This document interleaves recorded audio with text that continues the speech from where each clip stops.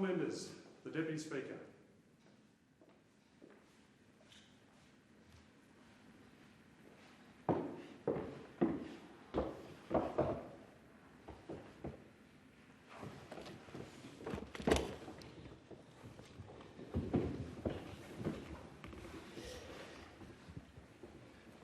I call the clerk.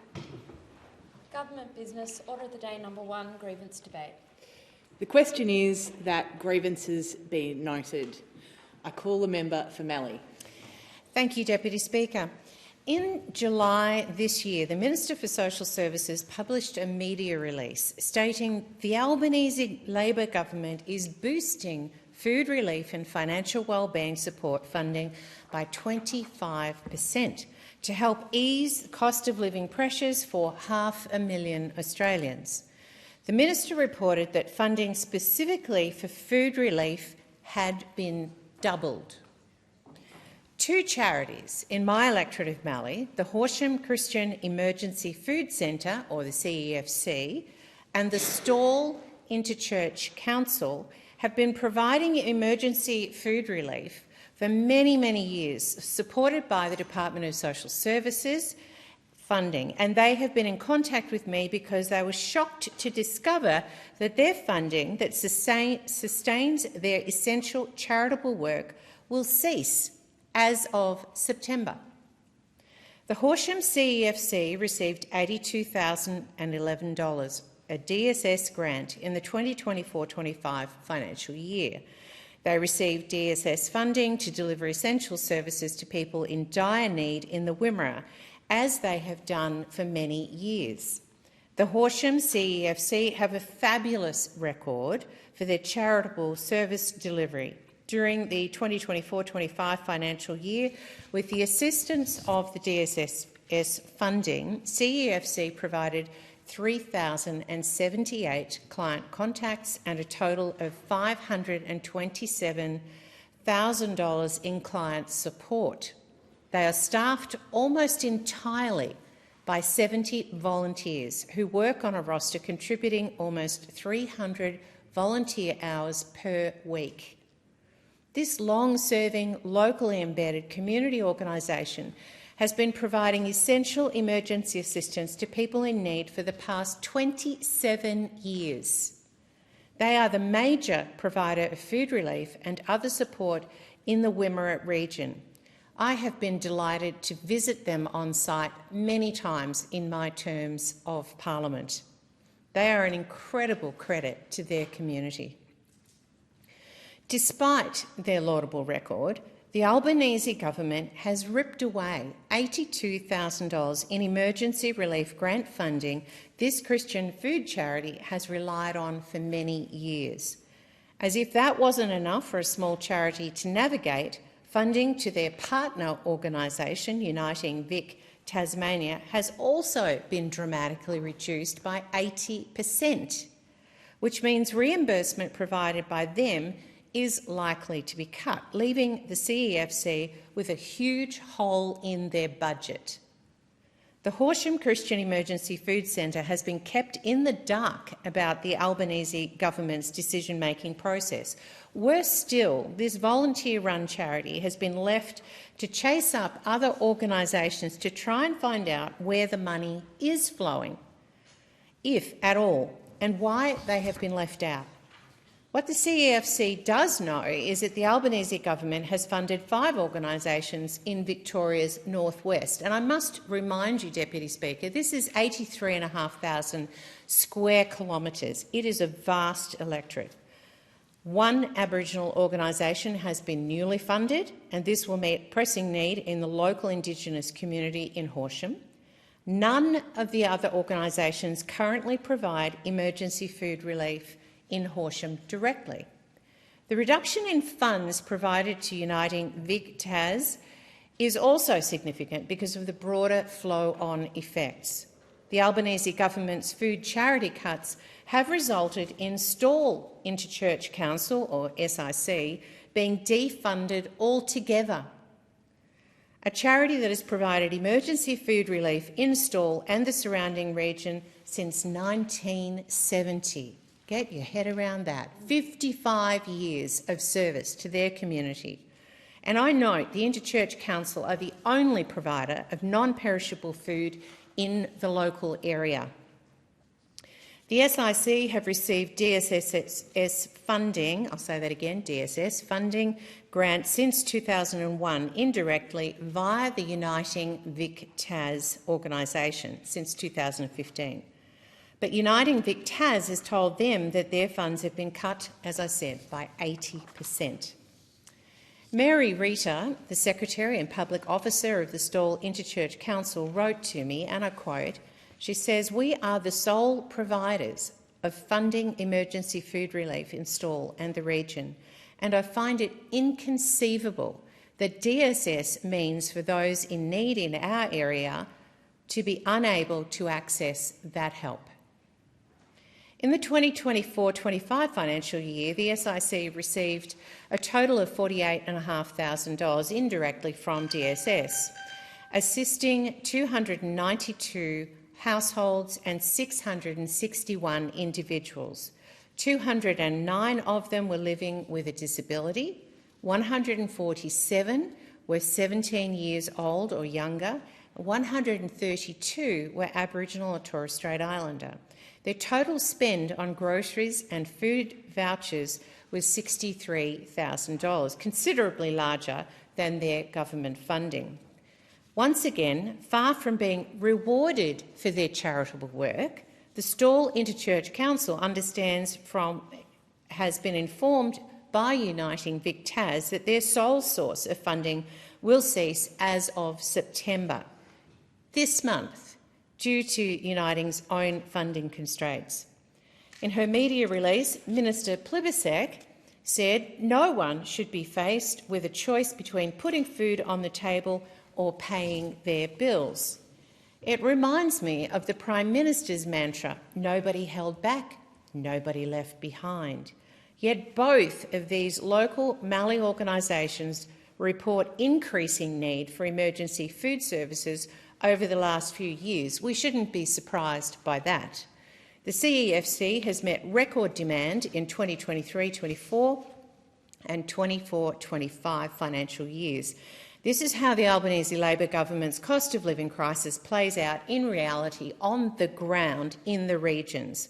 Record numbers of people seeking emergency relief to feed their families, and a government who callously pulls funding from local organisations who are scrambling to meet this need, despite Labor spruiking a doubling of funding at a national level. People in the Wimmera Mallee struggling to make ends meet are now at even greater risk of not being able to put food on the table because funding has been mercilessly stripped from the Horsham Christian Emergency Food Centre and the Stawell Interchurch Council. The questions remain. Has Labor stripped emergency food relief funding entirely from the northwest region of Victoria, or has it somehow been shifted to a larger organisation based in a regional city or a major city, or a combination of the two? The lack of transparency is hard to accept.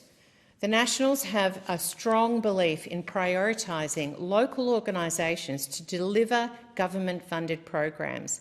Local organisations have local relationships and history. They utilise and build local capacity. They provide local jobs and local opportunities for volunteering, all of which builds local social capital. We want to foster local enterprise, innovation and community service.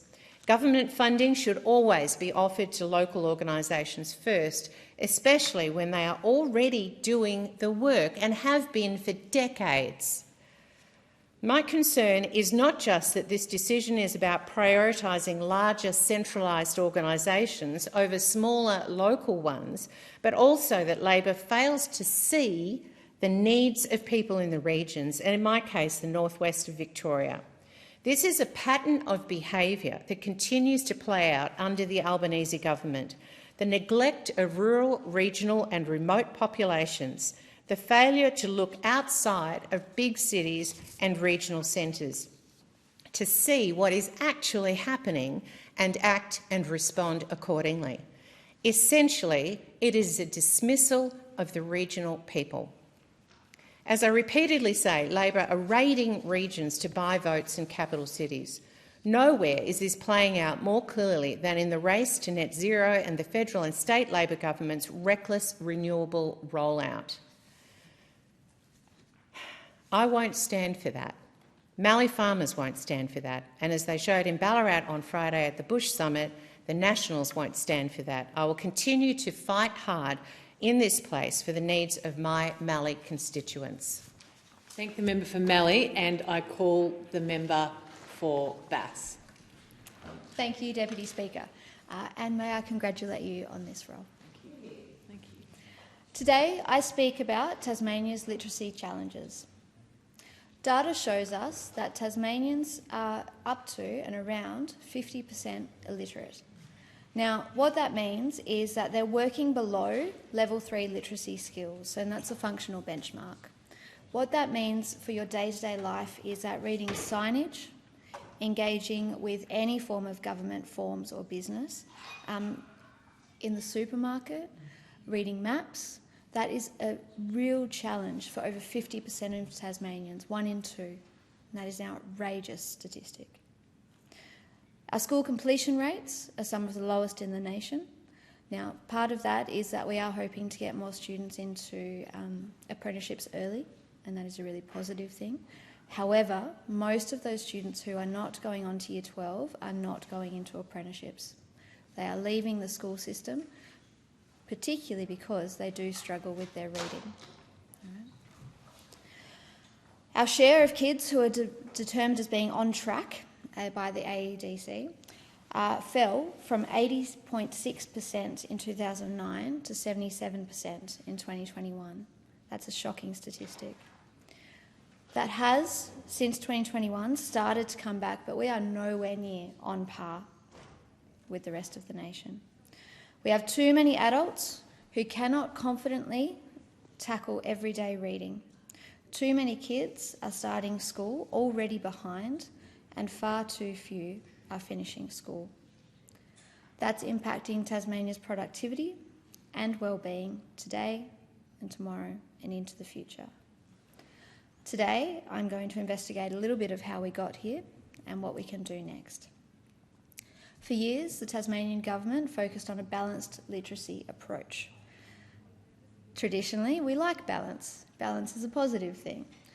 When we talk about balanced literacy, what it actually means is that we were teaching children to guess. We'd look at the word, look at the shape, what do you think it might look like? Look at the picture, that will help you. Now that is not, and very clearly evidence shows now, an appropriate way to teach reading. And this is a direct impact, or a direct reason of why 50% of Tasmanians now face illiteracy. Synthetic phonics is an approach that has now shown consistently positive impact. Synthetic phonics is when we explicitly and systematically teach the letter-sound correspondence. This is a very much a key approach that, thankfully, the Tasmanian government has started to look at, but far too late.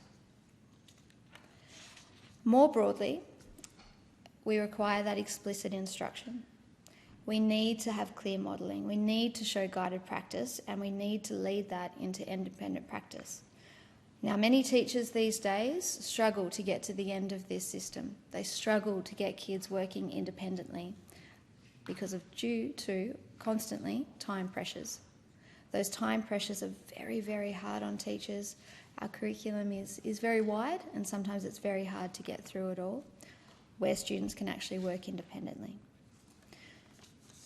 Now, we know that there are changes happening, and I am pleased to say that the Tasmanian government schools have started implementing evidence-based reading, which is fantastic, particularly using a multi-tiered systemic approach. There has been training for teachers available, which has been through Deakin University and UTAS, which is a good start. We also have a bit of a systematic plan running from 2024 to 2026, and I was very pleased to be a part of those initial trials. For our adults, we have the wonderful company 2610, and they're continuing their statewide advocacy for adult literacy training and for numeracy as well. This is a crucial lever, and they're doing some fantastic work. Our Albanese Labor government, I'm also proud to say, is also putting record funding into schools where it is much, much needed. And then there's the support from charities as well. If we look globally and we see other areas where literacy has been a challenge in previous years, we can see the impact of Dolly Parton's Imagination Library. Now, I'm not sure if anyone here's heard of it, but it is an incredible program with excellent results being done. The evidence from this program is that children are more school ready by the time they reach kindergarten or prep. An Australian longitudinal study showed that families who engaged with Dolly Parton's Imagination Library showed that that those children who are reading daily now are 5 times more likely to still be reading daily in future years. There's a huge impact. We know,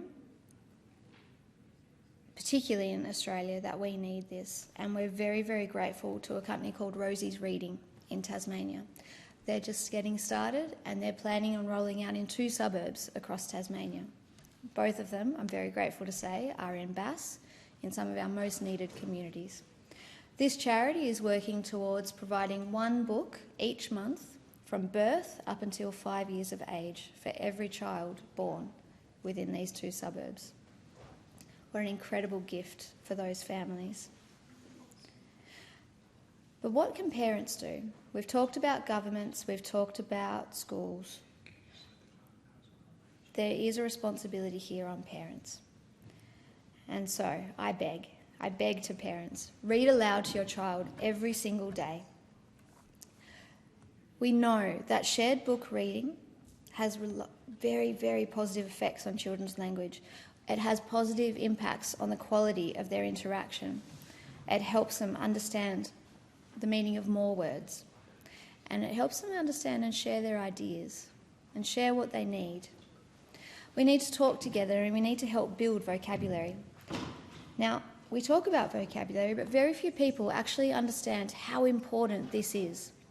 Vocabulary size is a strong prediction for reading comprehension, but it's also a long-term indicator of academic or vocational success. We need to make sure that all children have a broad vocab. This means that they can share their feelings. It means that they can actually engage in debate. We know, particularly here in this place, that vocabulary is a very important thing. We need to be able to share our constituents' needs. We know that evidence-based teaching and family engagement will absolutely boost our outcomes for children moving forward. And so I often have parents ask me, where do I start? How do I help my child gain these skills, gain this love of reading, and gain that critical vocabulary? And I say to parents, start with the books that you loved. The books that you loved as a child. Spot was one of my favourites. Room on the Broom, a fantastic text. It's fun, it's engaging, it has rhyme, it has rhythm. And make that a ritual. 10 to 15 minutes before bed each night not only gives you that time with your child one-on-one, but it also makes a lifetime impact on what they can do for their future. Talk about new words. Pick out 2 or 3 new words from every text that you read with your child. Explain what they mean. Use them at breakfast the next day. That is critical. Our libraries are incredible places and so underutilised, I think, particularly for Bass. You walk in there, it is safe, it is quiet, it is calm, and there are so many stories and so many adventures that you can pick up off each shelf. Read aloud to your child. Deputy Speaker, if we can help parents to read aloud every day, if we can promote that in this place with our reach and what we do here, we can help children to enjoy reading from the very earliest years. We can help them enjoy it at home, in early learning, and with evidence-based teaching in every classroom. And I'm very excited to say that that will help Tasmania to be a stronger, much more capable, and a society who can advocate on their own behalf. Thank you very much, Deputy Speaker. Thank the member for Bass, and I call the member for Fisher. Thanks, Madam Deputy Speaker. Mental health has been one of those issues that has been one of the 4 pillars that I have staked my parliamentary career on. It's very, very important to me because I know it's important to the people of Fisher. I know it's important to almost every Australian. Around 8 Australians take their own lives each and every single day. And for every person that takes their own life, 30 attempt it. Those statistics are chilling, and they impact on so many people.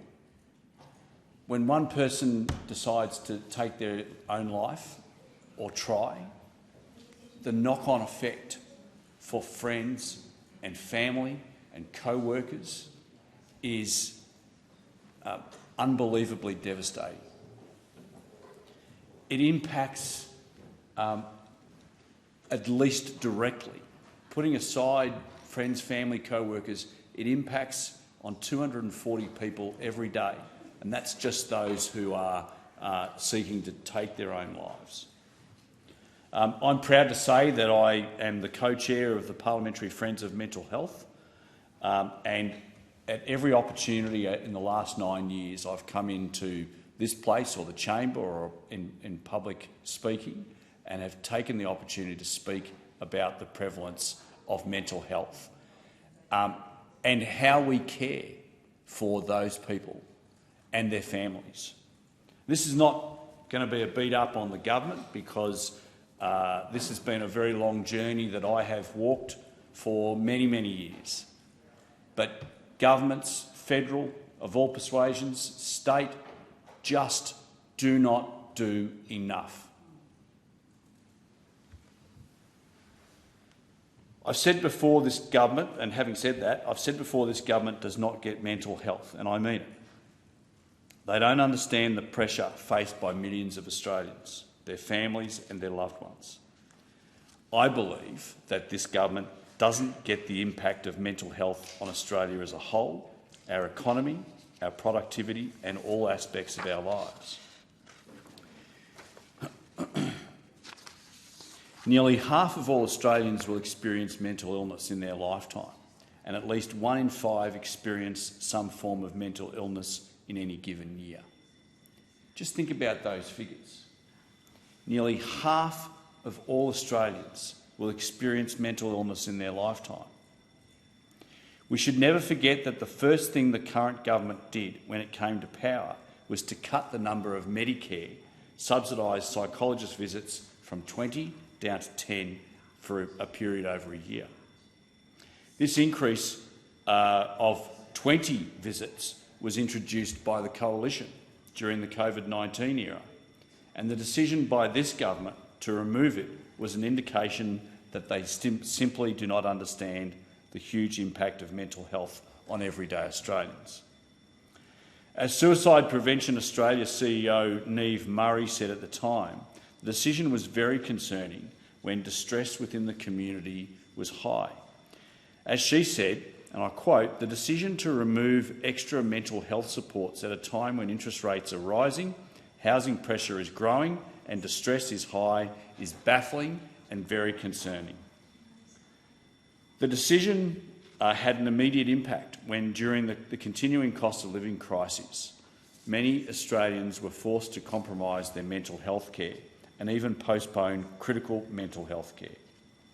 From opposition, we've been leading the way on mental health, and I'm proud of what we have achieved, especially in my own seat of Fisher. Now, many of the things that I'm about to talk about were things that and programs that we were able to achieve whilst we were in government. Since my election in 2016, with the support of the then Coalition federal government, I want to send a shout out to the best health minister this country has ever seen, and that was Greg Hunt, the member for Flinders. The Sunshine Coast has become a true leader in mental health research and treatment. The then coalition federal government funded more than $30 million worth of cutting-edge mental health projects on the Sunshine Coast, including $8.3 million for a national PTSD centre managed by the USC Thompson Institute, $11.8 million for research and treatment programs into dementia, youth mental health and suicide at the Mind and Neuroscience Centre at the Thompson Institute, $7.3 million for construction and continued operation of Australia's first residential eating disorder facility in my hometown of Mooloolah Valley.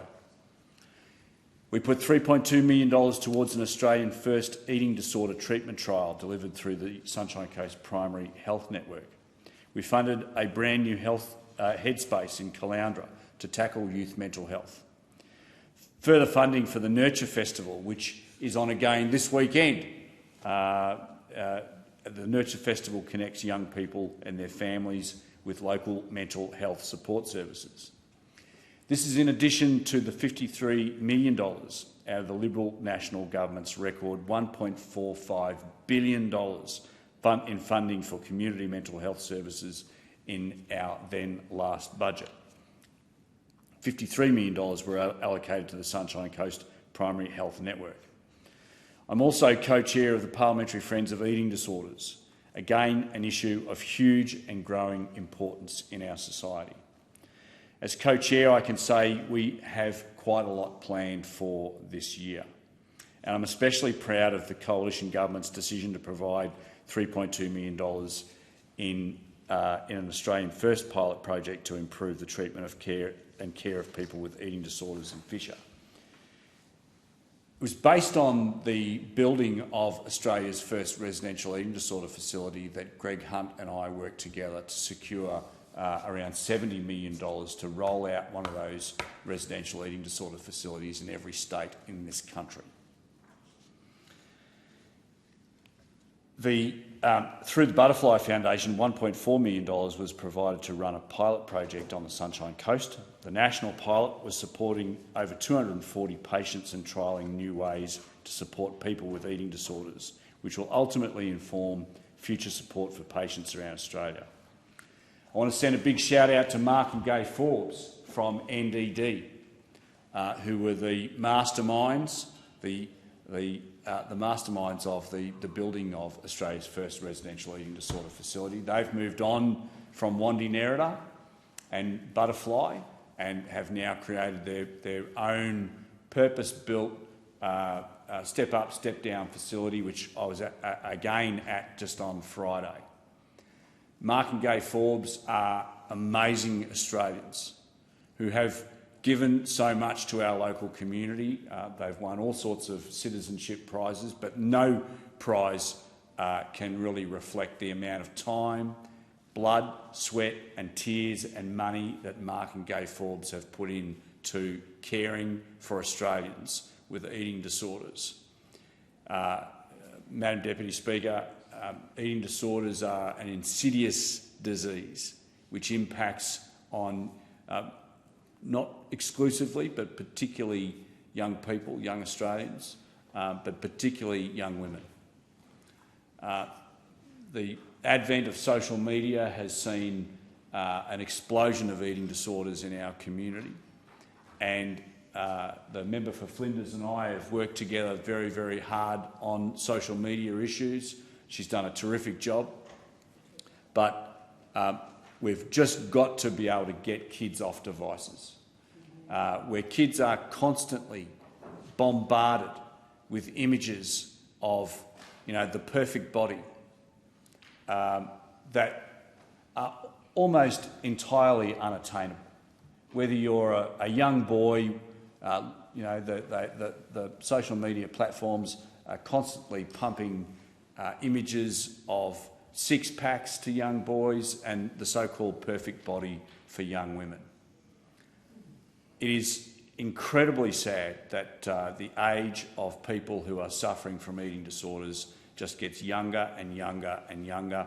And what most people don't realise, that more Australians die of eating disorders in this country than people who are killed on our roads. More Australians die from eating disorders than are killed on our roads. We have to do better. We have to do better in relation to the care of people with mental health problems right across the board, and in particular in relation to eating disorders.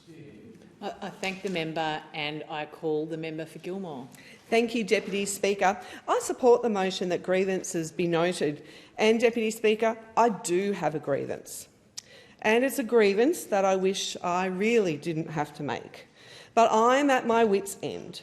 Kiama Municipal Council, it seems, has just not learnt anything from sticking its nose into the federal election campaign. Now it's moved on into what can only be described as political meddling in the Kiama state by-election. Many will not know that during the final weeks of the federal election, Kiama Council was engaging in the strangest behaviour. I was hounded by the Deputy Mayor, Melissa Matters, demanding to meet. There were bizarre advocacy videos by the Deputy Mayor for projects that weren't shovel-ready, along with some incorrect facts, while the Mayor, Cameron McDonald, was away. They looked more like Liberal and Dutton promotional pieces. Beforehand, there were even photos of the Mayor, Cameron McDonald, with pro-nuclear Peter Dutton. The CEO, on behalf of Council, threatened me with legal action. There were unusual and harshly toned letters from the CEO. It was not the Kiama Council, I knew. Something was very, very wrong, and I could not quite put my finger on it. Needless to say, I kept going, and thankfully, with the many positive policies of the Labor government and my track record of delivery, that's what people voted for. As a result, people in Kiama will benefit from Labor slashing 20% of student debt, 5% home deposits for first home buyers from 1 October, protecting penalty rates, cheaper medicines, and we already know that Gilmore has the highest take-up of solar home batteries in New South Wales, which people in Kiama are benefiting from to help drive down power bills and support local businesses and jobs. Deputy Speaker, I gave Kiama Council the benefit of the doubt after the federal election. I have always considered myself to be very fair, and I honestly thought things were better. So you can imagine my surprise when Mayor McDonald all of a sudden and multiple times again started to use council resources and ratepayer funds so close to the Kiama by-election to have a clear political whack at the state Labor government. Not once, not twice, but 3 times, actually I'm sure it's more by now. In doing so, he's also had a stab at the federal government. Deputy Speaker, I've had enough. So today I'm airing my grievance. Because people in Kiama do deserve better than a politically meddling Kiama Council that often hasn't done the work to get projects ready to fund, that has lied to Kiama ratepayers or just hasn't told the whole truth, that provides just about no recognition of federal or state funding. Well, that stops right here today. I'm setting the record straight because I can and I will. I say this to the Mayor and Deputy Mayor of Kiama Council. Advocacy is all year round. Do it earlier and provide it to all levels of government MPs. It shouldn't be political. Make sure projects included are shovel-ready. Otherwise, you're all hot air. And don't outright lie to Kiama ratepayers when federal and state funding has been provided or is available. Apply for available grants. Don't let them go begging, like is so often the case with Kiama Council. And maybe try promoting and being thankful of projects that include federal and state funding, instead of just having a go at other levels of government. I really hope the Mayor, Deputy Mayor and CEO had learnt from their federal election shenanigans. But I was wrong. For the record, the federal and state government have both provided significant disaster recovery funding and betterment infrastructure funding for Jamberoo Mountain Road. And the Kiama Sports Complex that we all want to happen, well, the federal government's Local Roads and Community Infrastructure Fund provided funding towards the master plan. I'm glad Council has progressed the master plan and draft options are out with the community, but Council has not adopted the final plan. The project is not shovel-ready. I wish it was, because there are federal funding streams that Kiama Council could apply for if it was ready to go. I have raised this with the Federal Minister and continue to provide advice and support for the dedicated and patient volunteers of the Kiama District Sports Association. Similarly, Kiama Council's plan for Jamberoo Preschool, is it shovel-ready? No, not at all. I agree it's a much-needed service, but Kiama Council needs to play its part in order to get it off the ground. Kiama Council, despite repeated attempts by me, has not addressed flooding issues at the current preschool site. It has not put in an application under the Disaster Ready Fund, nor does it even have a shovel-ready alternate site. So to see it appearing in some mayoral political promo video is quite frankly disingenuous. Then there's the exorbitant legal costs of Kiama Council, paid for by ratepayers, which should be going into local community infrastructure like lights at Mick Cronin Oval and at the Kiama Sports Complex. And, Deputy Speaker, I don't know any other council that instigated a costly and unnecessary legal dispute with a local surf lifesaving club like Kiama Council did with Gerringong Surf Lifesaving Club. Despite me delivering $5.5 million for a stunning new clubhouse, an important community facility, I copped nothing but grief, disdain and some type of weird punishment from the Kiama Council Deputy Mayor and CEO. And horrible toned letters from the Kiama Council CEO. These are not typical actions of a local council, and you have to ask yourself why. Kiama Council should really take a leaf out of Shoalhaven City Council's book, and I don't say that lightly because Shoalhaven Council has its challenges too. But you certainly don't see the behaviour like the Mayor of Kiama Council is exhibiting by Shoalhaven Council, despite both being local government areas in the Kiama by-election. Deputy Speaker, I've had enough. I call time on the behaviour coming from the Mayor of Kiama Council. I've really tried. I grieve that Kiama ratepayers are told the truth. Deputy Speaker, recently I announced from the Albanese Labor government more federal funding for terrific local community projects for the Kiama Downs Surf Lifesaving Club, Jamberoo Youth Hall, the Gerringong and District Historical Society, Kiama Central Netball Club, Kiama Pipe Band and the Gerringong and Jamberoo Public School P&C Association. This builds on many other terrific local projects delivered under Labor, like Headspace Kiama, upgrades at Gerringong Golf Club and the new Gerringong Surf Lifesaving Club. Deputy Speaker, we have a terrific opportunity to have a wonderful local advocate in Caitlin McInerney, who I know will deliver for local people in the Kiama electorate, from West Nowra, Bomaderry, North Nowra, Shoalhaven Heads, Gerringong, Kiama, Jamberoo, Minamurra, and everywhere to the north and south and west in the Kiama state electorate. Caitlin is a local mum. She wants her young son William to be able to go to school locally, use our upgraded hospitals under Labor, and like me, for all people to be able to live and work here locally and to enjoy our most magnificent area.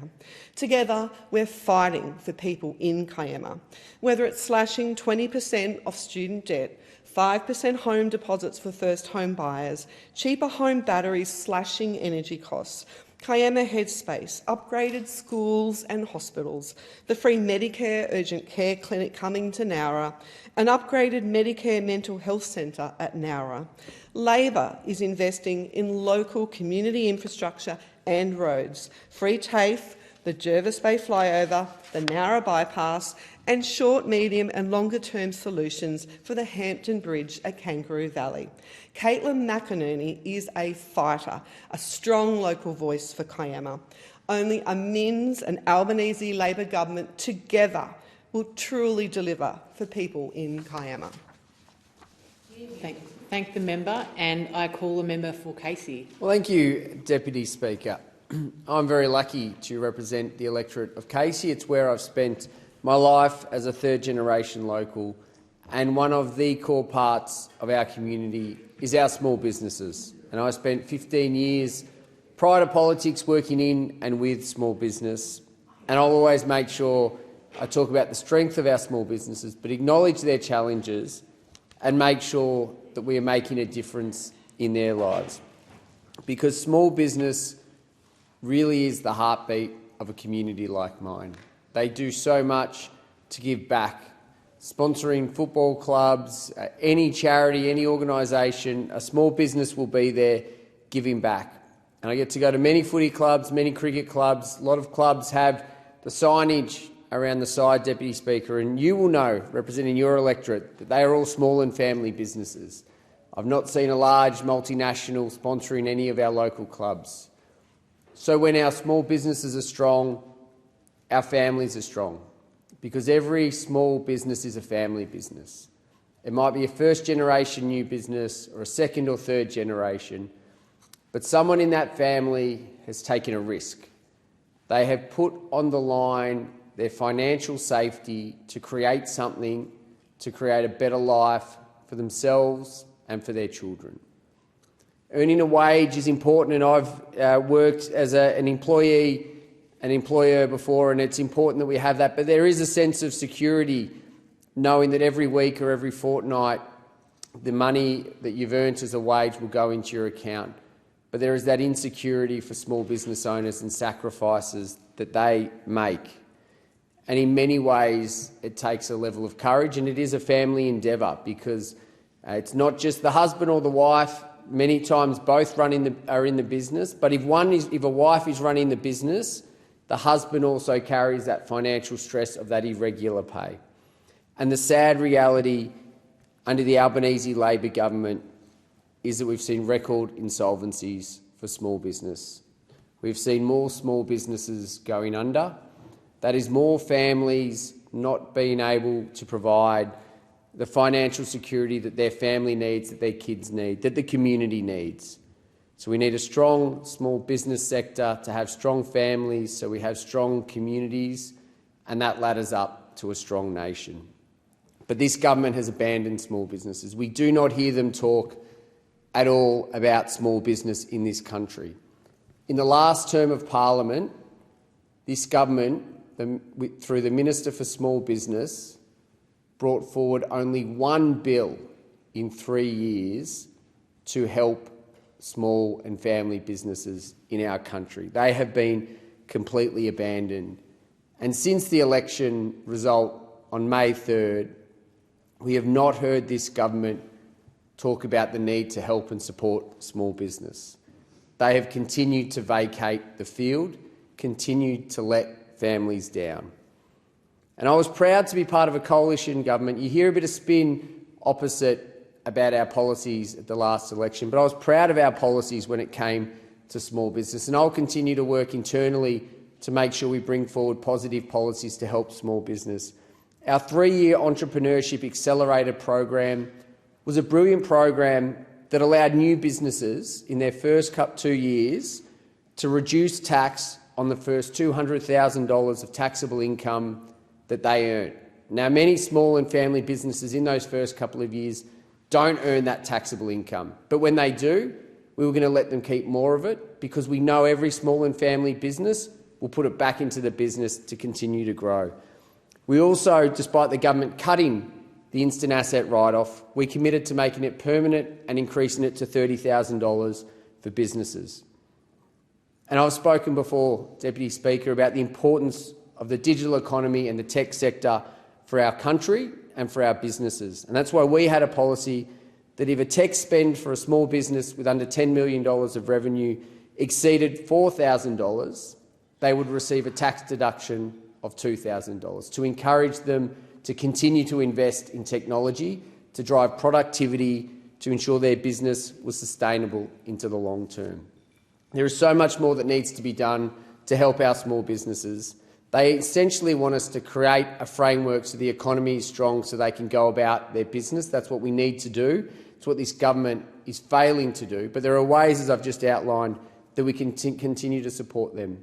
All of these initiatives are unique because it's not a handout of cash to these businesses. It's not what they're asking for. But they're saying, if I'm investing in my business through technology, partner with me. Let me have a bit of that back as a tax relief, and it's what they deserve.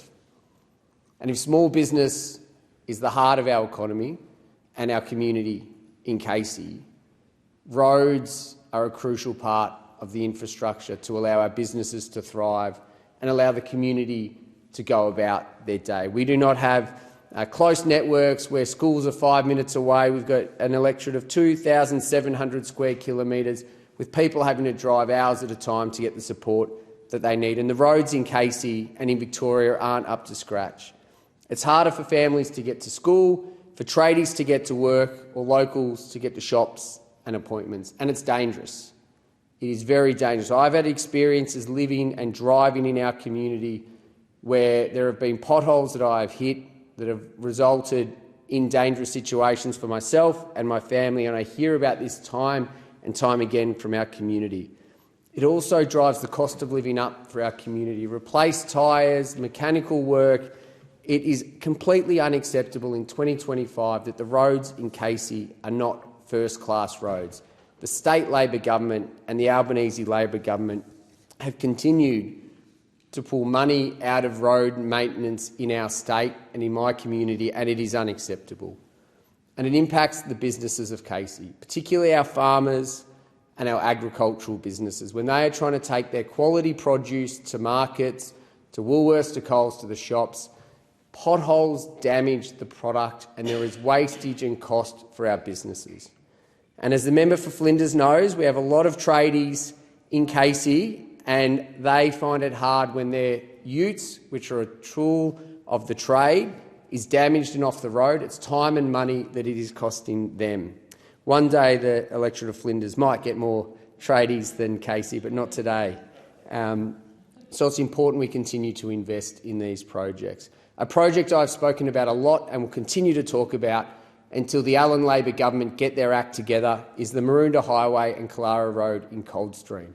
In 2019, the Liberal government gave the state government the $20 million to get the project delivered. 2025, we are still waiting, despite the Allan Labor government committing to start the project at the end of 2024 and the start of 2025. This is a road that impacts on tourism, it impacts on safety, it impacts all of our local community. This state government have been holding this money for almost 6 years. It's time they get on and deliver the project. And Deputy Speaker, when I'm out door knocking and talking to my community, one of the concerns that is raised the most is the increasing crime we're experiencing in Victoria. And it's heartbreaking to hear the stories of the people that are fearing for their lives, the videos that we see, the testimonials that we see. Criminal incidents are up 22.1% in the Yarra Ranges area of my community, 38% in Nillumbik and 9.8% in Manningham. But these aren't statistics. These are real people that are impacted by these incidents. And the Allan Labor government has failed the Victorian people time and time again.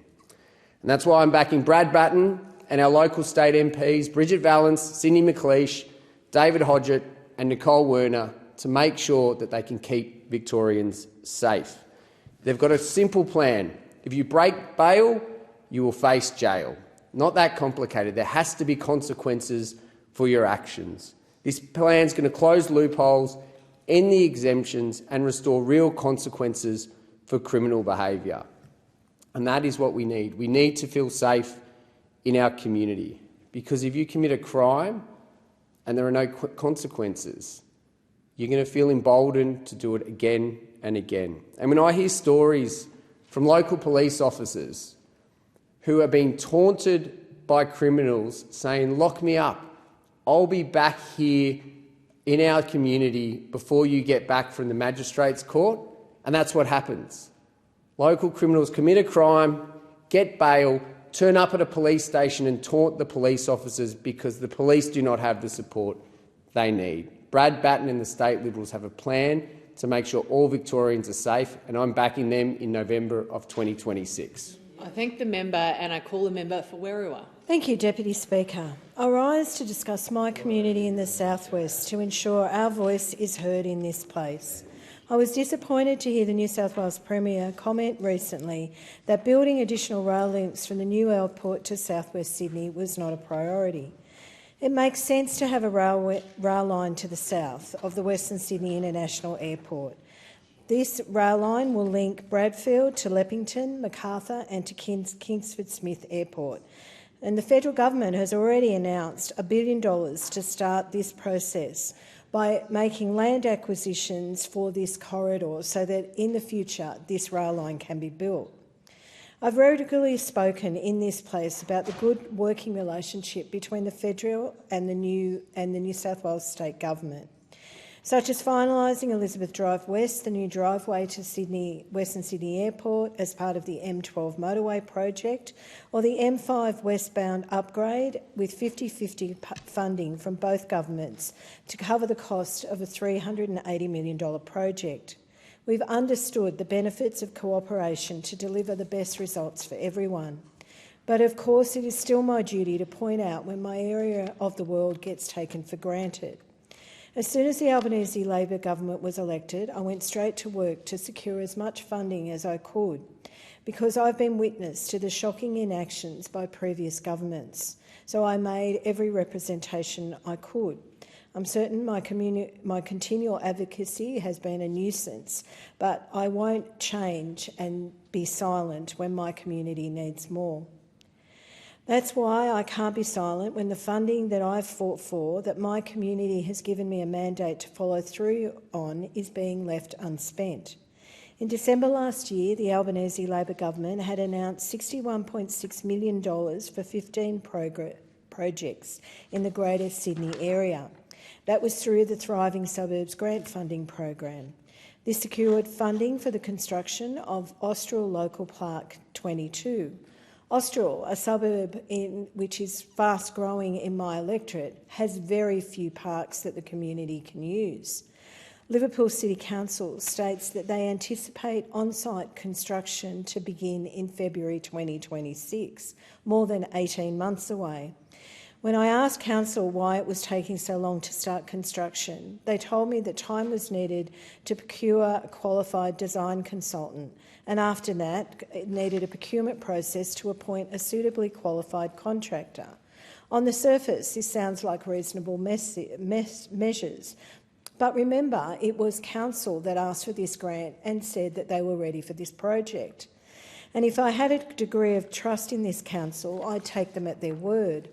However, the truth about trust in governments is not that it's given freely. It's earned. Trust is built up over time.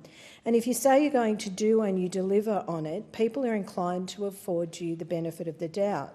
But the bond is fragile, and when you lose the confidence of the community, it's gone. You create a trust deficit, and you will have a lot of hard work before you can take you at your word again. I cannot think of a more prominent example of Council's failures that have obliterated this trust with the community than the case of the roundabout at the intersection of 15th Avenue and 28th Avenue. I'm sure some people in this room have probably heard about it. It's a debacle. And it failed because the basic requirement of being round. That's what most roundabouts are. It was diamond-shaped. Council decided not to follow the original design, and it was the residents who paid the price. The feature required motorists to take multiple point turns on an already highly congested road, and as you can imagine, there is footage all over the internet of the near misses and chaos. Roundabouts will often be referred to as traffic calming devices. Suffice to say, this was the opposite here. It was referred to in some news bulletins as the worst roundabout in Australia.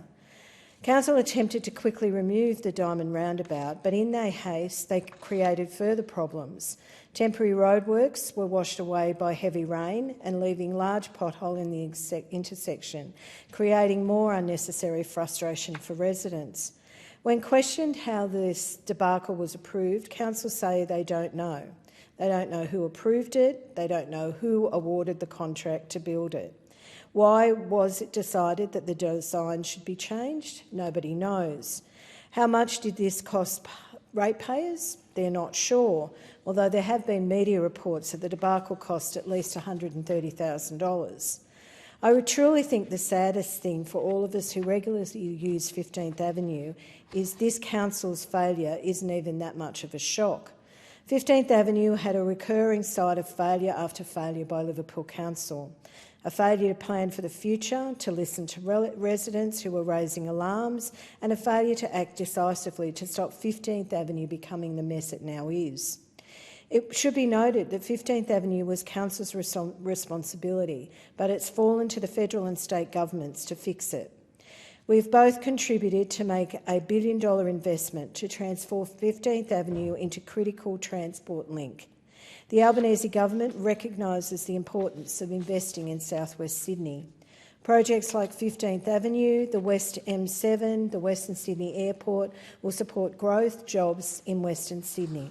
The early works mark the beginning of the There are early works on 15th Avenue to mark the beginning of the upgrade. Over the coming months, consultation with the community will inform planning and design and will be put on exhibition. It's a shame it's taken the federal and state government stepping in to make it right. But if Council abdicates its responsibilities, the least it could do is complete projects that the federal government has already provided ample funding for. And there are still large infrastructure projects remaining in the planning phase, such as the Currajong Road intersection upgrade at Beach Road and Lynn Parade Prestons. There is 100% funded by the Albanese Labor government, topped up with funding in December 2024. But Council has not yet awarded a contract or undertaken the significant utility pre-works that need to be done. This means that even when construction is ready to proceed, it's still delayed. Council states they expect the construction to be finished in early 2027, and I intend to hold them to that. The federal government has also contributed $6 million to the Middleton Drive extension. That was in October 2022. Surprise, surprise, it's also still in the planning 3 years later. The current expectation is for construction to commence later this year and finish next year. Again, if Council had presented a history of completing projects on time, on budget and fit for purpose, I might be inclined to agree that's what they'll deliver. But we have to face reality. We have a council that is before a public inquiry. It's been stated that there has been $5 million spent on staff payouts in the last 3 years. Predictably, we have heard that there's an exhaustion of all cash reserves. As a former councillor and long-term resident, I am distressed by the state of so many things in our area. The lack of vision and support to staff to plan and ensure that things get done, and for the community to get what they are supposed to get. I will never abandon the fight to make sure our community gets its fair share. If others are not willing to help, then at least they should stop getting in the way. I look forward to working with the council to make sure that these deliveries are made very soon. I thank the member. And there being no further grievances, the debate is adjourned and the resumption of the debate will be made an order of the day for the next sitting. The Federation Chamber stands suspended until 4 p.m.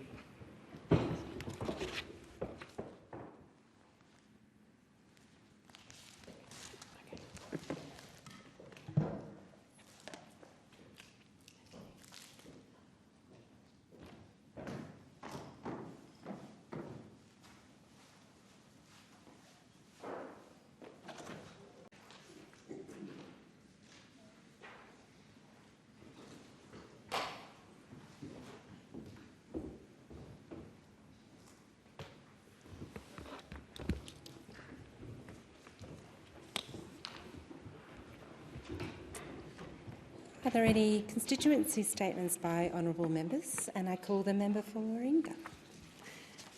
Thank you, Deputy Speaker. I want to take this opportunity today to congratulate some incredible sporting groups in my electorate of Wentworth. Firstly, to East Rugby Club, the Beasties, who capped off their 125th year with 4 teams in the grand finals last weekend. Congratulations in particular to the 3rd and 4th grade teams who came away with a win. While I'm gutted to see that the first grade team lose to the member for Makella's Warringah's Rugby Club and the Colts team lose to Randwick, I know how proud the community is of all the players, and these losses take nothing away from the incredible year that East have had. I also want to congratulate Emerald City Kickball for their nomination for the caption by Hyatt Connecting Communities Award from Awards Australia.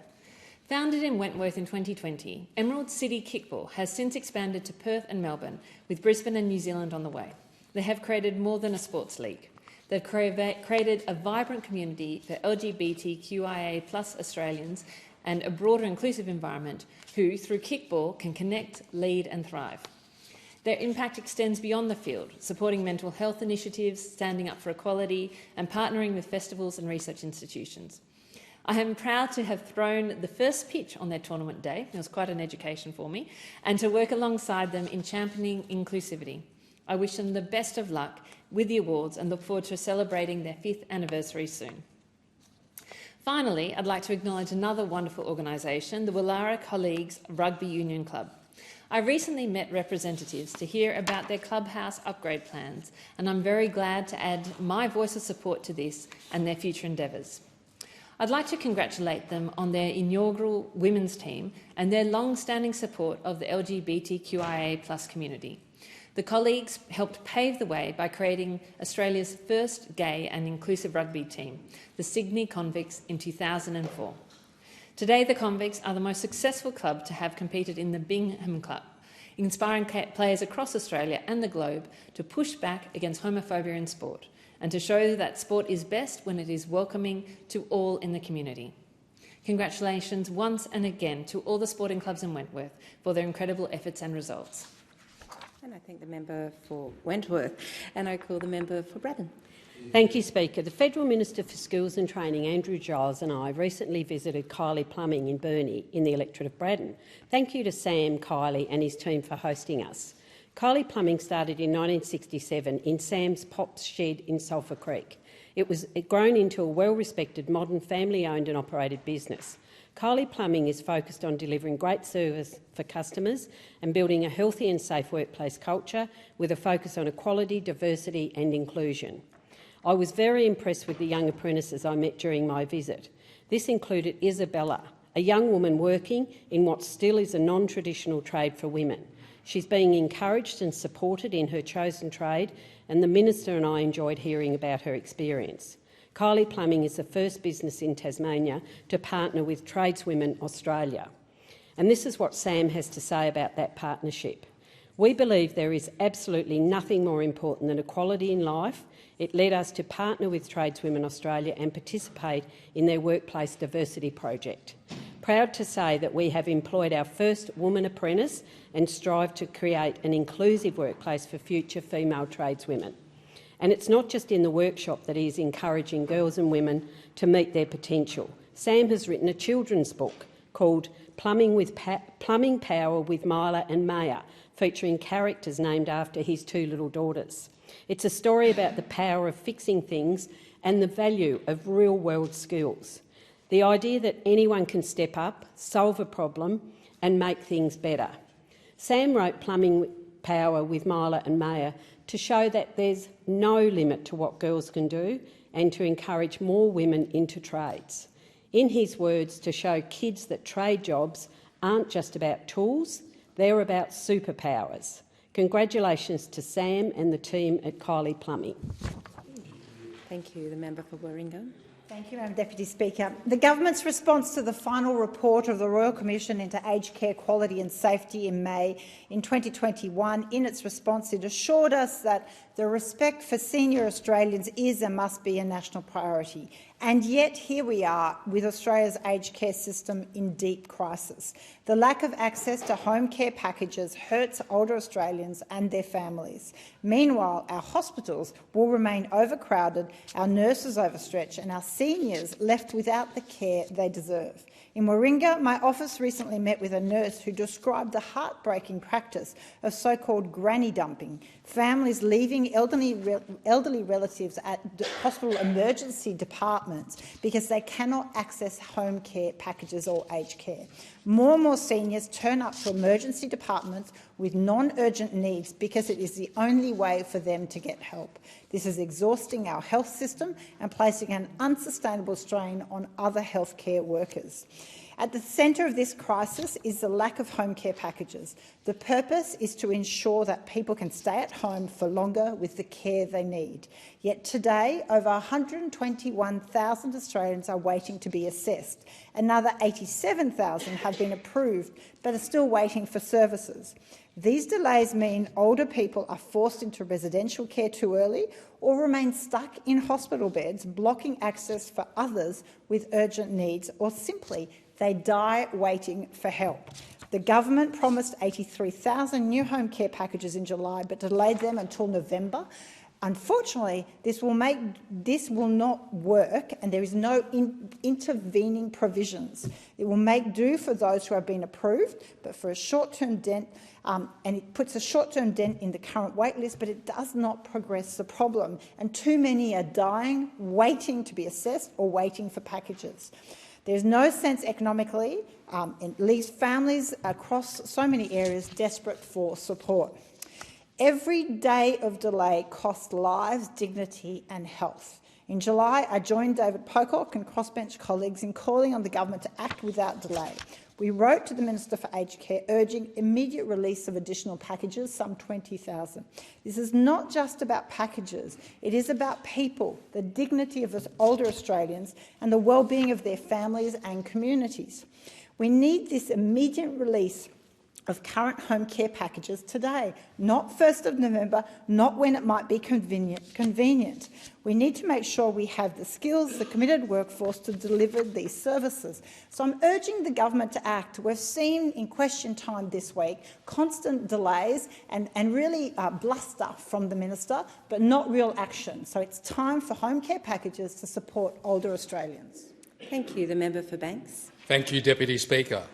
I rise to acknowledge some of the community groups, organisations and events in my electorate that I've had the pleasure of meeting with over the last few weeks. On Saturday, before heading back down here in Canberra for this parliamentary sitting, I dropped into the Oatley West Community Festival, held at Oatley West Public School. The festival has been the highlight on the community's calendar for more than 40 years to fundraise for the school's P&C. The event on Saturday was a fantastic success. There was a great atmosphere, and it was heartening to see so many families and members of our community enjoying themselves with rides, market stalls, an art show, silent auction, food and entertainment. I must admit, Deputy Speaker, that I enjoyed the rides myself as well as some of the food that was on offer. Congratulations to Oatley West Public School, its P&C, for another successful festival, and thank you in particular to Chris Chuck from the P&C for showing me around on the day. I look forward to returning next year. Deputy Speaker, on 19 August I had the privilege of attending the HSC showcase at Sir Joseph Banks High School in Revesby. It was a great evening, highlighting the extraordinary talent of so many students who have completed their Year 12 major works. There were textile works, visual representations of computer programs, visual arts, and amazing drama and musical performance that I got to see face to face. Congratulations to all the students, teachers and families who were involved. Further, Deputy Speaker, the state government has begun building a new facility at the high school, and I look forward to seeing what the school can do with even more facilities at hand. Finally, Deputy Speaker, I would like to recognise local Picnic Point resident John Shields. John is a Vietnam veteran and a proud Australian. Several times throughout the year, John holds memorial services to honour Australia's fallen at his home in the front yard. On 18 August, I had the honour of joining John's service to honour Vietnam veterans and their contribution to Australia's many servicemen and women during the Vietnam conflict. As always, John's service was well attended and supported by people like John Geyer, the Senior Minister at Panania Anglican Church, and I had the privilege to lay a wreath alongside my colleague, the State Member for East Hills, Kylie Wilkinson. I would like to thank John for his work in honouring the men and women who wear Australia's uniform and look forward to attending future services at his home. So once again, thank you, John Shields, for celebrating and recognising the contribution of our armed services here in Australia and our community. Thank you. The member for Herbert. Thank you, Deputy Speaker. Every Australian should have fair access to air travel. Yet so many Australians with disabilities face severe barriers to travel, often left with no options. Julie Bryce is a structural engineer in Townsville with a spinal cord injury. She relies on a specialised 195-kilo wheelchair to get by. She has faced significant barriers when trying to fly due to airline restrictions. Julie's been asked not to fly, been told to just drive, or in worst case, she has to pay someone to drive her wheelchair to her destination. She suffers from severe medical issues while she flies without her wheelchair, and those risks include blood pressure drops, fainting, and air travel without her wheelchair is impossible. At the outset, airlines rejected Julie's request to travel due to the weight limits. This forced her to either travel without her wheelchair or, like I said, someone drive the 28 hours to Adelaide. The Labor government's white paper on aviation towards 2050 fails to require airlines to accommodate people with disabilities. The current legislation has a loophole which allows airlines to opt out of assisting passengers with needs like Julie's. It's not good enough to turn a blind eye to people with disabilities. Everyone has the right to travel. So together, Julie and I wrote to the Transport Minister. We requested an urgent government review into the legislation loophole which allows airlines to ignore people with disabilities, and this was not met with an answer. Julie and I had to go to the media, raise the alarm and start the fight. As a result of Julie's dedication and advocacy, Qantas agreed to change its booking systems to accommodate people with a disability. So now, when people book, they can click a special link that will take them to a page that will allow the airline to show the availability of an aircraft that can take a wheelchair. I've also pledged to work with Julie, as she's an engineer, and she can help with refits for specialised wheelchairs. We've also met with Virgin Australia, and they are going to work with her on recommendations and action her requests. This victory is for all Australians with a disability, driven by Julie Bryce and our regional Queensland community. We have secured fairer travel for people with disability, but more needs to be done. A disability shouldn't mean you can't travel. A disability shouldn't mean you should be restricted. We will continue the fight so all people can fly. Thank you. The member for Werriwa.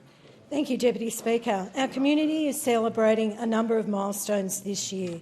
Last Friday night, the parish of St Anthony of Padua celebrated 60 years of ministry to the Austral and wider community. Over 350 parishioners, family, clergy and dignitaries joined Father Ronnie, Bishop Tony Percy and Sam Gertuis, Principal of St Anthony's of Padua College. It was a wonderful celebration of the parish and its volunteers over 60 years. In the last 60 years, the church has baptised 1,172 babies, performed 295 marriages, commended to God with a funeral for 262 souls, confirmed 1,071 people and performed over 31,000 masses. 8 parish priests have served the community from Father Weaver to Father Ronnie Marie. Congratulations on the milestones, Father Ronnie. I look forward to working with you and the parishioners in the future. Over the last 3 days, the Hindu community in Liverpool have celebrated the feast of Gadet-Shova. The festival celebrates Lord Ganeshna as the god of new beginnings, removal of obstacles and the god of wisdom and intelligence. For the last 30 years, the Friends of India have brought together family and friends to celebrate this event. In 1995, it was much smaller, with only several families coming together at someone's home to go through the rituals and join with friends. But in 2025, there were more than 5,000 people present over the 3 days of the ceremony, dancing, sharing with food and sharing memories with friends. The dance group consisted of all members of the community, from tiny tots to adults, who have been practising for more than 3 months. The performances were, as always, spectacular. Congratulations to all on another successful event. I would also like to recognise the passing of a local resident, Margaret Ann James. Margaret's family lived in the local Lanier area for a number of generations, and their long-time contributions to the community have been recognised in the naming of a local park, Phillips Park, for her family. The James lived next to Lanier Public School for all of their married life, and I remember walking past their house and being greeted by her so often during my time attending the school. The Jameses were very active volunteers at the local Church of Holy Trinity at Lanier and Denham Court Anglican Church, where Mrs James played the organ in services for many years. Margaret was also a part of Busby Liverpool Auxiliary and raised money for Liverpool Hospital and other charitable organisations. Margaret is survived by her husband of 63 years, Alan, and her children, Julianne, Lisa and Linda, and grandchildren. I send my deepest condolences for their loss. Thank you. I call the member for Warner. Thanks, Deputy Speaker. And last Thursday I tried to do the Prime Minister a favour. He was off to Ballarat for the regional summit, and I suggested he needed to take some talking points with him. He needed talking points on road funding because they aren't investing in Western Victorian roads like they should be. I said that he would need to think about social licence when it comes to transmission lines that they're trying to put through farms, social licence about wind farms which are just being imposed on local communities. He'd need to come with some sort of drought funding package because he's delivered nothing for our drought-stricken farmers, both in Western Victoria and in South Australia. And he also would need to talk to the Premier about the fire services levy, which is a tax which is being imposed on volunteers who fight fires. They go out and keep the community safe, and here's the Victorian State Labor government taxing them for doing that. And I thought if he took those talking points along to Ballarat, he might be ready for what he might get confronted with. Now, the PM isn't really listening at the moment. And so what happened, he went to Ballarat, he didn't have his proper talking points with him, and he got run out of town. There were fire trucks, there were tractors, they all queued up, and they ran him out of town. Now, we asked the PM about it today in question time. We just, simple question, PM, why were you run out of town by tractors? And he couldn't answer. As a matter of fact, he tried to talk about everything else but the question we asked him. So I got up and took a point of order, as you do, and said, PM, get back to the question and tell us why you were run out of town. And of course, he then went on and blamed everyone else. So I interjected, and I must admit, it was an interjection which the Speaker looked on. He probably frowned a little bit, but I said, quite loudly, that it reminded me a little bit of a scene, like a scene out of Chariots of Fire. Referring to that one where they're running along the beach, running pretty quickly. That was sort of what it reminded me of, was the PM scooting out of Ballarat with the tractors following him. Now, the PM, he must have had a little bit of a glass jaw, because the Treasurer seemed to laugh and everyone behind me laughed, but the PM just turned around and just, out of the blue, just said, "You're a coward." And I just thought, God, we're having a little bit of lightheartedness, it's theatre. The PM just went bang. And of course, I was very keen for the PM to withdraw that. I don't know whether he did or not, because my Chariots of Fire remark led to the Speaker removing me from the chamber. But I hope the PM will withdraw, and I hope the PM will begin to listen to the people of Western Victoria. Member for Hughes. Thank you, Deputy Speaker. Heathdean has been such an important part of the Engadine community for generations. In August, the church and the preschool both celebrated significant milestones, with the Heathcote Engadine Baptist Church celebrating 65 years and the Heathdean preschool celebrating 50 years. On the 17th of August, it was lovely to join the celebrations with the Heathdean community, which included a puppet show, live music, face painting and a photo gallery celebrating the decades of the preschool and the church.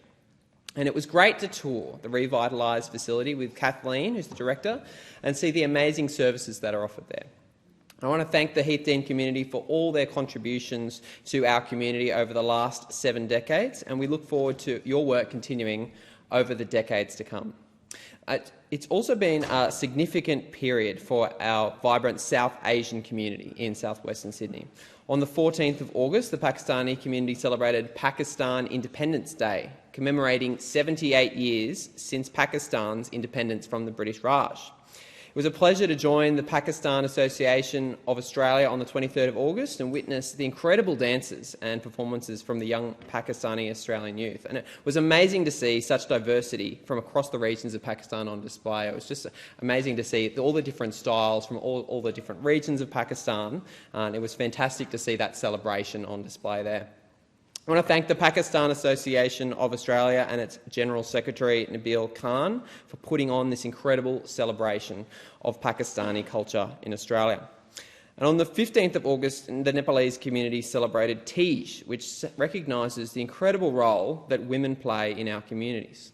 And it was beautiful to witness the incredible dancing and performances and to learn some of the dance moves with them. I'm still very much early days of learning those dances. I must say it wasn't always an amazing sight, but I want to thank the President, Ms Usha Khadka, and Vice President Soni Tulada for organising this event and helping Nepalese culture to prosper in Australia. It's fantastic to see so many people coming out to support what is a community that is very positive and makes such a big contribution to our society in southwestern Sydney. And last week it was also fantastic to celebrate the Ganesh Festival, Ganeshotsav 2025, with the Indian community in Liverpool. And Lord Ganesha is the remover of obstacles. I just think about how many obstacles that the Friends of India have had to remove over the last 30 years, and to see their amazing dances and celebrations of their culture. I want to thank Vinod Skindria for his efforts to organise that event, and to say a big Dhanyavada and thank you to the Friends of India for having me along to what was a fantastic occasion. Thank you. And the member for Grey. Speaker, last year 5,000 elderly Australians died while waiting for the care they'd been promised. We learned on Friday that more than 200,000 older Australians are still waiting for support. Of those, 122,000 are waiting to be assessed, another 87,000 waiting for a package after being told they qualify. This is yet another broken election promise, one that comes with catastrophic consequences. And I'd like you to reach out to me in my office if you, your parents or your grandparents are in this situation. The National Ageing Research Institute has shown that older Australians forced to wait longer than 6 months for a home care package face an 18% higher risk of death compared to those who receive support within 30 days. Speaker, yesterday Labor refused to rule out one of the most outrageous ideas we've heard yet, a tax on your spare bedroom. That's right, a so-called solution to the housing crisis that will see Australians punished simply for the way they live in their homes. This comes off the back of a study showing many homes are occupied by 1 or 2 people, and of those, 3/4 of our homes have more than 3 bedrooms. And now Labor wants to use those numbers as a reason to put their hands deeper into your pockets. You might think I'm being ridiculous, but Labor has form on this. In Victoria, they're already coming after families running a small business from their own home. And now here in Canberra, they're refusing to rule out a spare bedroom tax. Speaker, Australians work hard. They save hard. They sacrifice for years to own their own home. A home is meant to be a place of security, not a target for government greed. This is insanity. Speaker, I rise today to address one of the biggest issues facing families in regional South Australia. That is the lack of access to childcare. In today's cost of living crisis, driven by Labor's reckless spending, energy policies and immigration settings, families need 2 incomes to raise a family. That makes childcare not a luxury, but a necessity. Yet in Grey, empirically, we have the worst access to childcare in the entire country. Nearly 1 in 3 families simply don't have access, let alone the enormous wait list for those who do. I want to acknowledge the tireless efforts of the Regional Childcare Desert Advocacy Project, a consortium of 25 councils in my electorate who are working together to shine a light on this crisis and actually get something done. Alongside poor healthcare access and a shortage of housing, the lack of childcare is the biggest handbrake on the development and progress of communities in regional and rural Australia. It holds back families, it holds back businesses, and it holds back our future. And what makes it worse is that this government is spending $8 billion a year on childcare subsidies that we can't access. Families in the regions are effectively paying taxes to subsidise childcare in the cities. Speaker, this is not just a policy failure, it is a moral failure. Families in regional rural Australia deserve the same opportunities as families in Adelaide. Member for Bass. Thank you, Deputy Speaker. On the 20th of August in Scottsdale, at the heart of Dorset, I hosted my first regional roundtable as the member for Bass. I was joined by the Minister for Agriculture, Fisheries and Forestry, the Honourable Julie Collins, and together we sat down with farmers, small business operators, community leaders, the Dorset Council to discuss the future of the North East. What struck me most is that Dorset is a community that knows its strengths and is ready to shape its own future. People welcomed the opportunity for Canberra to listen, and they made it clear what matters most. We heard about the significant issues: food security, freight and infrastructure, and youth engagement and biosecurity. These are not abstract policy debates. They're daily realities for farmers, producers and businesses across our region. Farmers spoke about the pressures of changing land and environment. Businesses explained how they are held back because they can't find the workers they need in regional locations. And there was a clear call for more practical education options and training pathways to keep our young people in agriculture. Equally, we talked about the services that hold communities together. Access to childcare, mental health support and volunteers are not extras, they're the backbone of resilient towns. Without them, families can't get ahead and businesses cannot thrive. I particularly want to acknowledge those who joined the roundtable. Thank you to Tas farmers for giving voice to our primary producers. Thank you to Rural Business Tasmania, who brought insights into the challenges of small farming enterprises. Thank you to Better Health Dorset, who reminded us that good health and mental health support are essential to strong rural communities.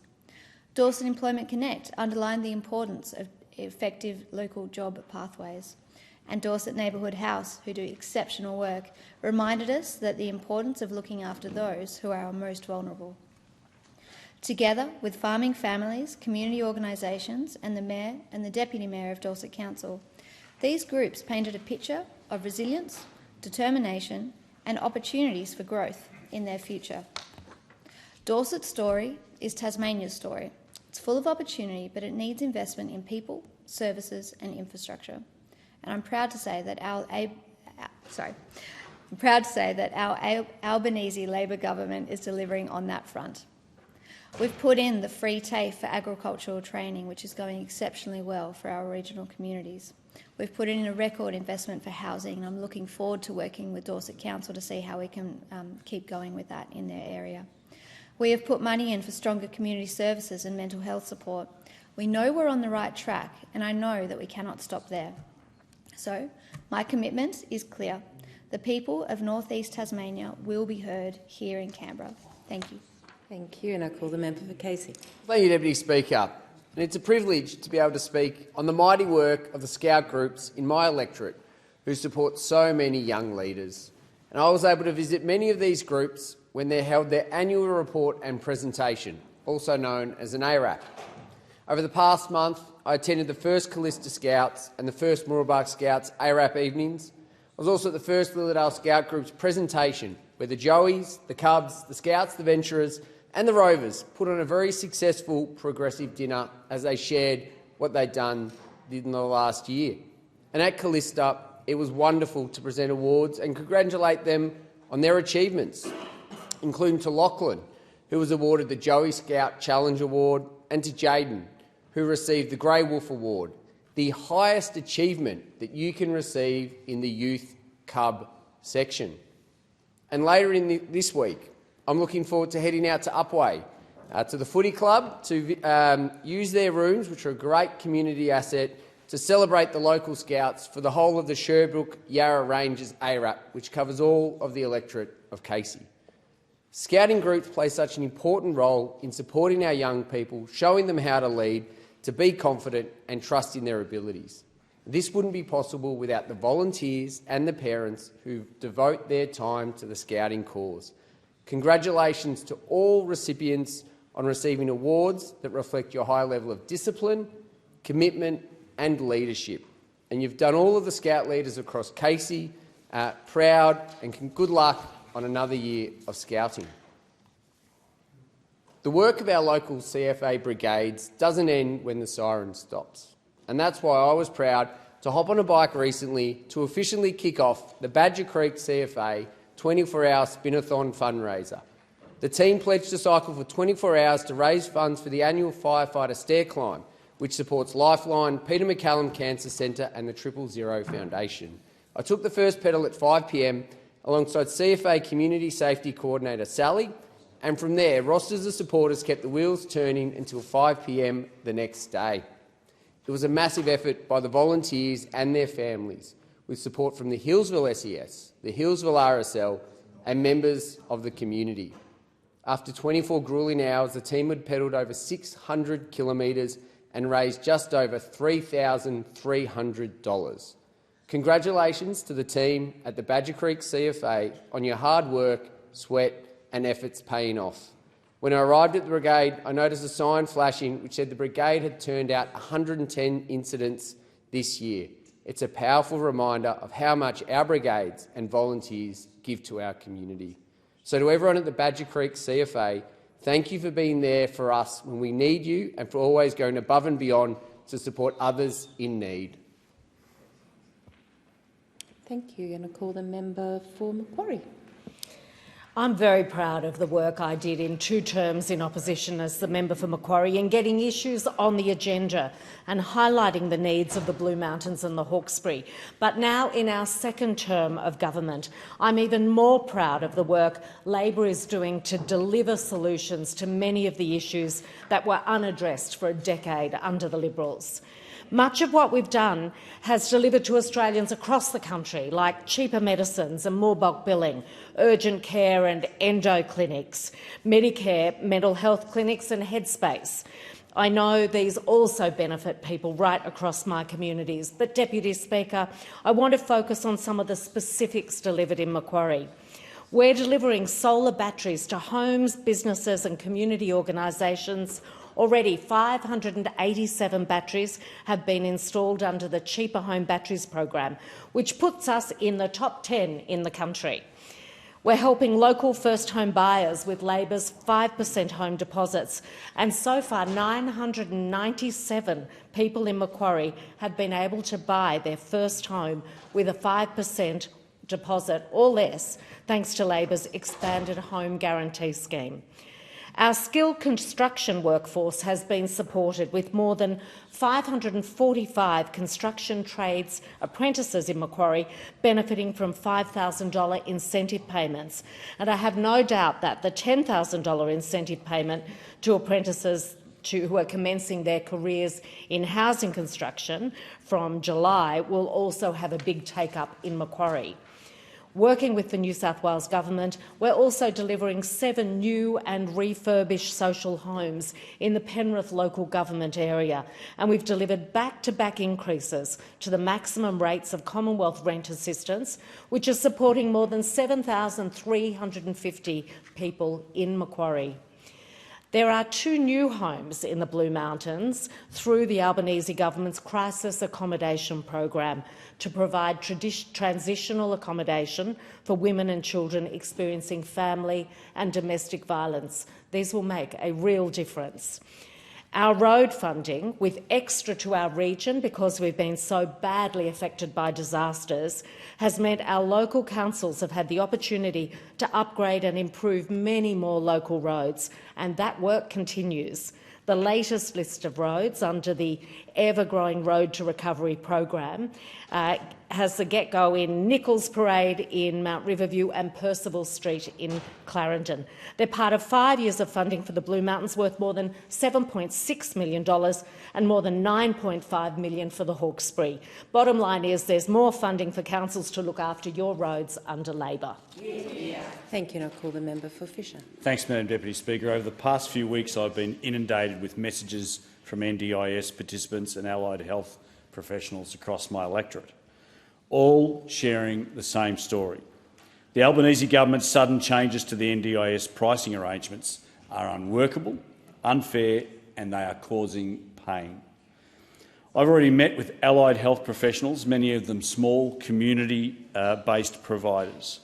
They tell me that the reduction in professional fees and travel allowances will make it almost impossible to keep their doors open. I've also spoken to countless participants who rely on these services every single week. For them, these changes are not just numbers on a page, they are a direct threat to their independence, their mobility and their quality of life. One local participant, Andrew, I'll call him Andrew S., lives with Parkinson's disease. Andrew is 57. He has a family and until his diagnosis was living a happy, productive life in sunny Caloundra. Now living with a progressive, life-limiting condition that steadily erodes function and independence, Andrew was recently reassessed as having higher support needs. His package was increased from $50,000 over 3 years to $144,000 over 2 years.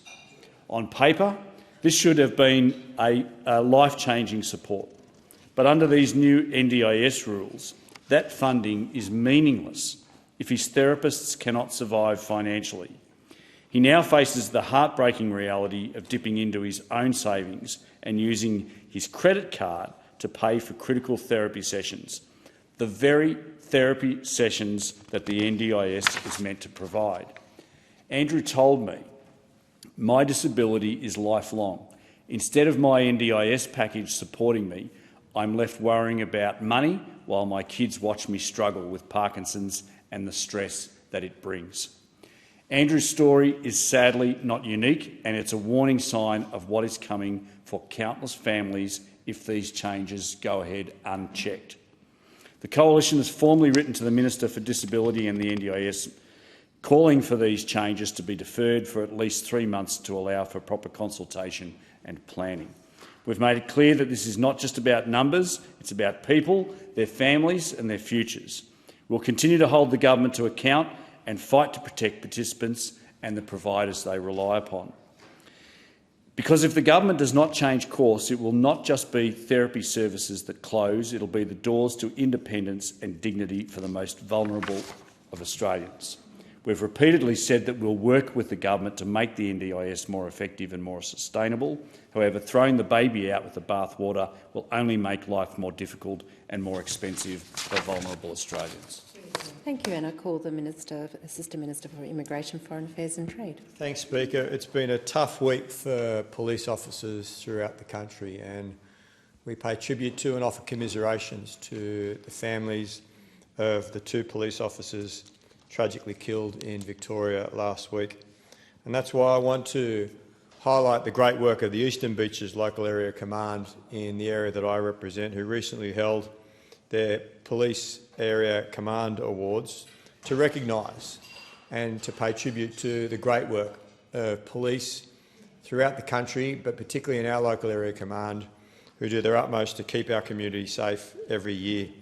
Sharing the special evening was the Central Metropolitan Regional Commander, Assistant Commissioner Peter McKenna and Detective Superintendent Paul Simpkins, and the focus was on supporting police officers at every level.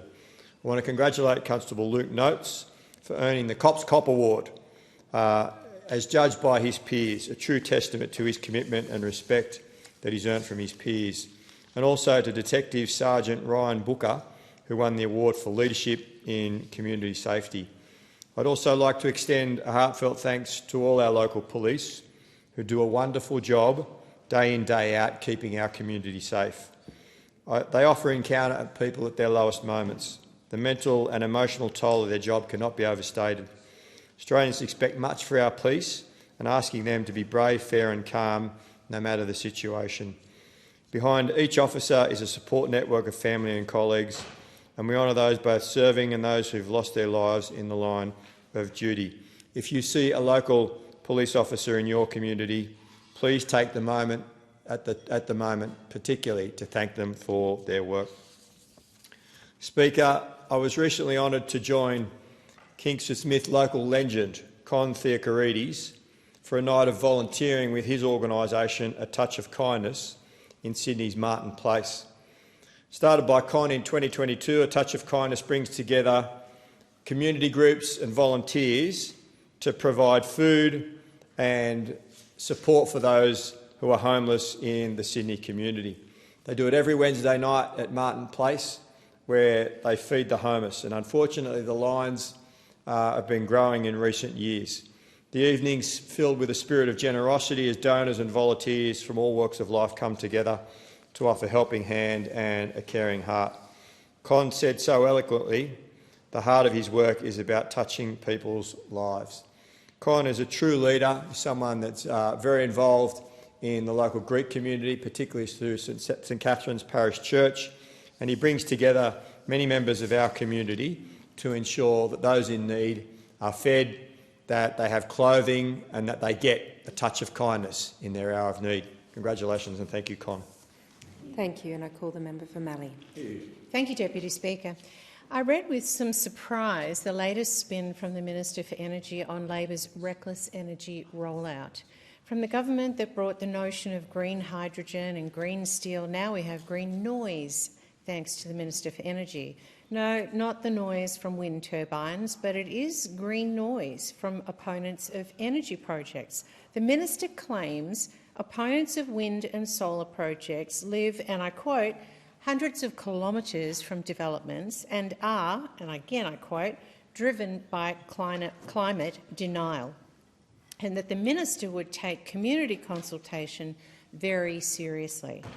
Well, it is serious, Deputy Speaker, because police have been out in my electorate today as government-owned Transmission Company Victoria uses the powers the Victorian Parliament gave them on Thursday to impose $8,000 fines if farmers don't open their gates willingly to the VNI West to be built. Those farmers weren't taken seriously. They were listened to. They weren't listened to, I should say. They have been told, with the strong armour of the law, they are being ignored and that the government is coming through. So back to energy project opponents, Minister Bowen claims are some distance from energy projects. I thought I'd share from one of my constituents, young Rapanyap farmer Matthew Wiedemann, his perspective. And Matt writes, we personally are very close to the turbines in Wimmera, Victoria. With them being built around us as neighbours will have the infrastructure, as well as power lines. This increases the dangers for my kids learning to farm. It also is very unclear about how changes in the weather and the ability for autonomous machinery can operate. With reports of debris and toxins becoming major issues to neighbours from the turbine infrastructure, this is also very worrying to think we have to have exclusion zones from our own boundary fences. This limits food production again. And I go on. I can't understand how they think it's green when today in the Weekly Times the headline is 127 hectares of native vegetation is to be scrubbed for 102 wind turbines from the area. Remembering that this is removing the breakdown of CO2. It's very hypocritical, he says, and they seem to be adding to net zero, not reducing it." End quote. Deputy Speaker, Matt provided other thoughts I don't have time to share here today, but he calls out the logical inconsistencies of Labor's position on energy. Matt's views are similar to those of many in regional Australia and similar to those that turned out in force with Matt, whom I was proud to stand with protesting at the Bush Summit in Ballarat on Friday. Thank you, and I call the member for Jagaja. Deputy Speaker, I rise to pay tribute to Professor Ronaldo Bellomo AO after his death in May this year. Professor Ronaldo was the Director of Intensive Care Research at Austin Health in Heidelberg. He was a giant in Australian and global intensive care medicine, the most published and most cited medical researcher in the history of Australian medicine. Professor Ronaldo arrived in Australia from Italy in 1980, completed his medical degree at Monash University and earned his PhD from the School of Public Health and Preventative Medicine. He became a professor at Monash University, where his passion for research and teaching shaped generations of clinicians and scientists. In 2018, he was appointed an Officer of the Order of Australia for his service to intensive care medicine as a biomedical scientist, researcher and systems innovator. He once said his life's work wasn't just about finding answers, but about having conversations with patients, students and fellow clinicians rooted in humility and empathy. Patients are not just cases, he said. They are people with stories. The privilege of being a doctor is being invited into those stories, sometimes at their most vulnerable point, and trying to help. I know he is very much missed by the community at Austin Hospital, and our community and our country are grateful for his immense contributions. Vale, Professor Ronaldo Bellomo, AO. Deputy Speaker, I continue to be contacted by many people in my community who are deeply distressed by the ongoing humanitarian crisis in Gaza. I share their horror. Gaza is in the grip of a humanitarian catastrophe.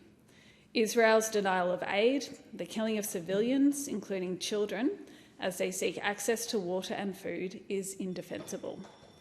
The Australian government has called on Israel to comply immediately with its obligations under international law. This includes ensuring the United Nations and NGOs can carry out their life-saving work safely and without obstruction. As the Prime Minister has said, it is a breach of international law to prevent food deliveries, a decision Israel made in March. It is also a breach of basic humanity. I hear and I stand with members of my community. We are all devastated as this war continues to take innocent lives. The situation in Gaza has gone beyond even the world's worst fears. And the position of the Australian government is very clear. We must continue to contribute to the global efforts to break the cycle of violence, because every innocent life matters. This war must end and we must have peace. Thank you, and I call the member for Dawson. Thank you, Deputy Speaker. I rise today to speak about a remarkable celebration in my electorate of Dawson, the 160th anniversary of my old primary school, Bowen State School. Walking back into the school grounds brought back a flood of memories for hundreds of locals that came together to join in the day's celebrations. And part of these celebrations, it was my honour and privilege to conduct the official roll call, beginning with the decade of the 1930s through to present day. It was a truly moving experience to see past and present students stand proudly as their decade was called.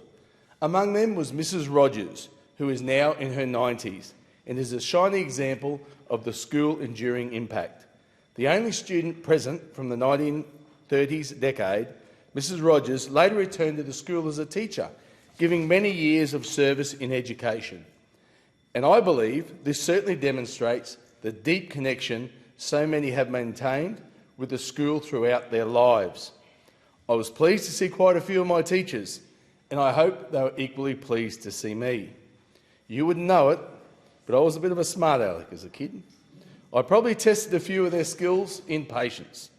G'day to Mrs. Talkington, Mrs. Pilcher, Mrs. Disher, and Mr. Hunt, who always took time to play paddle tennis with us kids.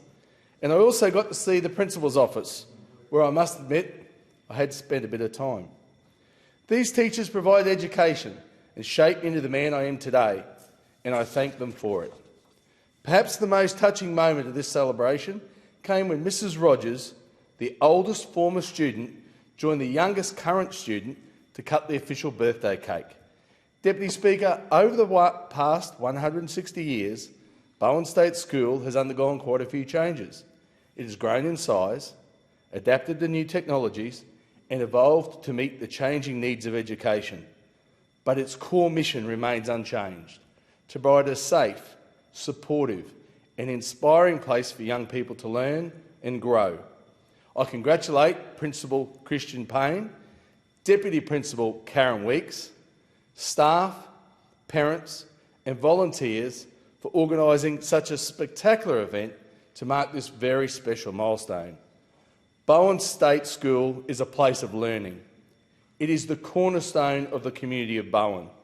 May it continue to thrive for many generations to come. Thank you so much to everybody who attended. They came from near and far to attend this very, very special day, and everyone who attended enjoyed themselves. Well done. Thank you, and I call the Minister for Sport and Communications. Thank you, Deputy Speaker. On the 22nd of August, my friend, the Speaker of the House, joined me at McDowell State School in my electorate of Lilley to deliver the Parliament in Schools program to the Year 6 cohort. The visit was 6 months in the making: ex-tropical cyclone Alfred, a federal election and diary clashes conspiring to postpone the much-anticipated visit 3 times. But persistence paid off, and we were pleased to join the students to debate the biggest issue of the day: does pineapple belong on pizza? The democratic process delivered a resounding no to that question. Much to my chagrin, everybody knows pineapple is essential on a pizza, but I will continue to fight that good fight and hopefully change a few young minds in the future with a more convincing argument. The students then peppered us at question time, demanding answers to questions like: how did you become an MP? Why did you run for Parliament? Who are some of the famous people that you have met? And a special thank you to Principal Aminta Miller and the staff at McDowell State School for making the visit happen despite the obstacles that were thrown our way. And very best wishes for a beautiful Brisbane Day for your spring fair coming up to celebrate 50 years of educating young Northsiders. Madam Deputy Speaker, I visited the Kedron Medical Centre and was able to deliver some good news for my constituents. When I hold regular mobile offices, lots of Lilly residents always want to talk to me about bulk billing doctors and how to find a bulk billing doctor. But thanks to the Albanese Labor government's $8 billion strengthening Medicare commitment, the Kedron Medical Centre is now a 100% bulk billing clinic. Joining me was Andrew Cohen, the CEO of the 4Health Group, who said that Kedron Medical Centre is one of the first clinics in their network to transition to 100% bulk billing. Mr Cohen said the change is a direct result of the Albanese government's $8 billion commitment to lift bulk billing rates nationally. From November 1, they expect 7 in every 10 practices in their network to only bulk bill patients, up from 1 in every 10 practices today. These changes will make it easier for Northsiders to find a bulk billing GP, with 90% of GP visits nationally to be bulk billed by 2030. Add this to our Medicare urgent care clinic in Kedron and the largest cut to the cost of medicines in the history of the PBS. It is clear that the Albanese Labor government is delivering on our promise to tackle the cost of living and ensure Australians are getting the health care they need. And Madam Deputy Speaker, with my remaining time, I know you and the Government Whip will join with me in wishing, and the member for Griffin, wishing our beloved Wallaroos all the very best at the Rugby World Cup. I think their next match is against England, which is no small task, but we know that the girls have the valour and they are up for it, and that I want them to know that Australia stands with them. All the very best for the match. Thank you, and I call the member for O'Connor. Deputy Speaker, the contributions of 61 West Australians were recognised in this year's 2025 King's Birthday Honours. So you can imagine how proud I was as the federal member for O'Connor to see 6 local heroes acknowledged with a King's Birthday Honour. 2 Order of Australia medal recipients I have known for many years, so I rise today to congratulate them individually. Russell Thompson is a lifelong farmer from Woodnilling, just down the road from our family farm. Russell received an Order of Australia medal for services to his community of Woodnilling. Russell has served on his local council, the Shire of Woodnilling, since 1982, as Deputy Shire President from 1991, then Shire President from 1995 to 2021, and is still a Shire Councillor to this day.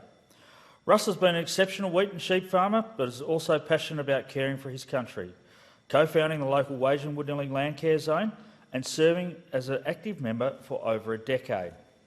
He was also a founding member of the Blackwood Basin Group, remaining as a member for over 20 years. For his commitment to land care, Russell has received awards and commendations from all levels of government, local, state and federal. So I close by commending Russell on his ultimate honour, the Order of Australia Medal. Ken Clements is another local legend I've known for many years in his capacity as Shire Councillor, Deputy President and President of the Shire of Plantagenet, and through his passion for local history. Ken received his Order of Australia Medal for service to local government and to the community of the Mount Barker region of WA. A Shire Councillor since 1980, Ken was Shire President when I took office in 2013, and we have worked together on many Mount Barker projects, including the Mammoth Sounders Park redevelopment, incorporating sports grounds and a community centre much valued by the local Mount Barker community as well as visitors to the town. In 2009, Ken was acknowledged for his commitment to local government with a Long and Loyal Service Award from the WA Local Government Association, of which he has been a life member since 2016.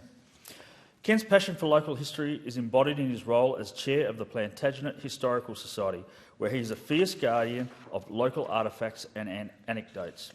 Ken recently helped secure federal funding to construct a repository to protect the diary minutes, photos and records related to Mount Barker and its surroundings. For 16 years, Ken was co-owner and publican of the Plantagenet Hotel, which has become synonymous with the TV advertisement for Mount Barker free-range chicken. Ken's hospitality providing the obvious answer to the age-old question of just why did the chickens cross the road. I congratulate Ken on this well-deserved honour of an Order of Australia medal.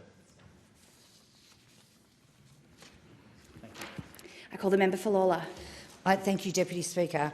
Well, Deputy Speaker, Labor is delivering on its social and affordable housing program. It is building momentum.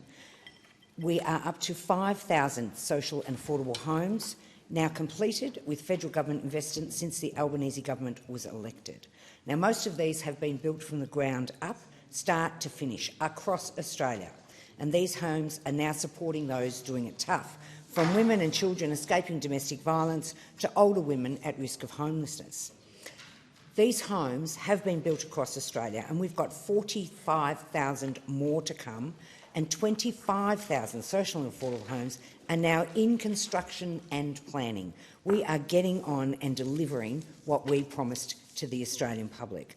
And just for the locals at home, our 5% deposit for first home owners and 2% for single parents is now up to 4,080 people that have already taken up that opportunity in the electorate of Lalor. Fantastic news. Deputy Speaker, scammers are targeting Tarneit and Werribee. They're targeting communities nationwide, and our community is on the front line. Recent analysis from a major bank shows Tarneit and Werribee are among Australia's top 5 scam-affected postcodes over the past year and the top 2 in Victoria, both in our electorate of Lalor. This sets off alarm bells for all of us, alarm bells already heard by this federal government and reflected in legislation to address it, with implementation imminent. In the meantime, the scammers are sophisticated and they're fast-moving, and the biggest threats right now are investment scams, business email compromise, impersonation of trusted brands like banks, the ATO and Australia Post, romance scams and threat and penalty demands. The impact is personal and profound, with savings wiped, invoices diverted, confidence shaken. So my message is simple. Pause before you pay. Don't click on unexpected links or attachments. Don't share personal details. Verify invoices. Make a phone call to make sure you're paying who you think you're paying. Deputy Speaker, finally, I want to mention the recent events in Victoria. The murder of 2 Victorian police officers and the injuring of a 3rd. Officers doing their jobs to keep us safe. 2 of them cut down. I want to send my condolences to family and friends and all the VicPol members who have been touched by this incredible event. I want to thank you for the work to capture the perpetrator and the work on Sunday under trying circumstances in light of that so recent event, keeping Melburnians safe on our streets. Thank you, Deputy Speaker. Thank you. In accordance with Standing Order 193, the time for members' constituency statements has concluded. I call the clerk. Government Business Order of the Day number 2, resumption of debate on the proposed address in reply to the Governor-General's opening speech. The question is that the address be agreed to, and I call the member for Berowra. Thank you, Deputy Speaker. I'm honoured to have been elected again as the member for Berowra to serve in this parliament as the representative of the community I love. The election campaign in Berowra was very different this time to previous campaigns, and one of the key reasons for that was the redistribution that occurred at the end of last year. That redistribution saw Berowra lose the Hillshire parts of West Pennant Hills and Carlingford, and I want to thank the people of West Pennant Hills and Carlingford, whom I had the privilege to represent since my original election to the House in 2016. I enjoyed working with them on improvements to telco in their area, on supporting the local schools and on delivering local road projects there. This election, the redistribution was quite radical, and for the first time a member for Berowra represents the entirety of the Hornsby Shire. And what that involved was the suburb of Waitara and North Epping coming into Hornsby, and those parts of Hornsby, Normanhurst and Asquith, which I previously had not represented, becoming part of the Berowra electorate. It is very good to have the Hornsby Shire represented by one Member of Parliament, and it means that I can work very closely with my good friend the Mayor of Hornsby, Warren Waddell, to deliver outcomes for our electorate alongside the very good state members that are in the Hornsby Shire. As well as North Epping, we took on Epping from Bennelong. Epping is in the Parramatta Council area, and it's traditionally been a more Labor voting area, even in the time when John Howard represented Epping. And I want to pay particular tribute to John Howard and to John Alexander, who represented Epping and North Epping previously for our party. Both of them came campaigning with me at this election, and both of them gave me good advice on representing the people of Epping. I'm looking forward to representing these areas, and as I've been out and about talking to local sporting groups, to the Civic Trust, to some of the church groups, to door-knocking in these areas and getting to know these communities better, it's been a great privilege to find some of the challenges. In particular, I'm looking forward to representing more of the business community in Hornsby and in Waitara, and to being a strong voice for them as I have been for other parts of my electorate as well. I think in the context of the last federal election campaign, perhaps too little has been played to the effect of the redistribution on the result and the way in which, particularly in New South Wales, that changed a number of the compositions of a number of our electorates, making them naturally less safe than they had previously been, but also affected how the seats fell more broadly. I want to also take this opportunity to put on record my thanks to the former leader of our party, Peter Dutton. There have been lots of unfair reflections on Peter since the election. I want to state on the record that even when Peter and I had disagreements from time to time, he was always thoroughly decent to deal with. He always treated me with great respect. And on two of the most important issues facing our country and the world today, particularly the dreadful rise of anti-Semitism in Australia and standing with our Western Liberal Democratic ally and security partner, the State of Israel, Peter Dutton showed magnificent leadership, and for that he will never, ever be forgotten. And I want to thank him for his service and his leadership. I also want to acknowledge his staff, in particular Alex Dalgleish, who was his Chief of Staff, with whom I always had good relationships with, even when famously I took a very different position on the referendum on the Voice to Parliament. I continued to have a very warm relationship with Alex and with Michelle Hutchinson, who was his principal legal advisor. They were the two people I dealt with, and even when I was drafting private members' bills or doing work, I always benefited from their support and help. And I also want to acknowledge my friend Andrew Hurst, the Federal Director of the Liberal Party. It is a thankless task being a party official, but Andrew does that job with great distinction.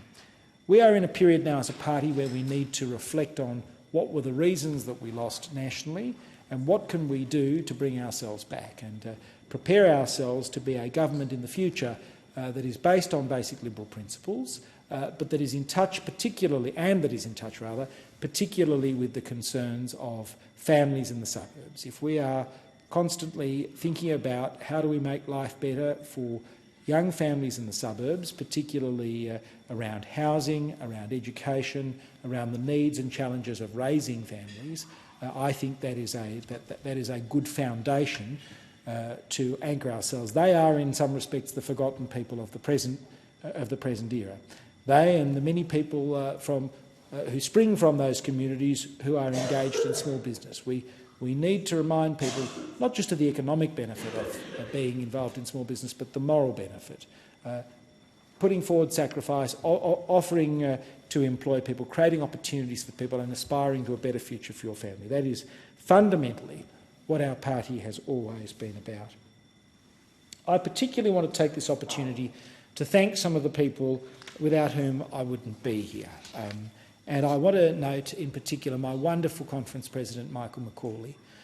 Michael is a tremendous person, a barrister, a former president of the St Thomas More Society, a bioethicist, As is said repeatedly in my community, he's either the actual godfather or the metaphorical godfather to about half of the electorate. And he did a wonderful job running my conference. It is a very cohesive and diverse conference in terms of political opinion, and Michael is warmly respected. Michael follows in the footsteps of Senator Maria Kovacic, who was my previous conference president before she went into the Senate, and Matt Cross, now the state member for Davidson.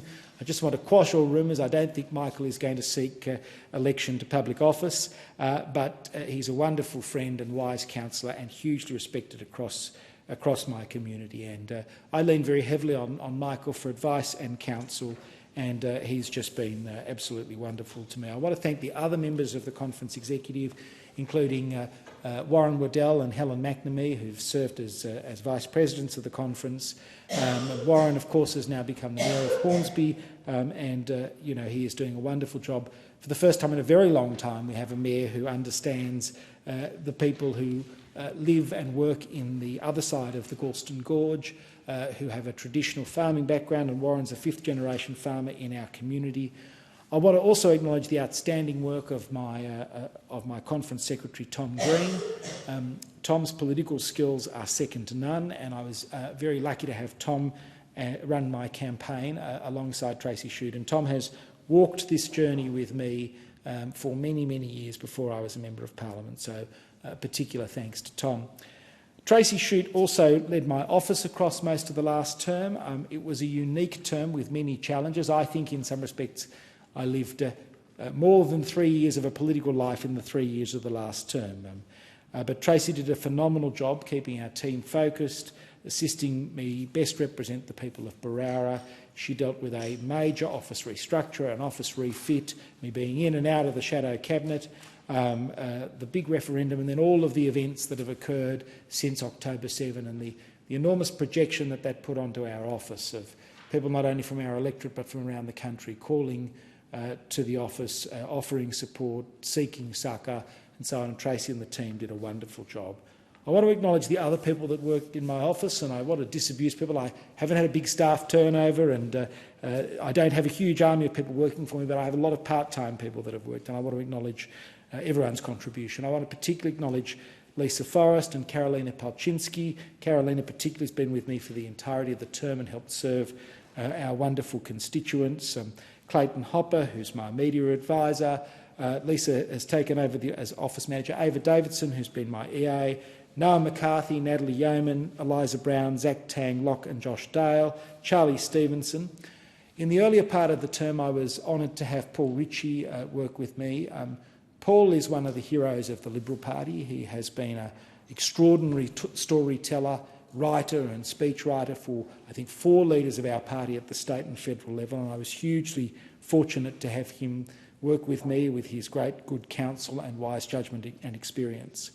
I want to acknowledge Liat Granot, Graham Bannerman, who worked with me as shadow attorney and has come back again to work with me again, Anna Coote, Emma Rogers, the wonderful Annette McHugh, Ross McDonald, Tracy Barracliff, Sarah Greenbaum and Nuzzle Tov to Sarah on the birth of Ella, Rowena Bennett, Willie Lee, Jemima Collins, David Mitchell and Aaron Fawcett. In addition to my hard-working team, there was the wonderful members of the Blue Crew who helped to ensure that I was elected, and I want to thank all the people who participated in the various aspects of the campaign, in particular people who led the major efforts for the election. Stephen O'Doherty and Georgina Kelly, Peter Book, Keith and Joanne Anderson, Neil Gleeson and Srini Pilamari, who did such a terrific job at the various pre-poll locations. Graham Bateman, who flawlessly again ran our train station operation, and Phil Hare, despite the personal challenges in his own family, continued to coordinate our street stalls. I want to thank everybody who came and was involved in the wonderful Super Saturday and Super Sunday of door knocking that's become a feature of the Berowra campaigns, and in particular the Young Liberals from the Hornsby Berowra Young Liberals, and also the Young Liberals from the Mitchell Conference who came to assist as well. We door knocked hundreds and hundreds of homes in the more densely populated areas of the electorate on those days. And I also want to thank Vinay Mann, who led the phone canvassing operation. I'm only able to be a member of the Blue Crew I'm only able to be the member for Berowra because of the wonderful work of my supporters in the Blue Crew. One of the things that I particularly focused on for the election campaign there's a number of commitments that I want to see made to different organisations in my community that are crying out for infrastructure upgrades. And I'm probably the least sporting person in the parliament, but I've ended up, I hear my friend the member for Barker have a chuckle at that, because that's almost certainly true. One of the things I pride myself on is supporting the sporting communities, because the sporting communities are the hub of our community more broadly. And if we had been elected, it would have been such a good thing for our community, because our sporting communities have some of the worst infrastructure in the entire state, if not the country. And I want to say to the sporting communities where we made commitments, I will continue to fight for you to get upgrades, the upgrades you so strongly deserve across the term. I was proud to stand with the North Epping Rangers and the North Epping Bulls to seek upgrades of the clubhouse at North Epping Oval. Those are wonderful clubs whose sports include cricket, netball, soccer, and among others, and they are the absolute hub of that community. And it was wonderful to be able to do something with the North Epping community, and I'm going to continue to do so. Similarly, the Barara Football Club that is desperate for new facilities, particularly to accommodate the expansion of female players, both in soccer and in cricket. And an upgrade of the changing facilities is 40 years overdue. For 2 elections now, I've fought alongside the West Pennant Hills Cherrybrook Football Club to improve the facilities at Campbell Park, including a Campbell Park clubhouse upgrade, and they do need an oval upgrade. I mean, I can't remember a worse winter season than the 2 winters that we've had in terms of the amount of rain, and the difficulty of going back onto the Campbell Park swimming pool, it sometimes looks, rather than the Campbell Park Oval. I want to acknowledge the wonderful work at Normanhurst of the Normanhurst Eagles and the Normanhurst Warrawee Cricket Club. These are spectacular soccer and cricket clubs, and again, they have a clubhouse from the 70s. It's not DDA compliant. The doors are often missing to the change rooms. One occasion I went down there and there was one of the glasses to one of the change rooms, one of the glass windows to the change rooms were smashed in. These are great clubs, and great clubs deserve great facilities, so I will continue to fight for them. And they were the major projects. There's a number of smaller projects that I've encouraged my state and council colleagues to help back, so we can try and deliver some of their facilities earlier than after the next election, should we win. The first one is the Hawkesbury River Dragons, who are looking for an upgrade to their storage facilities at Brooklyn. They are a wonderful dragon boat club, and I enjoyed so much spending time with them. That they are the best of what a sporting club is all about. The Dangar Island Bowling Club, where there is a great hub for live music in my electorate, needs a place where they can have a permanent stage and facilities there to keep them dry and keep them safe. The Warra Disability Services, an organisation that runs a Steiner school for people with disability and uses agricultural pursuits to improve and enhance the lives of people with disability. They were looking to get an upgrade for some of their livestock management, to enable them to use livestock education, agricultural education, to try and assist the students and to give them all the opportunities that they were looking for. The Hills District Netball Association, Hornsby Ku-ring-gai Basketball Association and Hornsby PCYC, they all need security upgrades, and I would have loved to see them, and I'll continue to fight for them to get better access to CCTV and better access to better lighting at their areas, in particular the Hornsby District Netball Association. I've been very concerned about girls that are going to netball training not being safe when they go to use the toilets because of unsavoury people hanging around there. We need to ensure people can go to those facilities very safely. And the Hillside RFS to improve their telecommunications. People who've seen me in the Parliament over the last 9 years have seen how hard I've fought and delivered better telecommunications for our electorate. Try to upgrade their telecommunications continues to be a battle that I'm fighting. The Wisemans Ferry Men's Shed's done a wonderful job attracting local people to come and see Wisemans Ferry, one of the original Macquarie towns, and what a create a more meaningful experience for people there. The Asquith Scout Hall needs new toilet facilities, and again, from opposition, we will continue to fight for these things. I want to say something about Epping because of the particular challenges that Epping and North Epping face from two particular challenges. The first is traffic. For too long, the fact that there has been Hornsby Council in North Epping and Parramatta Council in Epping, and the two councils do not talk to each other, has been to the disadvantage of the people of Epping and North Epping. Everyone in Epping and North Epping talks to me about how bad the traffic is. And as the government rams more people, the state government particularly rams more people in there, and as the new towers are built and so on, we're not getting new spaces, we're not getting new parking, we're not getting new roads.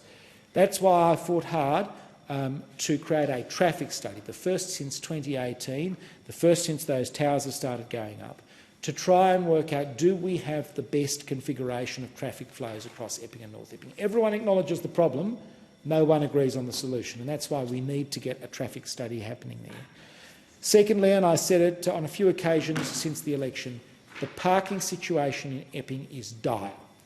People are not able to get to the doctor, people are not able to get to the shops, businesses are missing out on customers who need to use their services and facilities, and the quality of life for the people of Epping and North Epping just isn't what it should be for one of the most livable and beautiful areas of Sydney. And as we see more tower blocks proposed for Epping and North Epping, the state government has this bizarre idea, and I want to be bipartisan about it. It was the same bizarre idea that the state government had when we were in government, that somehow if you live in an apartment building and you're close to a train station, you don't need parking. Or not every unit needs parking. I think that is a ridiculous idea, and all that does is add to already parked out streets. What Epping and North Epping desperately needs, but particularly the Epping Town Centre, is an increase in parking. Now, Parramatta Council has some plans on exhibition, or they've had some plans on exhibition, for some changes to the traffic movement and some changes to the streetscape of the Epping Town Centre. And they're doing something with the car park there. But I think we desperately need to deliver more public car parking for Epping. Epping will continue to be a difficult and dysfunctional centre if the parking issues are not addressed.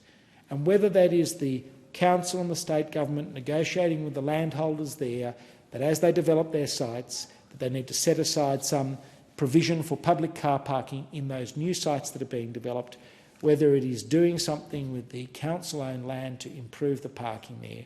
We just cannot keep having a situation where one of the busiest areas of Sydney, a fundamental transport interchange, an area where people are coming to live because of its great lifestyle, its proximity to the centre of the metro, the centre of travel to the north and south of Sydney, that it is inadequately served by parking. Epping is a wonderful area and it could be so much more wonderful, but we've got to get the traffic and parking under control. Deputy Speaker, as I said, going forward as a party, we need to look to the future with fresh perspectives. As Australians rejected what we took to the last election. They've rejected the way we've conducted ourselves as a party, and they've rejected the politics of the past. I want to give Australians a chance to elect a coalition government at the next election, one that represents them, one that represents the people of my electorate, with a clear plan to tackle cost of living, to stand with families and to support some of the most vulnerable people who too often fall through the cracks. We need a strong plan to keep Australia safe from the hateful unrest in our streets.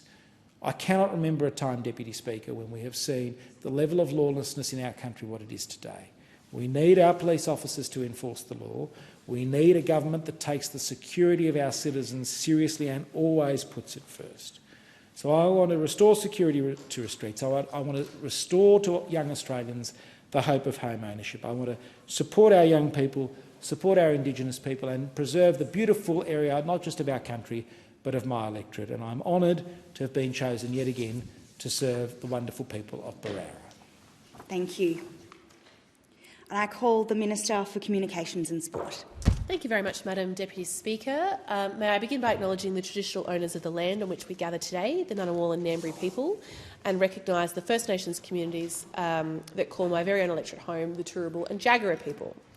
Modern Australia stands on the shoulders of 1,600 generations of Indigenous history, culture and knowledge, and we are always lucky to be able to listen and learn from our first Australians. I rise today, re-elected by the locals of Lilly, with the privilege and responsibility of representing my Northside community for another term in this amazing place. And I want to thank the people of Lilly once again, placing their trust in me, and I'm grateful for the opportunity to ensure all local voices and concerns are heard, whether they voted for me or not. This 48th Parliament is unique in that it now looks more like Australia than it ever has. I'm beyond proud to see our government representing Australians from all walks of life.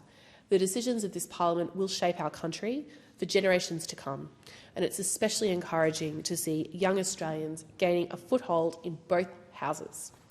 From our newest Gen Z representatives to our growing millennial contingent, which now number more than 20% in the House, our community now recognises itself more on the benches of Parliament. And I know I'm so proud from when I gave my first speech in July 2019, millennials were less than 10%. That has now doubled to more than 20%. And like all of my colleagues who serve in this place, we do so at the behest of our constituents.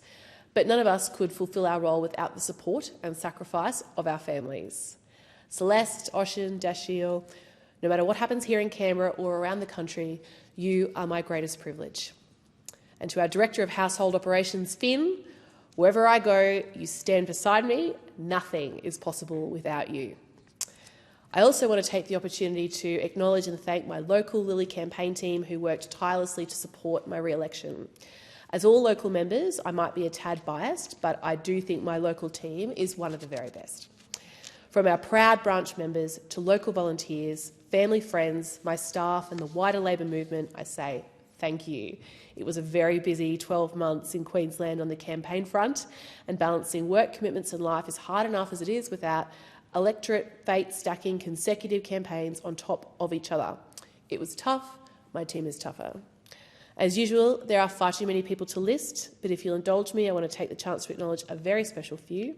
Warren and Kate Derrington, Graham Appleton, Christine and Megan O'Keefe, Sophia and Bella Scattini, Kath Palmer, Faye Clark and Anne Marley, and Kim and Wayne Swan. Running as a local member is just not possible on your own. It is truly a team sport. None of this is possible without the countless early mornings and sometimes very late nights. Throughout the campaign, my local colleagues were a constant source of love and support. Being able to lean on friendly faces and sound out local issues is more valuable than you can imagine. Thank you. When I was elected in 2019, the federal electorate of Lilly was an island, the northernmost Labor-held seat in Queensland, located on the northern suburbs of Brisbane. On May 3rd, I was very pleased to see this change, and change in a big way. We've now welcomed a host of friendly new neighbours: Emma Comer, the new member for Petrie, Ailey France, the new member for Dixon, and Madonna Jarrett, the new member for Brisbane. I look forward to joining forces to deliver for our respective Northside communities. In the Senate, I welcome my friend and colleague Corinne Mulholland, whose office is located right in the heart of my Lilly electorate. I know that Corinne will represent the people of Queensland with great enthusiasm and tireless energy. And across the river, the ranks of our Brisbane Labor team swelled even further with the election of Rowan Holzberger, the new member for Ford, Renee Coffey, the new member for Griffith, Cara Cook, the new member for Bonner, and my dear friend Julianne Campbell, the new member for Moreton. And I was even happier to relinquish the northernmost electorate title to the new member for Leichhardt, Matt Smith. I look forward to the new and expanded Queensland team kicking even more goals in the 48th Parliament than Brisbane Broncos captain Adam Reynolds, now the second highest goal scorer in NRL history after fellow Queenslander Cam Smith. Since the election, I have been out in our Lilly community at mobile offices, community events, and more recently at our own Lilly Business Roundtable. Northsiders are a rightfully parochial bunch. We know we live in the best part of Brisbane, in the best country in the world, Queensland. And like the rest of this country, Lilly residents have been experiencing those same cost of living pressures that were fuelled by high inflation. And what they've been telling me as their local MP is that the measures the Albanese government has taken to ease those cost of living pressures and tame the inflation beast are making a difference. 23,694 Lilly residents have just received 20% off their HECS debt.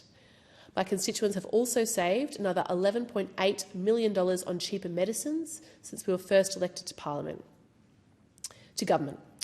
There have been more than 20,000 visits to our Northside urgent care clinic since it's opened in December 2023, And just last week, I visited the Kedron Medical Centre, which has just become a 100% bulk billing clinic. Their CEO told me that this is one of the first clinics in the 4Health network to transition to 100% bulk billing as a direct result of the Albanese government's $8 billion commitment to lifting bulk billing rates nationwide. From November 1, they expect 7 in every 10 practices in their network to only bulk bill patients, up from 1 in every 10 practices today. That is good news for Northsiders. And in more good news, I'm looking forward to getting back home to talk to people about our 5% home deposits that now start on the 1st of October. 30% of Lilly residents are renters, which is much higher than both the Queensland and national statistics. This will help so many people in Lilly get into their own home sooner, cutting years off the time that it has been taking to save for a deposit. And they won't have to pay a single dollar in mortgage insurance.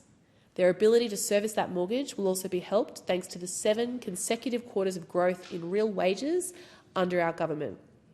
Over the next 3 years, I look forward to delivering more cost of living relief for Lilly residents. Alongside the privilege of being a local member, it has been an honour to serve in my role as Minister for Communications and Sport. Communications touches all Australians in one way or another, whether it's keeping grandparents in Lilly connected with their grandkids, ensuring those in remote Australia have access to fast and reliable broadband and good mobile coverage. I will never stop working to ensure Australians are connected. From Broome to Bendigo, from the Pilbara to Palm Island, Australians deserve to connect with confidence. It is critical that a country as vast as Australia prioritises connectivity regardless of postcode. That is my priority, and the Albanese government will continue delivering a better connected continent for all Australians.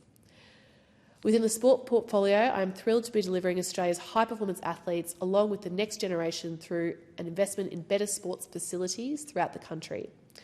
On the pathway to Brisbane 2032, the Albanese government has announced a record $489 million for high-performance sport over the first 2 years of the Olympic and Paralympic cycle.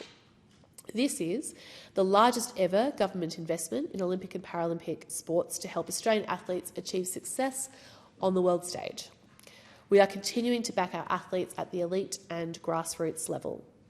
That is why I'm proud to be leading the delivery of the $200 million Play Our Way program, the largest ever sporting fund specifically for women and girls, which will help develop the next generation of athletes. We know there are too many women and girls who are changing in men's dressing rooms and playing on poor courts and fields. Through Play Our Way, almost 300 programs are being delivered throughout Australia. Everyone has a right to enjoy sport at every level, and this program helps get more women and girls taking part. Madam Deputy Speaker, I am determined to be a good ancestor, and there's no better time than now. So let's take action, leave this place in better condition than we found it, and build a future our kids can enjoy for generations to come. I thank the House. Thank you very much. I call the member for Mitchell. Thank you, Deputy Speaker. It's a privilege to rise today to follow my good friend, the member for Berowra, who I congratulate on his re-election, my neighbour in Sydney, and obviously welcome a very tough contest that he was returned by the people of Berowra to serve them. And in my community in the Hills District, I also want to open in this parliament by thanking them again for their endorsement of me as a local member and their support to continue in the 3 years to represent them in this parliament. It's been a great privilege for me to represent all of the communities of the electorate of Mitchell since 2007. However, we now have a very reduced electorate, and this election saw a redistribution which saw the loss of the suburbs of Box Hill and Nelson, which were vibrant parts, and a lot of Rouse Hill, very special parts of the Mitchell electorate that we saw leave to Greenway at this election. And obviously it was sad to see them go, and I still miss them in terms of the connected community that we have with Kellyville and the rest of the Hills District. However, that is the theme of the times in the Sydney equation. The growth that is being put upon us by the New South Wales Labor State Government, the lion's share of the new housing is being asked to be met by the northwest of Sydney. In the initial proposal, up to 30,000 new dwellings in already overloaded suburbs under the government's priority housing precincts. Through the community's action, through the Hills District's action, We put together a petition which has seen 20,000 people sign it and submit it to the State Parliament of New South Wales, and the government already has relented and downscaled the amount of housing that they are proposing my community take in our federal electorate. Now, this is a good move and a welcome move, but we ask the state government, and my priority as your local member for the term ahead will be to say to the state government, if you are going to increase the densities to that level on one community in the northwest of Sydney, you must provision infrastructure and you must provision the necessary services that our community will want. At the moment, there is no plan for an additional school. And to say even 20,000 new residents with no additional public school isn't an acceptable position from a state government, especially a Labor state government, I must say. The Rouse Hill Hospital, which the member for Greenway spoke about extensively in the campaign, more delays to the funding and the building of the Rouse Hill Hospital that was commissioned by a Liberal government, the land secured for a Liberal government, and the site prepared and ready with the funding put aside, that has still not commenced. We also had the ridiculous situation where the state government announced there would be no maternity facility at a brand new public hospital in the biggest growth corridor of the biggest city in our country. Now, I commend the member for Greenway for getting that reversed, and good on her. We all took the same view early on. This was ridiculous, and she was, I think, president of the Labor Party in New South Wales at the time. But I'd just say to her and the state Labor government, how could you possibly, in 2025, propose a brand new public hospital without maternity services in the biggest growth corridor in the biggest city in the biggest in our country? Completely ridiculous issues like that, where the community has to waste enormous amounts of time fighting for basic common sense out of government policy. Now, we've got the maternity services are going to come, but the hospital hasn't started, even though we now are looking at the 5th or 6th or 7th year of the need for this hospital being well established, provided for on the land and the site secured, and we're ready to go. This has got to get underway. This is a top priority. And for Premier Minns to say to us we're going to have an additional 20,000 residents when we already need our public hospital built, this is really where the priority is. Better infrastructure and services. The funds need to be provided at the same time as the houses and the dwellings. It isn't acceptable for a state government to say to a community, take these additional dwellings without those services. So we've got a good fight on our hands. Our community is up for it. The 20,000 petitioners have already got a win. We have seen a downscaling of these zonings, and we have seen some sensible adjustment. I'll also say to the Albanese government, and I think Minister King in the previous government promised infrastructure funding, and she actually made some announcements with the member for Greenway, including a huge amount of money, $500 million for parks, regional parks, one of which is in my electorate. And we're going to hold the government to account for every single cent of that money, which is an enormous amount of money for 3 sites in Sydney, I must say, to being spent on the proper infrastructure provision within Sydney electorates. Now, some people will say they're good announcements, but we still can't get details or answers to basic questions about where are these parks, what are they for, what regional precincts are they intending to create, and just because there were election announcements committed to and now they have not been forgotten because the Albanese government has won the election, they need to come forward with this money and provide for this critical infrastructure in parts of Sydney. So I'll be holding them to account on that. Deputy Speaker, it's the case in my electorate that obviously the signal that was sent to us as a Liberal Party here in Canberra, but also to me as a representative, was that they wanted us to do better, in particular on the economy. The economy continues to be the #1 issue in Sydney. The cost of living is through the roof, and it isn't just the mantra that people use every day about the cost of living. I can say and attest to house personal anecdotes within my street. A property sold this month for $2.3 million, which would have been about $1 million 10 years ago. Prices in Sydney are through the roof. The average price in my electorate's heading towards $1.5, $1.6 million for a basic dwelling. This is unsustainable price growth already.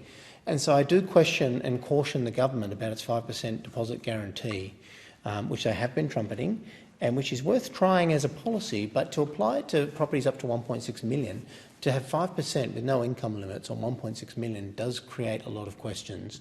One of those questions is, have they modelled the impact on prices in major cities of all these new buyers being given, in effect, guarantees to access the market in a demand-driven way?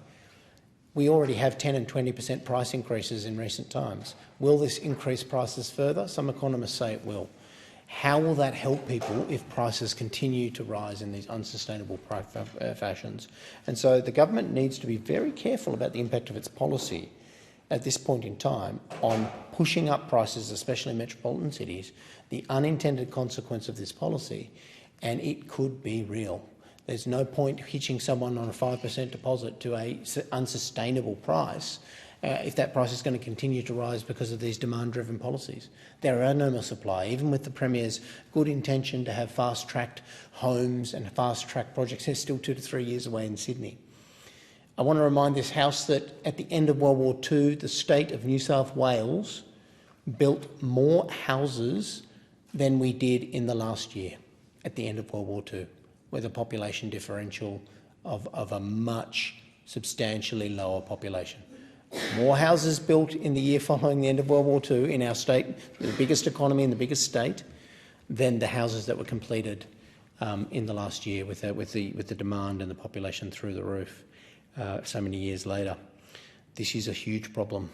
So prices are going to continue to increase, and the cost of housing and now the cost of rents, unsustainable rent increases are still coming across the city of Sydney. People are getting rent increases again, big ones. This is going to continue to be a drama, and the government says, well, we've got a fund where the earnings off the fund will build a few houses. This is not going to solve the problem. It doesn't matter when the fund comes online. Even small increases in the amount of social housing, this will not solve the basic economic problem in our major cities where unsustainable price rises to housing and now rents are causing a cost of living crisis. People are paying more for their mortgages, even with interest rate reductions, just because the prices are going through the roof. With their deposits lower, they'll still pay an enormous amount of their disposable income into mortgages over longer. Rents are through the roof. People can't afford to rent. So we do have social challenges in front of us that are immediate and require much more urgent action from state and federal governments in terms of unlocking cheaper and more sustainable housing for all kinds of people who are seeking housing in the market. All constructors and builders will tell you in Sydney today that you could probably not build a house in New South Wales at the moment for less than something like $400,000 minimum. Why should that be the case? That is the minimum house cost before you get to the price of the land. We need to provide cheaper housing solutions and more of it and much, much faster if we are to really seriously tackle this issue. So I flag again to the state government in particular, but also to the federal government and its housing policies, this is not going to be sufficient to reduce price. Prices are going to continue to rise unsustainably. It's not going to put downward pressure on rents. Rents are going up. And yet we don't see any policies that are cutting through to reduce the actual cost of construction, to reduce the release of land, to see more cheaper dwellings built in a faster way. And this is going to get even more urgent in coming years. So it will be incumbent upon parties like the Liberal Party as well to have good quality housing policy at the next election. It's something that we will absolutely be committed to working on and making sure that we can cut through this cost dynamic and make sure that we do put downward pressure to make sure people can afford to rent and afford to live. We've also seen cost of living pressures placed on every kind of business around the country, and having been elevated to be the Shadow Minister for Industry and Innovation, what shocked me the most about getting an update from every major business around the country in the industry space is a lot of them are on their knees in terms of profitability, in terms of their ability to compete internationally, and almost all substantial heavy industry businesses across the country are asking for a handout from the government or a bailout from the government, and they have serious reasons to do so. The government's response, of course, has been to have funds like the National Reconstruction Fund and Future Made in Australia Fund to hand out money to businesses. We still question the wisdom of this approach because the government continues to increase the cost of doing business. Energy costs are through the roof, not just for consumers, but for manufacturing and domestic industries. Wages are, by deliberate design, being pushed as high as possible, even though we've seen today profitability in all major sectors, in many cases negative, in some cases very low, profitability falling. Wages are going up unsustainably versus profitability. And of course we have cost and regulation imposition from our net zero commitments, our carbon taxes, all of the things that are being imposted on businesses in Australia. So costs go through the roof, industrial costs, or cost of doing business costs, all costs of components coming into the country are more. Everything is costing more. And yet what we see from the government is, I will give you a small bit of public money. And so rather than focus on the core of the problem, which is how do we have reduced cost structures, what is the competitive advantage Australia can see again? Can we have a reduced power cost profile for manufacturing? Well, there is no solution to that, and there is no solution coming forward. All industrial users report the cost of energy, the cost of their new contracts is much higher than their existing contracts. We have no industrial relief. The government will provide none. And the Productivity Roundtable produced exactly 0 ideas that the government has said they will agree to on lowering costs through productivity. So what is the government's response to whole sectors of our industry being on its knees?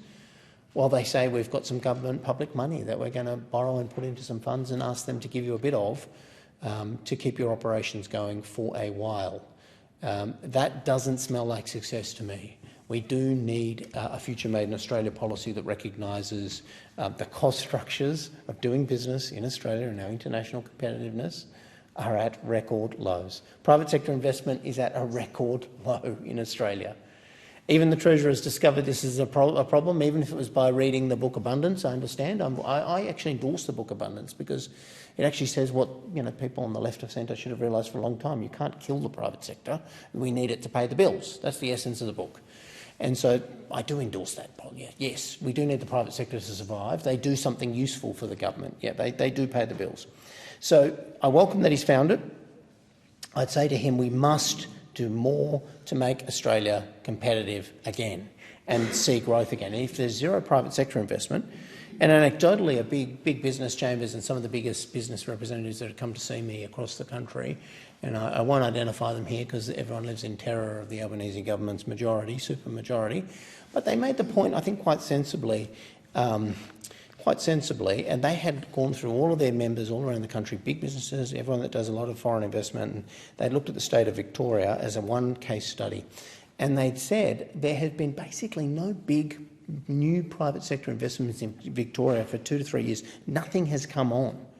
Now, this is now. Look, I'm from New South Wales. I love Sydney, and I'm not a huge fan of Melbourne in the Sydney-Melbourne dynamic.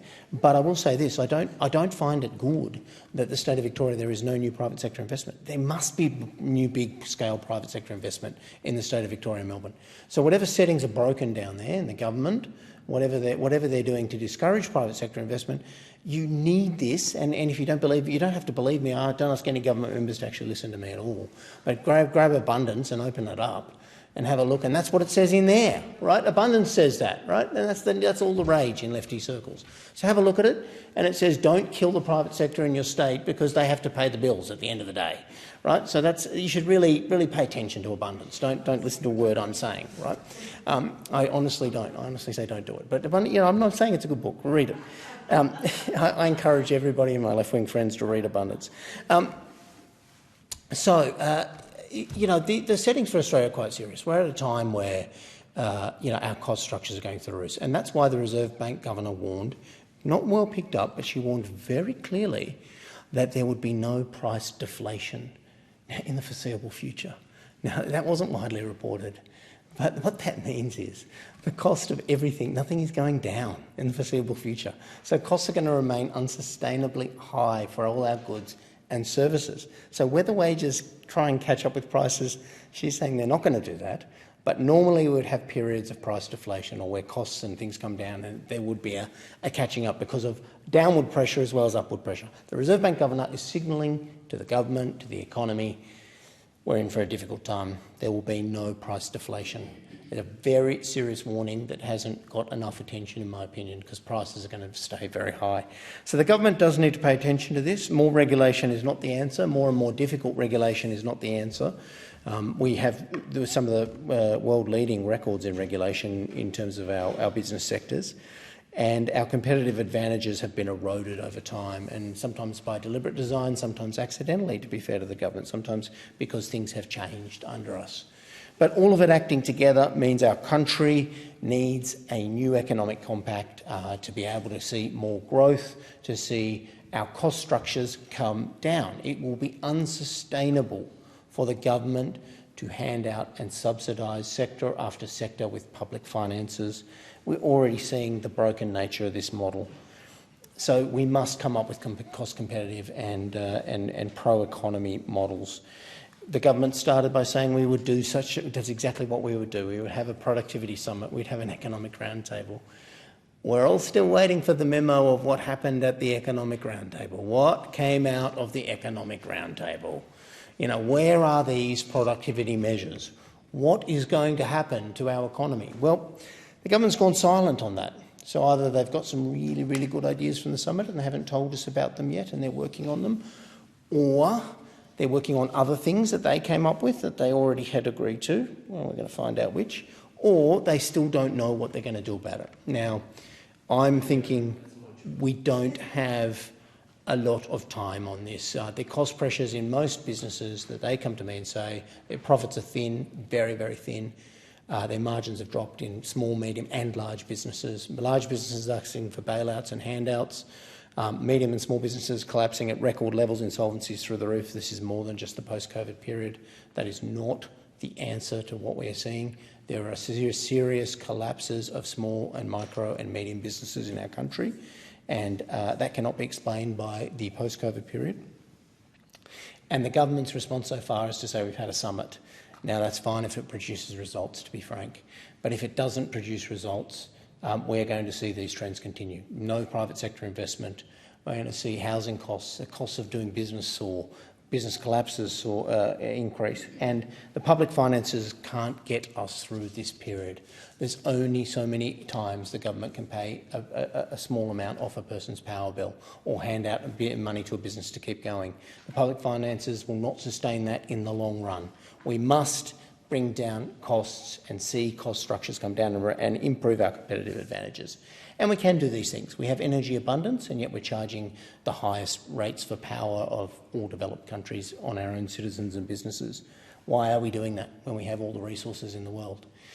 We need to be smarter and better and take a pure economic focus into the next few years, or we are sleepwalking into a disaster. And so, with that in mind, for the next 3 years, that will be my prime focus, improving the ability for the private sector and our economy to, again, do the heavy lifting for Australia in growth, in prosperity, and also the bonus for the Labor Party is they're going to pay the government's bills too. And so the government's going broke. The answer is not to do more taxes. It's not to introduce more charges on people. Let's grow the economy again. Let's listen to abundance. Let's have abundance. Let's bring it back. I don't care if you do that in a left-wing context or a right-wing context. Abundance means we grow the economy, we let people succeed again, we stop holding them back, as the Prime Minister might say. Well, we're holding back the Australian economy at the moment. We can do better. We will do better. We might need to change the government to do that, but we will support any measure from the government that reduces taxes or increases productivity in the meantime. We await with bated breath to see if they'll do it. Thank you. And I call the Minister for Northern Australia and Resources. Thank you very much, Deputy Speaker. It remains a great privilege today, as it was just over 9 years ago when I was first elected, to be here in the Australian Parliament re-elected as the member for Brand in this 48th Parliament. I'm deeply honoured that the community I was born in, grew up in and live in have chosen to elect me for a fourth time to represent them and the wider community of Western Australia. As many know, I was born in Callista at the Kwinana Maternity Hospital, which was built for the community that emerged to build and then to support the extraordinary Kwinana Industrial Precinct, which has been integral to the WA economy since it was created in the 50s, and it remains to this day. I've spent much of my life in Shoalwater and Rockingham, and I'm very honoured to represent my hometown here. In March this year, Western Australians also expressed their strong support for my friend, a member for Kwinana, Premier Roger Cook, and elected him and his government for another term. I want to congratulate the state MPs in the Brand electorate, Magenta Marshall, Rhys Whitby, Paul Papalia and Premier Cook himself, and I look forward to working with each of them over the coming term on continuing to build our community together. And at the opposite end of the Perth metropolitan area, I want to congratulate my good friend and WA Labor President Lorna Clark, MLA, the newly elected member for Butler. It's fair to say federal Labor in WA has come a long way since I was first elected in 2016. On the eve of my first election, the Australian Labor Party held just 3 Western Australian seats in this federal parliament. After the 2nd of July 2016, Labor held 5 seats in WA. In 2022, that number increased again to 9, and after the recent 2025 election, Labor now holds 11 of the 16 seats in Western Australia. That support is founded on a great many things, such as trust in our government to deliver on our promises, to deal with the unexpected challenges that inevitably arise, and to implement policies that reflect the concerns and needs of the community. But also it is due in large part to the hard work of our great candidates and their teams of volunteers and supporters and the commitment of their families. I want to acknowledge Trish Cook, the first member for Bullwinkle, our new member for Moore, Tom French, our new WA Senator, Ellie Whittaker, Tanya Lawrence, the member for Hasluck, Tracy Roberts, the member for Pearce, Patrick Gorman, the member for Perth, Zanita Mascarenas, the member for Swan, and Sam Lim, the member for Tangney. And also those I was first elected with in 2016, Matt Keogh, the member for Burt, Anna Lee, the member for Cowan, and Josh Wilson, the member for Fremantle. And I also want to congratulate Senator Varun Ghosh on his first election to the Senate after his appointment in February 24. Senator Sue Lyons, I congratulate her also in being elected once again as Senate President. And a very special acknowledgement to Senator Glenn Stirl, an extraordinary advocate for Northern Australia who has served WA for 20 years in the other place. I see him regularly in the Kimberley and the Pilbara, doing great things, representing the long-haulage truckies that make this country tick and helping out the communities by personally driving many thousands of kilometres to deliver donated mattresses and other goods for those who need it in the north.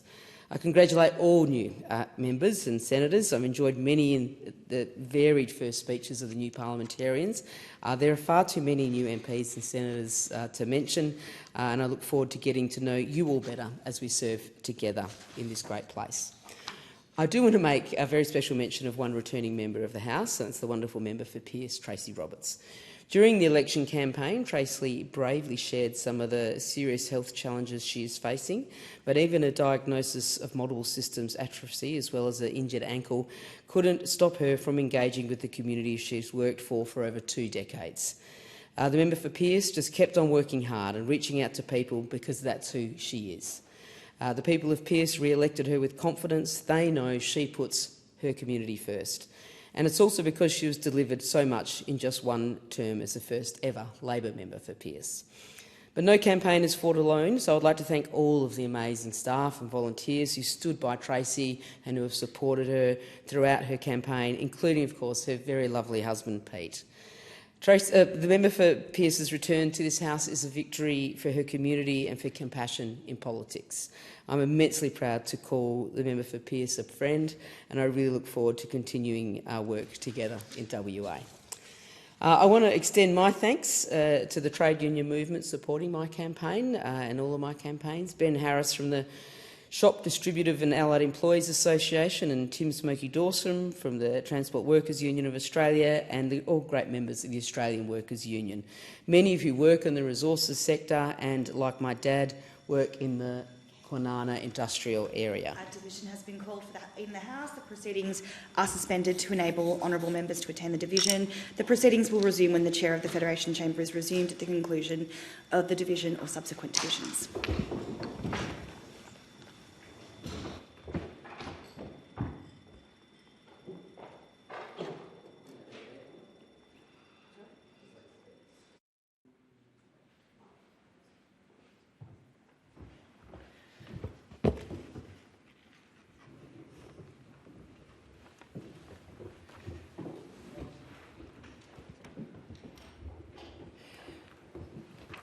When order of the day is, the question is that the address be agreed to. I call the Minister for Northern Australia and Minister for Resources in continuation. Thank you, Deputy Speaker. And in continuation, I also thank delegates from the Mining and Energy Union, the AMWU, the MUA, all of whom are engaged productively in all areas of policy. And I want to thank Sally McManus and the ACTU for their support.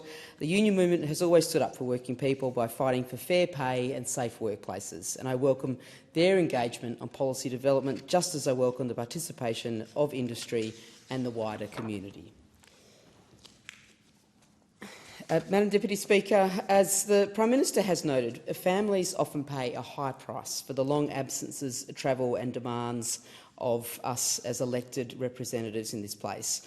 And those absences are often higher for MPs and senators from Western Australia, indeed my friend from the Northern Territory too, the member for Solomon, and other areas that are a long way from Canberra. So I take this opportunity to pass on my thanks to my husband Jamie for his constant support during the campaign and throughout my parliamentary career. I don't think it is possible to serve in this place without the support of family and friends, and I'd like to take a few moments to talk a little about some people who have been very important to me and supportive of me as the member for Brand. Toward the end of May, shortly before her 94th birthday, we said our final farewells to a wonderful woman, Adelphi King. Adelphi is my husband's stepmother. She married Walter King and raised Jamie and his sister and brothers from a very young age after the loss of their mother. I'm enormously grateful to Adelphi for being so welcoming to me as part of the remarkable and joyful extended King family over 25 years ago. Adelphi and Walter were fixtures of the historic town of York, the oldest inland town in Western Australia. They were both conservationists and environmentalists in the true sense of the word and volunteered extensively in the local tourist centre. A few months ago, I attended a memorial for Adelphi at the Holy Trinity Church in York, where she and Walter have been parishioners and volunteers for many, many years. It was a wonderful, joyful and very full memorial. It says much about how highly regarded Adelphi King was in York, that her contribution and that of Walter to the restoration of the riverbank landscape of the Avon River has been acknowledged by a really charming memorial by the well-known waterway. Thank you so much, Adelphi, for all your support over the years and for the whole of the extended King family. Now, it is something of an indulgence to speak here about a constituent that you are related to. All of us that serve here know that so many of the people in each of our constituencies all around the country are worthy of tribute. The salt of the earth, hard-working, caring people that make our communities what they are. Now, one of these people was Diana Morris. Diana was a pioneer of Rockingham and Shoalwater Bay, having lived there since 1959, and she was also my mum. After finishing up on a very rainy Anzac Day a couple of years ago, I got a text from our neighbours, Bob and Dorothy, next door, that Mum had had a fall and was taken to Rockingham General Hospital, and that is where we had our last conversation. She died peacefully 2 days later in the wonderful care of the staff at Royal Perth Hospital, just over the road from St Mary's Cathedral, where her and my dad, John Morris, were married in 1959. And now this is my very belated thanks to all the doctors, nurses, paramedics and other staff at the Rockingham Emergency Department and at the Royal Perth Hospital for their care of our mum and of me and of my brothers Matthew, John and Peter and our sister Rebecca, in those moments where we, quite frankly, didn't quite understand what was happening and when we had to make some very serious decisions as a family about our mum. Our health workers deal with these very intensely emotional and painful moments every single day. And there are the police officers and other workers who assist the coroner and assist families like ours who have to identify a loved one. Now, all of those jobs that happen we don't much think about until you run into them, usually in the midst of some pretty serious grief. And I want to thank them all for what they do for our entire community. And I personally want to thank those strangers that helped our Morris family in that last week of April and into early May in 2023. Now, Diana Morris had an interesting start in life. She was born in 1936. Her name then was Diana Pizer. She was raised by her mother, Hannah Pizer, known as Peggy, and her grandparents, Thomas and Mary Ann Pizer. In the very conservative Perth of the 1930s and 40s, it wasn't socially acceptable to have a child without being married, and so Mum was raised in the belief that her father had died in the war. And that was not true, but this was a kind lie so that Diana had something to say at school when asked so that wouldn't draw scorn and judgment. When Mum was born, there was pressure for Peggy Pizer to give up her baby for adoption, but my nan did not do that.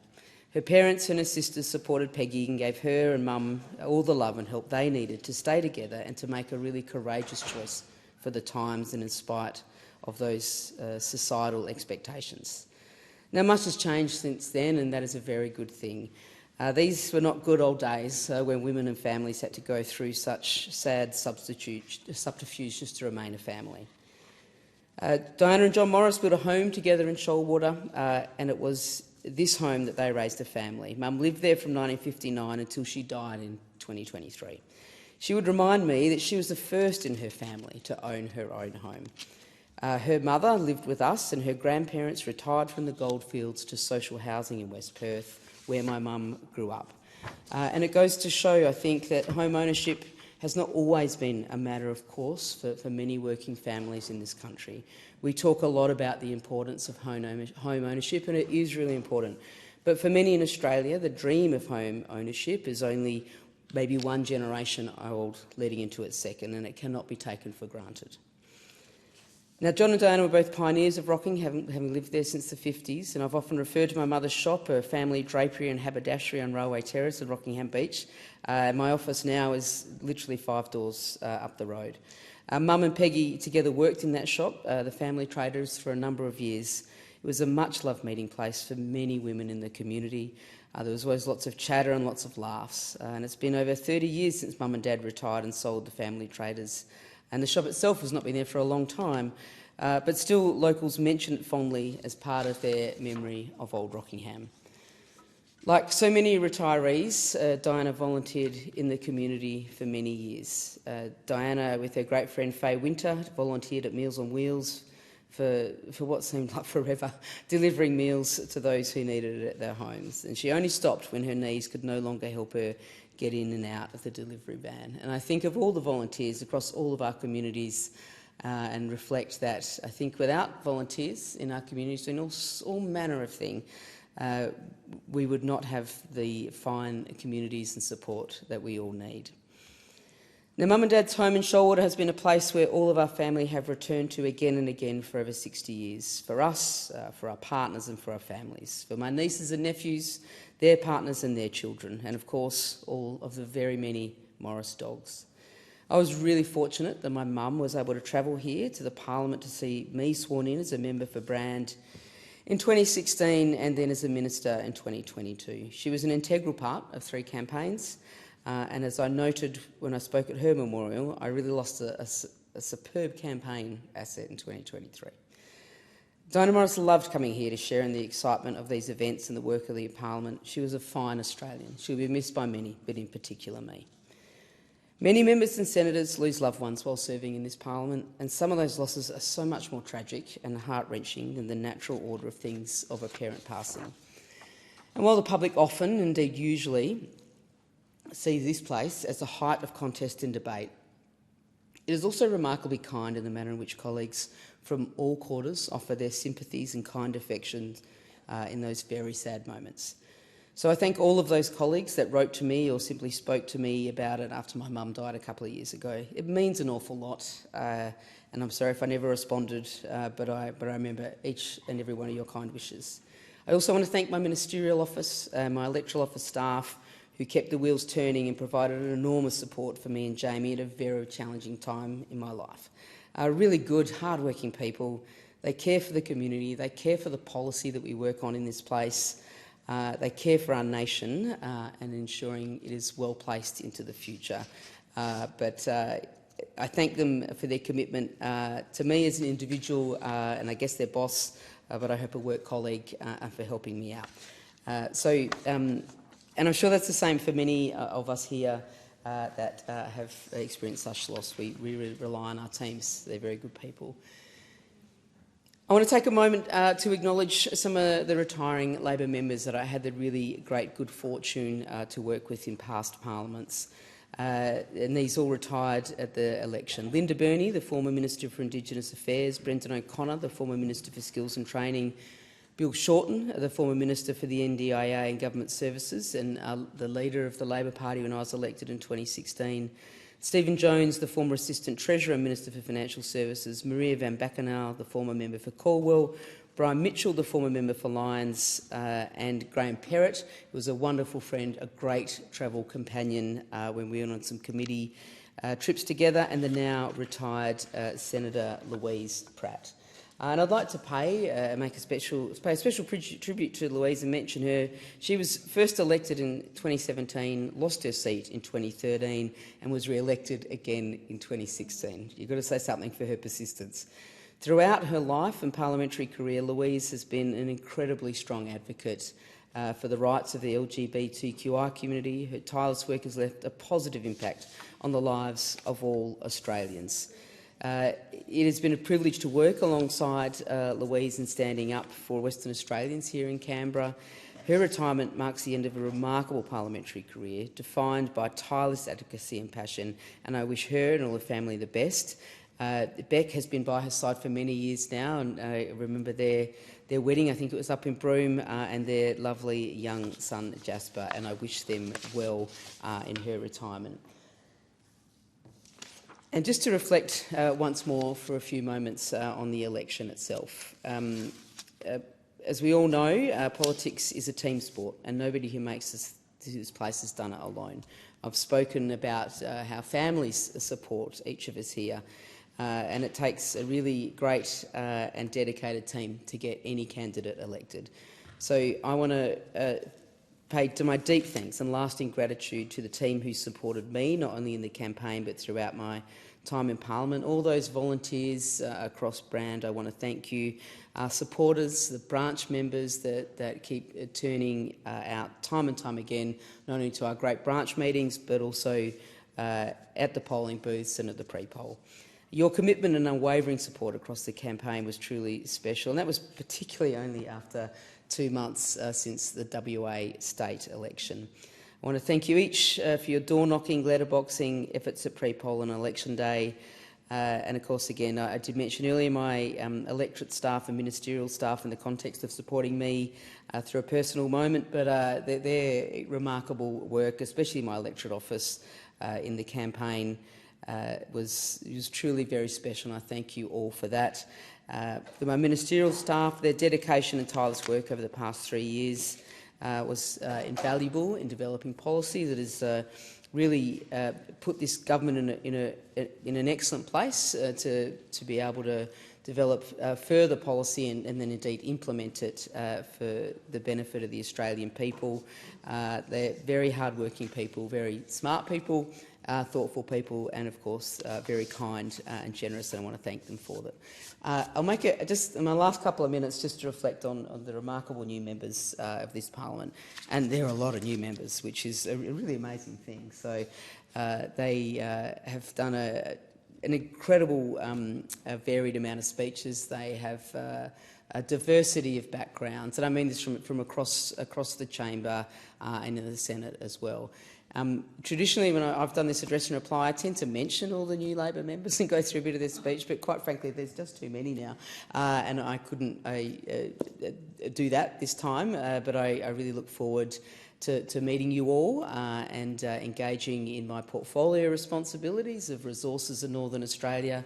As a Western Australian, we're very familiar with the resources sector, and that might not be the same experience for others in different states, and I really look forward to talking with each of our new members more about that resources sector, how it contributes to our economy, how it contributes to our livelihoods, and how it goes toward the greater benefit of the nation. I also want to thank those new members for their great enthusiasm and for the work I know they'll do over the coming term.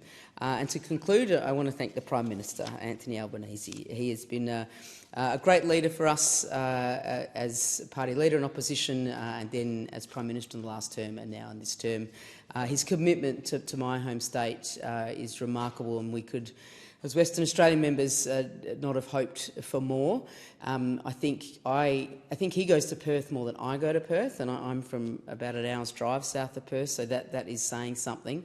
And we know the Western Australian people take his commitment very seriously as well, and I look forward to serving in another term under the leadership of Prime Minister Anthony Albanese, and I thank the House. Thank the Minister and give my condolences on the passing of your wonderful mum. And I call the member for Chifley. Thanks, Deputy Speaker, and congratulations on your appointment to the panel and to your election as well for the first time in this place. I have to say it's my 15th year of having the honour of representing my part of Western Sydney, the electorate of Chifley. I never expected to be elected. I'd had a tilt before, not been successful. And as I've explained to people, when the opportunity came round, it was akin to stepping on the wrong end of a rake. It just came very suddenly, very quickly, and I didn't know what had happened to be put in a position of being pre-selected and then represent a party I've loved since my teenage years and had joined in that time. Having grown up in my part of Western Sydney, I've always taken this job incredibly seriously. It's not been about checking off a list of things that needed to get done for the sake of being able to rattle those off. My part of Western Sydney, I've always taken the view, has been told long enough that it should just wait its turn. That the folks that I represent, soul of the earth people, out in Western Sydney, based in Mount Druitt, should just wait a bit longer to get what they needed. When I saw that the needs that they had were great and that they needed to be able to get those things that would make their life easier, but more importantly, that they could also deliver for their kids and that they could build better neighbourhoods and that they could oversee those personal challenges they have in their life or in our area and be able to have a much better quality of life. And I've seen tremendous contributions, Deputy Speaker, in my area. We recognise them every year, for instance, in the Coral McLean Awards. That was named after the person, obviously, that the awards are named after, Coral, who it was estimated dedicated 100,000 hours of her personal time out of the Holy Family Parish in Emerton, helping people at all hours of the day. In fact, when she moved out of our area to the Central Coast, it would be we would be told the stories by her children of people knocking on the door late at night who'd driven from our part of Western Sydney to the Central Coast to get help from Coral. When Coral passed away after a battle with cancer, we set up these awards to recognise the contribution of women and girls in our area who are building better neighbourhoods. The community spirit in our area, and it's often remarked, Deputy Speaker, by people who visit our part of Western Sydney, they always talk about how our part of Western Sydney, when you need a hand, will go out of its way, even if they have limited means to do so. They will literally give you the food off their plate or the shirt off their back to help you out. And that is why I've been proud of representing Chifley, and I've been proud and had such great faith in the people of our area. So as a response to that, I have fought really hard. And people know I don't take a backward step. I'm always prepared to argue and argue hard for the people of our area because, as I said, they've been told quite often that they've had to just wait in line and just take their time to get the things that everyone else has been able to have the good fortune of being able to receive. So, for example, things like education are a big deal in my area, making sure that we're investing in particular, primary education, secondary education, and once kids finish school, which I always urge them, please, like your fortunes in life will be shaped by the skills, the bag of skills that you get, and you will not develop them fully just by finishing high school. So being able to take time to go into TAFE or go on to uni is a big deal. The fact that Chifley has some of the highest uptake of fee-free TAFE in the nation shows you aspiration right there, because there are a lot of young people that want to go to their local TAFE, like, for example, the one in Mount Druitt. And I met, for instance, automotive apprentices that really want to be able to not only get a job in there, but start their own shop as well. That's aspiration right there, and I'm proud of the fact that our government has fought so hard to make sure that we have fee-free TAFE. Just the other week, we opened up University Study Hub with the Minister for Education, the member for Blaxland, Jason Clare. The Mount Druitt Ethnic Communities Agency fought to get that funding and have just opened up in Mount Druitt and will open up in Emerton a uni study hub.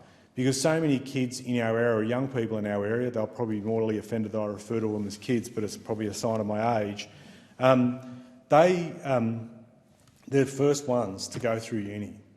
So many people in our area, it's the first time they have. And I want young people in our area to feel that uni's for them, because sometimes they figure it's for someone else that's better than them. And that's absolute garbage. It is proper, it is right Labor governments in times past opened up the university sector to ensure more kids from a first-in-family background took up that study. And the thing about the study hubs, Deputy Speaker, is it gives them a place for them to quietly go and do their study, but more importantly, engage with other students who are going through the same experience as them. And I'm proud of the fact that our government put forward the money that then got invested into our area, got taken up by Mecca, and now we've got these hubs that are there and that I suspect will expand in time. But again, building those skills. And the base of it all is making sure that if young people are going to either TAFE or to uni, that before they got there, the investment in primary and secondary education happened.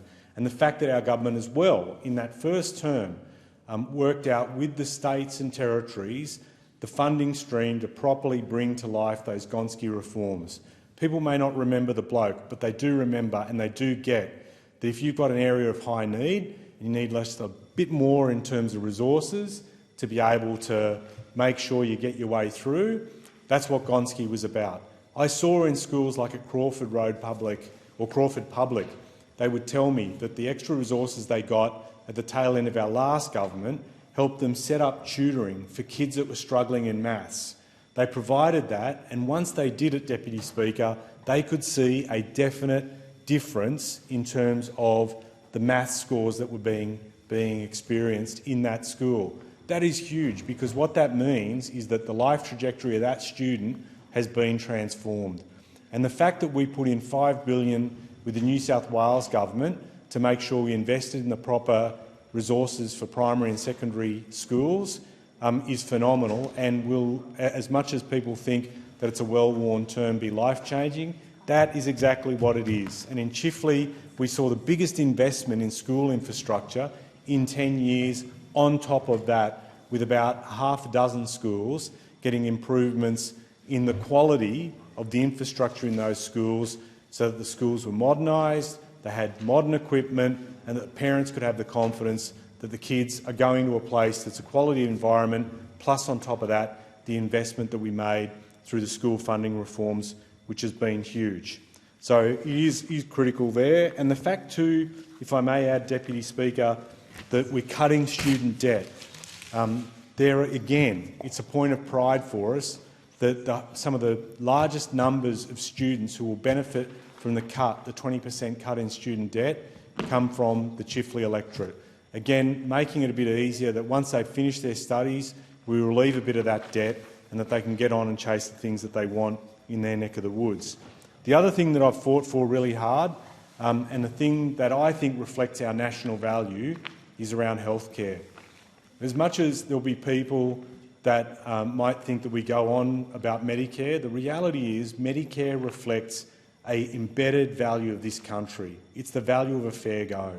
When you hold up that Medicare card, it represents what we truly believe, which is if you're in strife, particularly with your health, the fact that the size of your bank balance should not be the determinant. It should not decide whether or not you get quality health care. For us, it is a clear reflection of a national value. We look after our own, and we don't judge them on the fact of how big their bank balance is. They'll get the care that they need. The fact that we cut the cost of medicines means a big deal to Chifley residents. It has been estimated that people in our neck of the woods have saved over $9 million with about $1.5 million of cheaper scripts. For people on low incomes in our area, that is huge and makes is a huge relief, and for them stops them wondering whether or not they can afford to get the medicines that will make the quality of their life better. On top of that, we set up, I pushed for the establishment of an urgent care clinic in our electorate, and that happened with the Rooty Hill Urgent Care Clinic that got set up. 12,000 people were able to get the help that they needed by visiting in Rooty Hill Road North, the urgent care clinic that would provide for them for support in our part of the world. And to the doctors, the GPs, the nurses, the support staff who work so hard, and there are a lot of doctors. In fact, I'm going to be recognising one that's retiring this week, Dr Keck out of the Mount Druitt Medical Centre. He's worked in our area for nearly 50 years. And the realisation is these doctors could have worked in any other part of Western Sydney. They didn't, and they stayed in our area and made a contribution. Tremendous. Infrastructure is another big thing as well. Fought hard for upgrades for the fastest growing parts of our electorate like Marsden Park and Colby and Schofields, who've had real issues with road funding in our area. Our government put forward a $1 billion roads plan which is delivering for people in our area and seeing the upgrade of Richmond Road. The other big project that I'll be working on is the extension of the metro and the filling in of the metro missing link that would see Tallawong to St Mary's constructed in the long term. The other thing that I think we've got to be able to work on too is building social and affordable housing in Chifley. I'm proud to be part of a government that has dedicated so much towards the building of new home supply, and it will be a priority for me in this term to push for the greater development of social and affordable housing. And later this month we'll be holding a housing forum that will talk about how we can make that happen. It builds on the fact that we've announced a 5% deposit scheme for first home buyers, and we've had a 50% increase in maximum rent assistance that helps over 11,000 people in the Chifley electorate. But for this term, that will be a massive priority for us, pushing for more social and affordable housing, all that can be done with a government that takes seriously its responses in these spaces. I just want to finally end on some thanks. There have been a lot of folks that have helped us out over many years, but particularly I just want to thank them for their help in the recent election, working on stations and mobile offices, being there through pre-poll, out on election day. Huge thanks to all my FEC, the branches in our area, and also volunteers who might not be a member or weren't a member of a political party but wanted to be able to assist and support us in the campaign, and I extend to them the deepest of my gratitude. The local state members in Edmund Atala, in Stephen Barley, Prue Carr and Warren Kirby, I want to thank them all. It's been tremendous to work with them and Mayor Brad Bunting and the Blacktown Council team. It is terrific to have the federal, state and local government levels working together. And to Prue Carr, can I just say to Deputy Premier Carr, who's got her own health challenge at the moment, if anyone's going to beat a health challenge, it's Prue Carr, and she's a tremendous fighter, and we look forward to her getting through the challenges she's facing and getting back on the front line in our area. To all the branches, and we had a wonderful campaign launch in Tregear, I want to thank them all for being there through thick and thin. To my ministerial office, there's a lot of people that have been through the office or worked in the office, led by David Masters and Deputy Chief of Staff in Ellen Broad, and before them I just want to recognise Brett Gale as well, and all the team that worked in the ministerial office on the things that we really, in a nutshell, I could rattle off a list of things, but the big thing was we were driven by a belief, a faith in the power of Australian ideas to make Australians' lives better, and in that industry and science portfolio, which was a huge honour to be able to play a part in terms of, in particular, supporting the great work of so many people in those areas, Australians that are doing phenomenal things for our nation. But having that ministerial team there, I just want to say to them, thank you so much for working the hours and doing what you did. It will never, ever be forgotten, and I'm particularly grateful for their service, to be honest, to the country as well, because what they did was to help a first-term Labor government be able to achieve quite a lot, and I'm very grateful for all their work.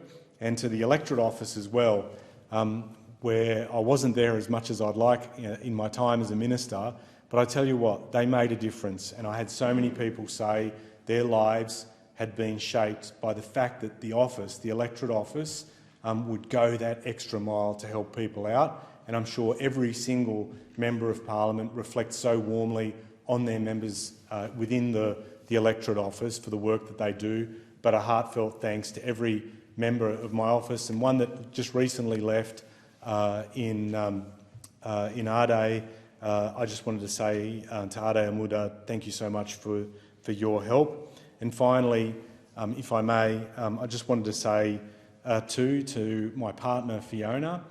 She's actually my fiancée, but my nickname for her is Wife Asterisk, where the asterisk represents a rounding up, because she will be my wife at some point soon. I just want to say I can't tell you, this chamber, how blessed I am, how lucky I am that there is someone like Fiona who entered in my life, and we have we are parenting 3 boys, playing a part for Tor, Sam and Harry. It is an absolute blessing that I've had that in my life. I regard public office as a tremendous opportunity, but ultimately being able to find someone that you love who can make such a big difference in your life is truly something that words cannot express gratitude for that. And to Fiona, who I love so deeply, I just want to say thank you in particular for all her support, her fierce support and help, and more importantly than anything else, her love. And I'm just grateful for all of that. I did say finally a number of times, and I'm conscious that Minister Rishworth's here and thought that I'd only speak for 10 minutes, and I've spoken for 17, and I noticed the member for Barker on the other side just coughing. Are you speaking next, or is it Minister Rishworth? Well, you've been very good to me, Minister Rishworth, so thank you for that. I just do want to end very quickly on a sombre note. We learned of the passing of Greg Whitby. Greg Whitby was with the Catholic Education Office. He was someone that I first worked with when I was elected. I was stunned to hear that he passed away on 30 August. He was a teacher, an academic, an author who changed the lives of thousands, particularly through his principles of inclusivity. He was awarded the highest honour for teachers in 2017 as Director of the Catholic Diocese of Parramatta, assisting 78 schools, 43,000 students, 4,500 staff. Wrote a book along the way called Educating Gen Wi-Fi that looked to modernise the way schools educate and deal with the vast impact of technology, and he wrote that 10 years ago. I'm really sorry. I was just saddened incredibly at Greg's departure, but I just would like the House to know his contribution to public life in his way. I thank him enormously and will miss him greatly, and valet to Greg Whitby. And I thank the member for Chifley. The question is that the address be agreed to, and I give the call to the Minister for Employment and Workplace Relations. Well, thank you, Deputy Speaker, and it is an absolute honour to have been sworn in as the member for Kingston in the 48th Parliament, my 7th time of having this privilege, and I continue to be absolutely grateful and humbled in the confidence that my local community has placed in me to represent them in this place. I continue to be deeply committed to listening to the views and priorities of my community and making sure that they have a voice in this place. The southern suburbs of Adelaide is, I'm a bit biased here, but is the most beautiful place in the world to live. It has some beautiful coastline that is experiencing some challenges at the moment, but that doesn't take away from the absolute beauty of the coastline, of course, and the many, many open spaces that we have. But ultimately, what makes our community strong is its people. People from all walks of life, raising families, out in the sort of further flung areas from the CBD, contributing to community, whether that's sporting clubs, whether it's the local Lions or the Rotaries or the Kiwanis, whether it's the local CFS, whether it's the local Coast Guard Association, whether it's the Surf Lifesaving Clubs, whether it's the football clubs, the netball clubs. I am astounded every weekend and during the week when I get away from Canberra to go around and visit some of those clubs and organisations and think about the volunteering that is put into this. Ordinary people doing, I think, extraordinary things to serve the community. And so I did want to say that I really am always admired and humbled by the effort and work that people put in. Of course, my electorate, people work very hard. They work very hard to put a roof over their heads and give their children and their grandchildren the best opportunities. And I think for my electorate, making sure that we, in this most recent election, we look to the future was critically important. And so it's pretty clear across the country that Australia has chosen to build Australia's future. They voted for fairness, aspiration and opportunity for all, and the strength to show courage in adversity and kindness to those in need. And this was very, very important in the election. I think also for me and my electorate, people really wanted to connect. And I have to say, over my time in Parliament, it has been absolutely amazing, and I feel so privileged that so many people have invited me into their lives, whether it's door knocking, whether it's at street corner meetings, whether it's coming into my office. They have trusted me and my office to be brought into their lives, and whether it's seeking assistance, whether it's giving me some good advice, which is on a pretty regular basis, whether it's having a genuine conversation. I feel really honoured that so many people have brought me into their lives and told me of their aspirations, and I think this election was no different. The aspiration to support their community, the aspiration to give their kids a better life than they perhaps had, the aspiration to make sure that they can just, get on with life and look after others was really, really profound. I'd like to particularly acknowledge all those members from South Australia and congratulate everyone for their election to this place. I think it's true, or hopefully it's true to say, that at times South Australia bats above its weight, and I think that we are very blessed to have our new member for Sturt join us, of course, as well as a new senator in Senator Charlotte Walker. Of course, they join other representatives from South Australia, the member for Boothby, the member for Adelaide, the member for Hindmarsh, the member for Macon, the member for Spence, of course join the Labor team and make up the Labor caucus. And I acknowledge and congratulate the member for Barker, who's in the chamber, of course the new member for Grey and the member for Mayo for their re-election as well. I know each in our way we will fiercely fight for South Australia and the communities that we represent. Now, I think for me, I did want to reflect on the fact that this government was re-elected on a very clear vision for the future, building on what we started in our first term of government. And I think for everyone, for me certainly, I decided to enter into politics to ensure that everyone could reach their full potential, that we could as government allow everyone to try and reach their full potential and put the supports in place to ensure that everyone got that enabling opportunity, whether that was education, whether that was healthcare, to allow them to really do the best they can.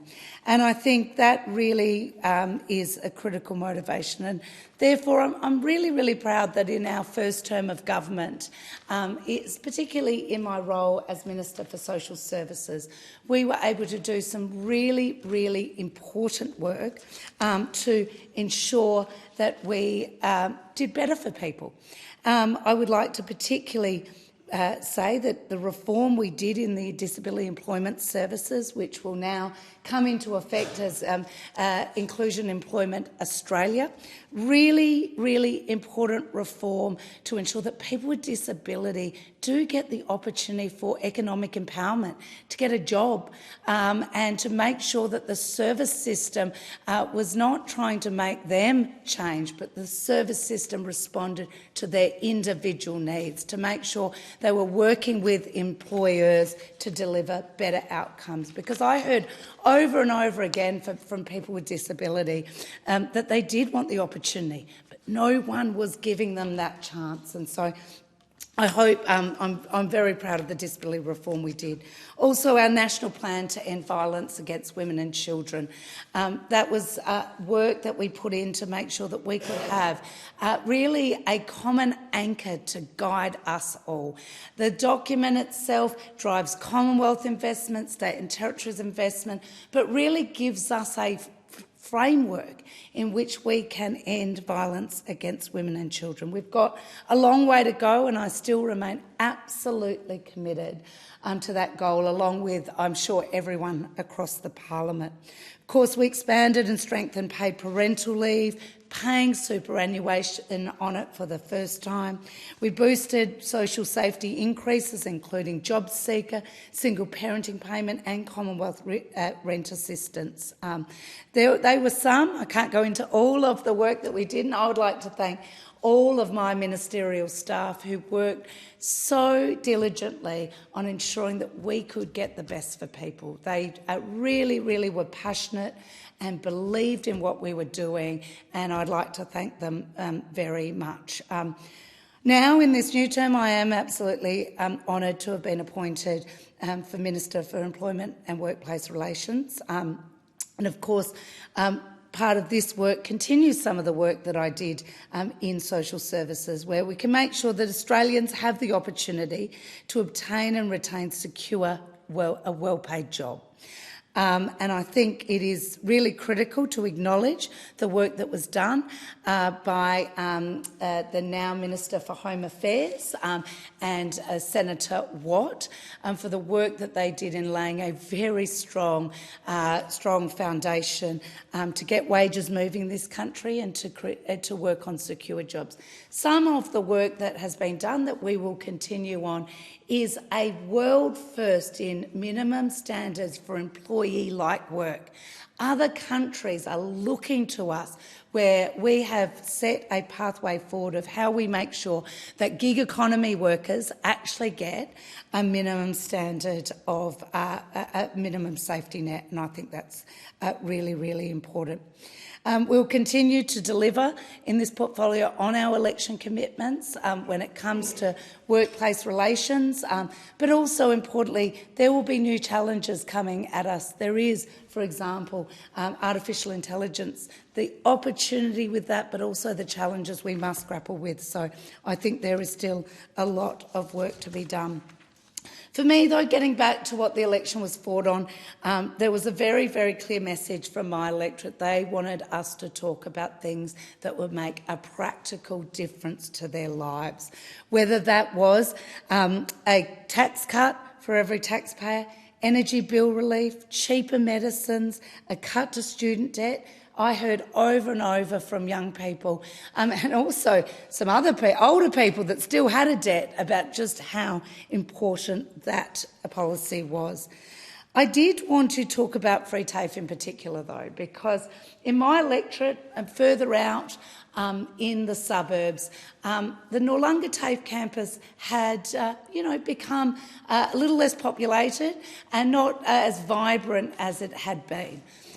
However, that was until free TAFE came along. What free TAFE has done is not only unlocked the opportunity for so many people to either train for the first time or retrain, but it has unlocked the ability to do that close to home at Noarlunga TAFE. And I visited there and watched areas where they had done construction in the past, had been vacant for a long time, now seeing students train there again. It was so heartening to hear the stories as we've seen more and more students be attracted back to that TAFE campus, getting the opportunity for the first time, but making sure that that opportunity is close to home is so critically important.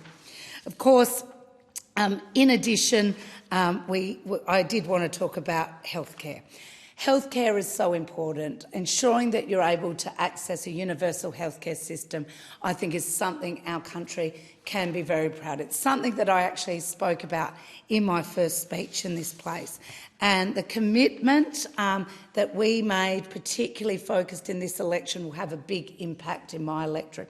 whether that's the tripling of the bulk billing incentive, which will encourage many, many more doctors to bulk bill. Of course, the extra funding for our very, very busy urgent care clinic at Morphett Vale, which is very busy, and a shout out to everyone that works there. This urgent care clinic is doing amazing work. Or the commitment for a walk-in mental health urgent care clinic in the southern suburbs of Adelaide. We know that there are times when people are quite distressed, emotionally feeling like they need some support right there and then, and a walk-in Medicare mental health clinic will do just that. I did want to use the remaining time I had to say some thank yous. There have been a lot of people that worked very hard. Of course, as I said, my ministerial office worked through the last term, headed up by Owen Torpey. He's decided to look for other opportunities now, but I couldn't have done what I did in that last term without his absolute commitment. And we really were a team, and I really would appreciate everything that they did.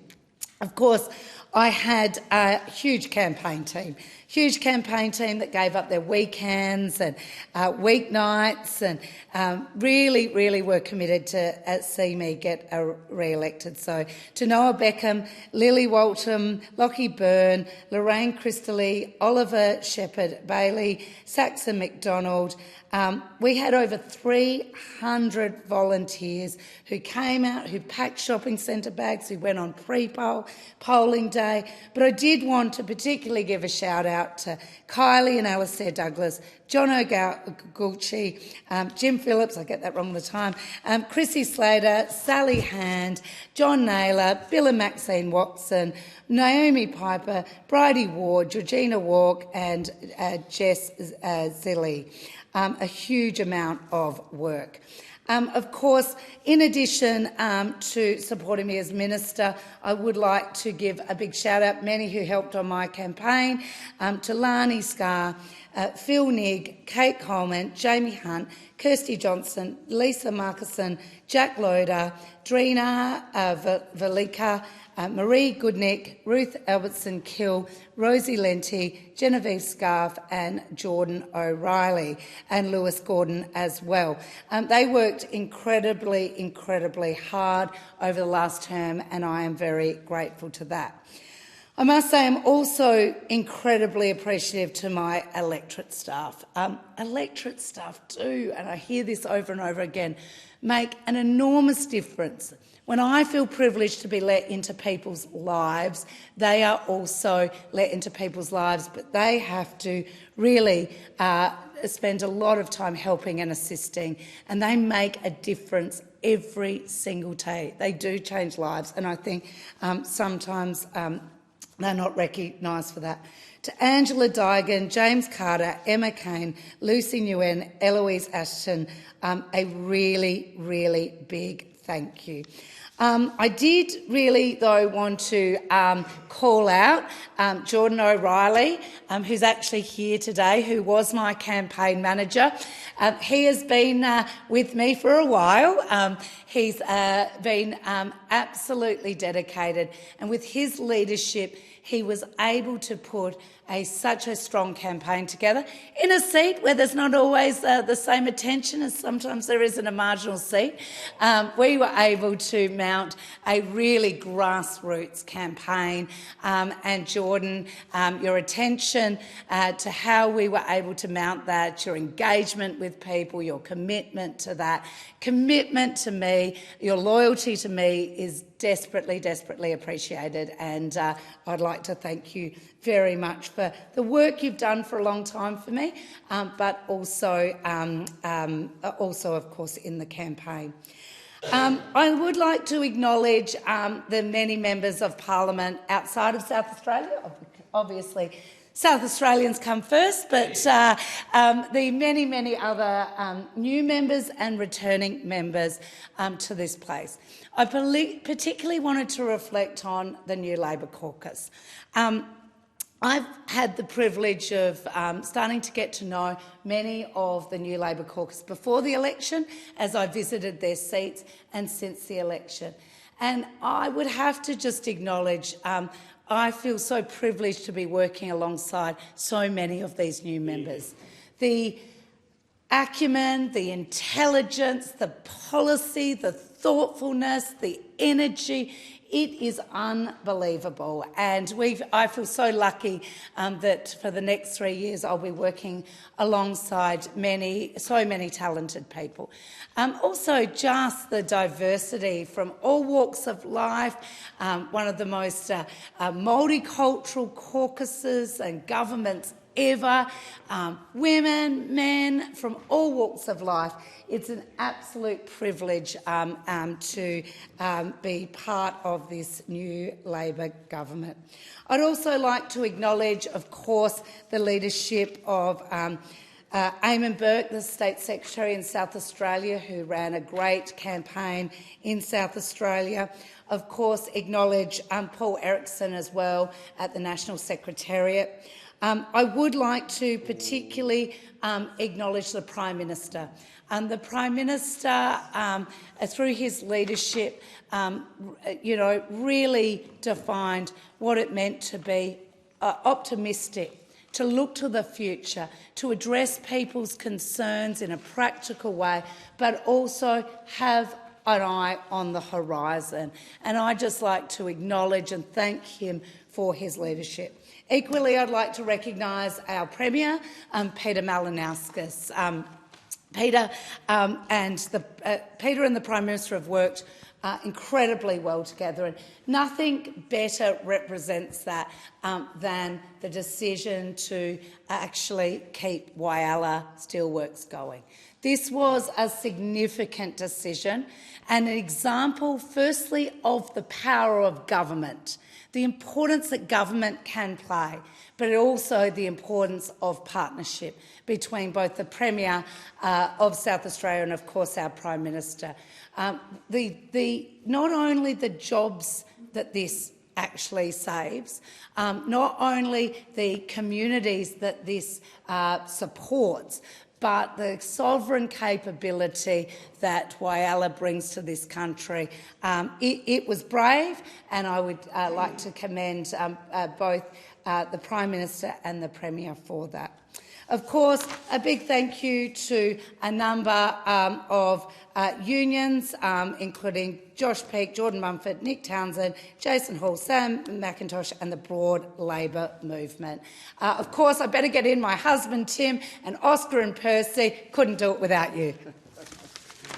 And I thank the Minister for her contribution. The question is that the address be agreed to, and I give the call to the member for Barker. Thank you, Mr Deputy Speaker. Well, Mr Speaker, it is a great privilege to rise to speak on this speech and reply, particularly having been given the immense honour of having been re-elected to this place now on 5 consecutive occasions. Like previous speakers, I'm incredibly humbled by the faith that the people of Barker have placed in me. It was a humbling experience in 2013, and it has been a humbling experience on every single occasion since. Mr Deputy Speaker, these are not privileges that are earned solo, but they are part of a broader team. And I want to take this opportunity early in this contribution to acknowledge one team member. I was in regional Victoria campaigning in my role as Shadow Minister for Roads and Road Safety, and my staff told me I needed to find a quiet place to take a call. At that point I thought, I wonder which journalist has found something to ask me about. And they asked me if I was feeling okay, and then they said, Tony, we've got some really sad news to tell you. And that sad news was a very close friend and someone who had been on this political journey with me for a very long time had passed away. His name, Mr Deputy Speaker, was Nevin Lamont. Nevin had served as the Barker FEC Treasurer since 2013. And at the last AGM that Nevin attended, which was the AGM of 2024, he pulled me aside and said, "Tony, I think this election campaign might be my last." He didn't mean his last on earth, but rather his last as Treasurer.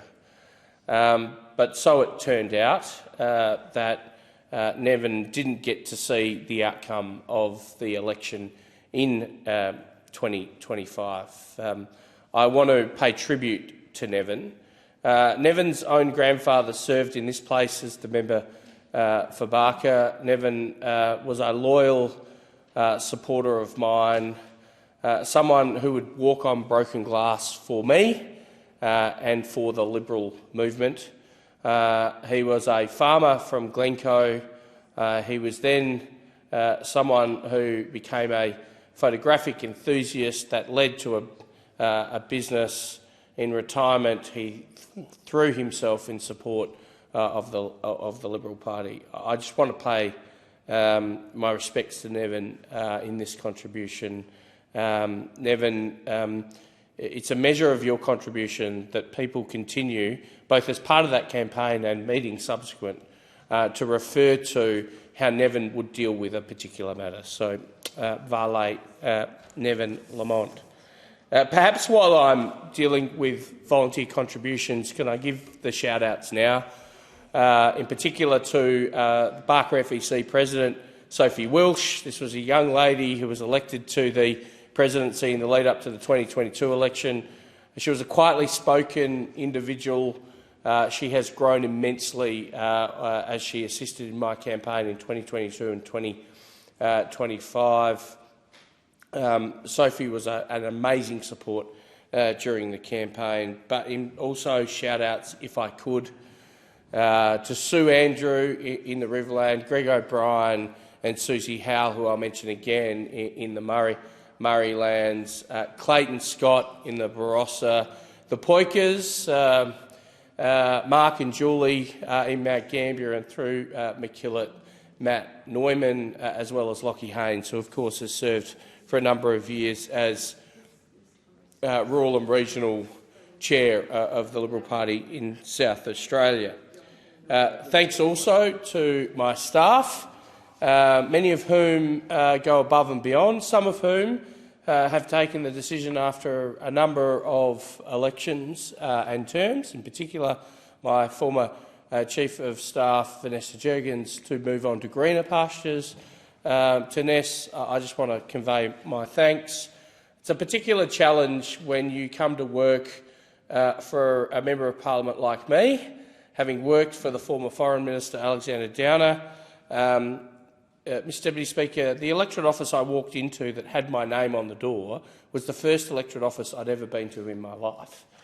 Mine was not a journey through staffing or other things, and so Ness had a hard time in that first 3 or so years, but I'm incredibly grateful for her service. Equally, Charlotte Edmonds, who worked with me both in an electoral sense but also did much of the work in the portfolio responsibilities that I had. I'm so pleased to see her career journey progressing now through the Limestone Coast Local Government Authority as their Chief Executive Officer. Susie Howell in my office, who'd been a long-term stalwart, who was much loved by constituents. Can I say happy retirement?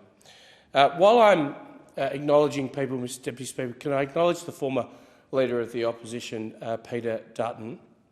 This is a man who, at times, for political reasons or otherwise, has been derided, but I think on election night you saw a glimmer of the character of the man in his acknowledgement, in his concession speak, when he spoke about the Prime Minister and how proud the Prime Minister's mother would have been of her achievements. I think that spoke volumes to the Peter Dutton I knew and I do know, and I want to thank Peter for his service to the Liberal Party, his service to the Parliament and in particular his service to the nation. I want to also thank him for giving me the great privilege to serve as Assistant Shadow Minister for Infrastructure and Transport and subsequently as Shadow Minister for Roads and Road Safety.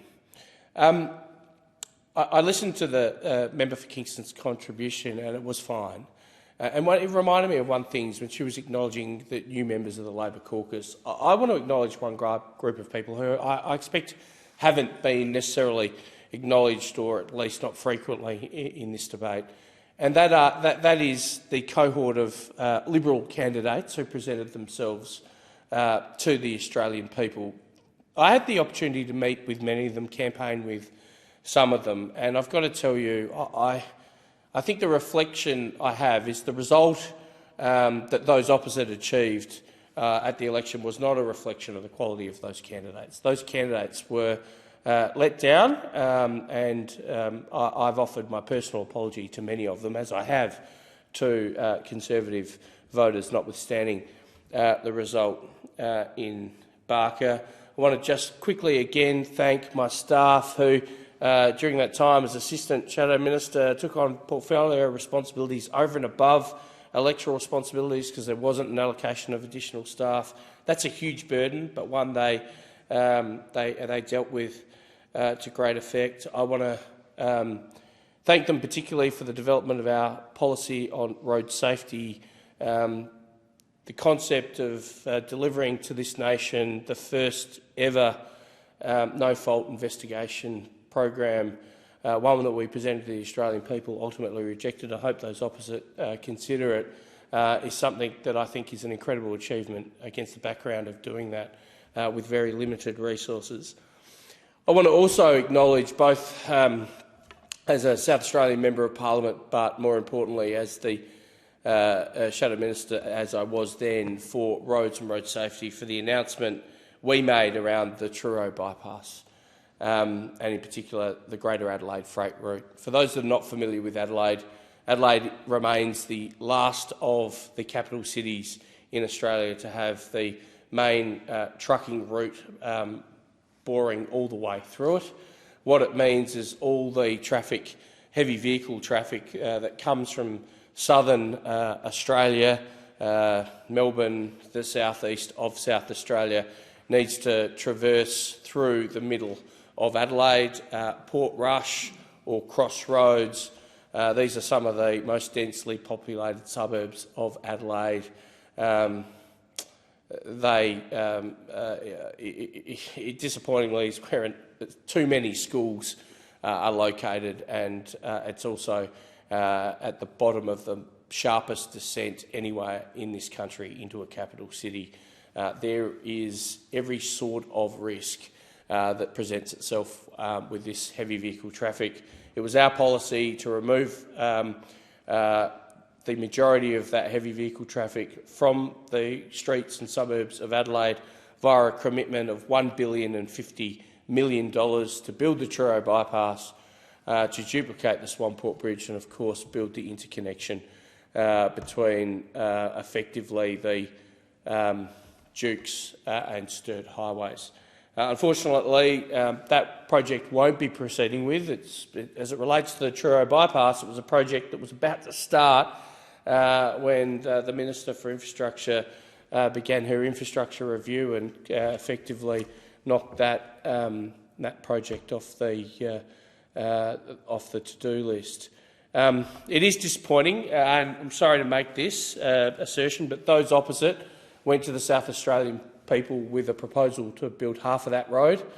Unfortunately, the South Australian state government simply doesn't have the money to pay the balance, which is a sum greater than $500 million. That was, in my assessment, an attempt to hoodwink the people of South Australia into believing it didn't matter, they were getting the road in any event. They've now woken up to the reality that the road is now more than a decade away, and I pray most days that the road safety risks that the failure to make that investment represents won't realise themselves. Mr Deputy Speaker, let's talk about the regions. It's hard for me to make a contribution without saying it. Those opposite enjoy an incredibly strong, I think I referred to it the other day as a hyper-majority. Having said that, and I say this, I would have said this before the events in Ballarat a week ago, that's not universally agreed position across the country. I've got to say the National Party in particular are fond of saying that their members of parliament did particularly well at this election.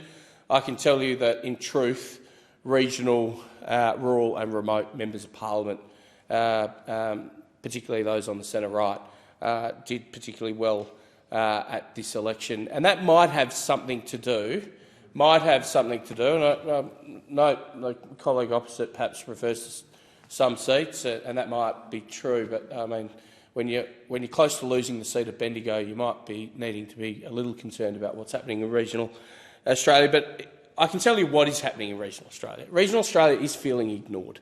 It felt ignored during this election campaign. It's feeling ignored right now. When you've got people pleading with the Prime Minister to save their industry, an industry that's done every single thing that government has asked of it, and I appreciate, Deputy Chair, you don't share my view on this topic, but the campaign to keep the sheep was one that resonated in two electorates, and perhaps that's why it doesn't. That call to save the live sheep industry fell on deaf ears. I'll tell you another policy area that's falling on deaf ears. That's the Australian wine industry. Can I tell you, I've got viticulturalists in my electorate that have lost money in 3 or 4 successive vintages. This can't continue. Those opposite were fond in the lead-up to the election, and indeed in the lead-up to the 2022 election, blaming the former Prime Minister Morrison for his actions vis-a-vis China. Truth is that didn't help, but the reality is that's a misunderstanding of what's happening globally to the wine industry.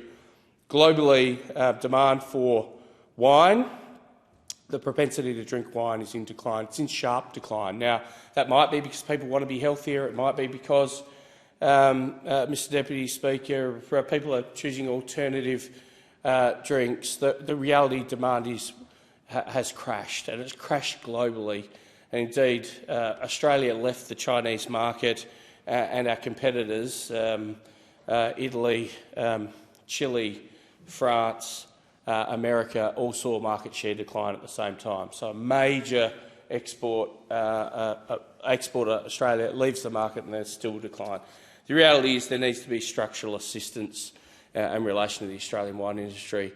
We're going to lose this industry, and I fear for older producers who simply have no other option but to fall destitute, and I call on those opposites to heed the calls of the Australian wine industry.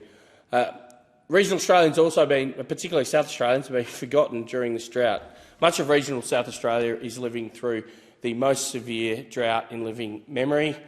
There is limited to no support available, no specific support. When in 2016 we found ourselves in drought on the East Coast and in the South Australia, our then government provided grants to local governments, specific grants to farmers. Otherwise, none of that has been forthcoming. I suppose I'm effectively suggesting that if it's not in the metropolitan news cycle, if it's not affecting metropolitan Australians, then you're not seeing a lot of love or attention. The farmers in my electorate have been in drought for more than 2 years, are particularly interested in the approach of those opposite to the algal bloom in South Australia. Now, nobody, not a farmer I know, soldiers of the earth as they are, would be opposed to any form of support going to the coastal communities on the back of this. But I just think it's interesting that dead fish on beaches in Adelaide facilitates, almost, twice daily visits by senior ministers from the government of those opposites to Adelaide to profess their dying and loving support for these coastal communities, when circumstances where I've got farmers who are on bended knee asking for support. While I'm got the time I have, can I just make a couple of other observations? I'm sitting through question time and I'm listening to the Shadow Minister, the Minister for Health, talk about GP clinics and in particular urgent care clinics. Can I tell the House, can I tell the Minister, I know he's aware of this because he might not hear my regular speeches on the topic, but I understand the South Australian State Minister for Health has written to him about it. The Mount Gambier Urgent Care Clinic has been closed since June. I don't mean not open particular hours, but closed. Now, why? Well, it went into liquidation. Now, you might say, well, Mr Passon, that's impossible because these projects are block funded. True, it is. But the operator of that business went into liquidation. As a result, it is closed. There's a tender process going on. I call on the Minister to expedite that for no other reason than this. There are 4 GP clinics in Mount Gambier. 4. Every single clinic has now confirmed publicly that they're not taking on additional patients. So you've got 4 GP clinics that aren't taking on additional patients. Great if you are a patient of the clinic and disclose an interest. I am. But if you're new to Mount Gambier and your kid's sick, you can't go to the GP clinic. You can ring all 4 of them, but you'll be told we're not taking on extra clients. And then you can go around to the urgent care clinic, but it's boarded up. So where do you go? You go to emergency. That's not good enough, and it's something that needs to be addressed immediately. And when asked why this happened, I said I warned this would happen in 2022 when the Minister for Health changed the distribution priority areas. The minute he did that, the next day I got phone calls from clinics saying doctors has resigned. Finally, can I say, Mr Deputy Speaker, that I was privileged to make announcements, commitments to the following organisations as part of the campaign: the Murray Bridge Players and Singers, the Tailem Bend RSL, the Penola Bowling Club, the Mount Gambier Sale Yards via the District Council of Grant, the Kapunda Soldiers Memorial Garden, their efforts at Dutton Park, and the Mount Burr Netball Club.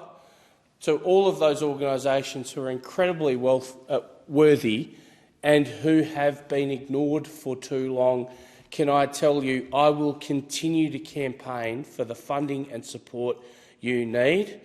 No one was more disappointed than me that we failed to form government at the last election. I went to bed that night thinking about each of your organisations and how happy you were when I came to your facilities and gave you a commitment that a Dutton-led Liberal government would fund your respective projects. I'm going to work hard every day to ensure that whatever opportunities are available, and sadly there in the last term were too few, I hope there are more, to deliver the social capital that communities need, particularly in my electorate of Barker, and work every day to make sure we can deliver on those. Finally, Mr Deputy Speaker, can I say this? It is an immense privilege to serve as the member for Barker. If you had asked a young, perhaps primary school-aged Tony Passon whether he would ever serve in this parliament, he would have thought you were crazy. I don't take that privilege for granted. I'm fighting every day for the people of Barker. And I thank the member for Barker. I give the call to the Minister for Defence, Industry and Capability Delivery and the Minister for Pacific Island Affairs, and note that in the circumstances we can go a little after the scheduled adjournment. I thank you, Deputy Speaker, for your indulgence.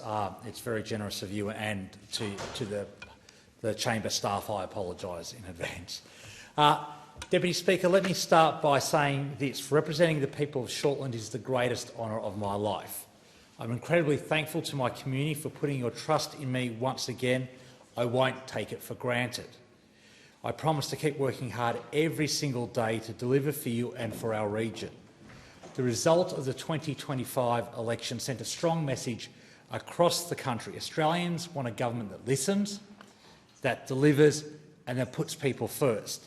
And I'm proud to stand here today and say that's exactly what the Albanese Labor government is doing and will keep doing. Throughout the campaign, my team and I spoke with thousands of people across our community. We door-knocked, we phone-called, we held street stalls, eager to hear what mattered most to people. We listened, we made commitments, and now we're delivering. One example I'm especially proud of is our support for an amazing local organisation, Survivors Are Us. Survivors Are Us helps people dealing with domestic violence, homelessness and unemployment, some of the hardest things anyone can go through. They told us they needed a permanent space so they could keep doing their vital work. We listened and now we deliver. A commitment by the Albanese Labor government of $2.8 million will help them buy a permanent site. This will give them the security they need to continue helping our community for many years to come. That's what good government looks like, Deputy Speaker, backing local organisations, supporting people doing work on the ground and making real change in people's lives. Because everyone deserves safety, dignity and the opportunity to rebuild. But our work doesn't stop there. We've also committed funding to support important community upgrades across Shortland. $4.6 million to deliver the second stage upgrade of Belmont Sporting Complex, $130,000 to fix the steps at Charlestown netball courts, $220,000 to address Windale Rugby League Club's drainage issues at Hunter Barnett Oval, $420,000 to upgrade the lighting at John Balcombe Oval, home of the Dudley Magpies, $275,000 to install new flood lighting at Lowell Cull Oval in Whitebridge, $275,000 to upgrade the lighting at Cardiff netball courts, $275,000 to install flood lighting at Jack Edwards Oval in Argenton, $325,000 to fix long-standing flooding issues at Slade Park, and $35,000 for new fencing at Halaklani Oval, home of the Budgewoi Bulldogs. These projects may not make national headlines, but they matter deeply to our community, to the players, families and volunteers who use these spaces every week. And I'm also proud of the $90,000 in funding we've committed for the expansion of the Vedic Samiti Temple in Cardiff South. This will help deliver a new all-weather dining space for our growing local Hindu community, making it easy to come together, celebrate and connect. Speaker, across Shortland and across Australia, people voted for a better future, for fairness, for stability and for a government that backs everyday Australians, not just the big end of town. That's what Labor stands for, that's what I stand for, and that's what we'll keep delivering. Deputy Speaker, when I was out and about in my community, my constituents told me they wanted help with cost of living. They told me they were feeling the squeeze. That's why we're delivering real cost of living relief. We gave millions of households more direct energy bill relief, and there's another $150 off electricity bills to come. We've introduced cheaper childcare and rolled out free TAFE, and now we're cutting the costs of medicines even further, cutting the price of PBS prescriptions to just $25, the lowest it's been since 2004. Meanwhile, pensioners and concession card holders will keep saving money thanks to the price freeze on PBS medicines, which will stay at just $7.70 until 2030. Speaker, we'll continue to protect our PBS. That's how we help families, workers and pensioners right now with practical support that makes a difference every day. During the campaign, young people told me they were struggling. The Albanese Labor government believes in a fair day's pay for a fair day's work, and that's why we've backed minimum wage increases. If you're getting a pay slip soon, minimum wages are now 3.5% higher. We didn't just promise more jobs, we delivered better jobs with better pay and better conditions. And that's why we're supporting apprentices deal with cost of living pressures while ensuring Australia has the workforce it needs to build 1.2 million homes over 5 years. We're paying housing construction apprentice tradies $10,000 in incentives because we're building the workforce Australia needs for the future. And we're giving Australians real pathways into meaningful careers. That's what my community wants, and that's Labor's way, lifting people up, not leaving them behind. Deputy Speaker, we know education changes people's lives, and that's why Labor has made it easier to learn, train and grow. I've heard from students and their parents who've said crushing HECS debts were stopping young people from buying houses and getting ahead. That's why we cut 20% off HECS debts. That's why we've introduced free TAFE, and for the first time ever, eligible student nurses, teachers, social workers and midwives are getting paid for their prac placements, as they should.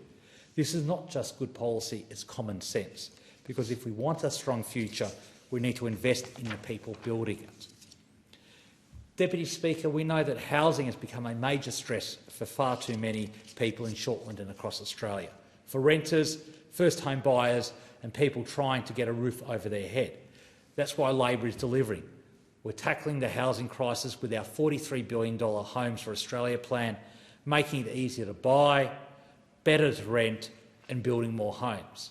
We're delivering up to 100,000 homes just for first home buyers with no competition from investors.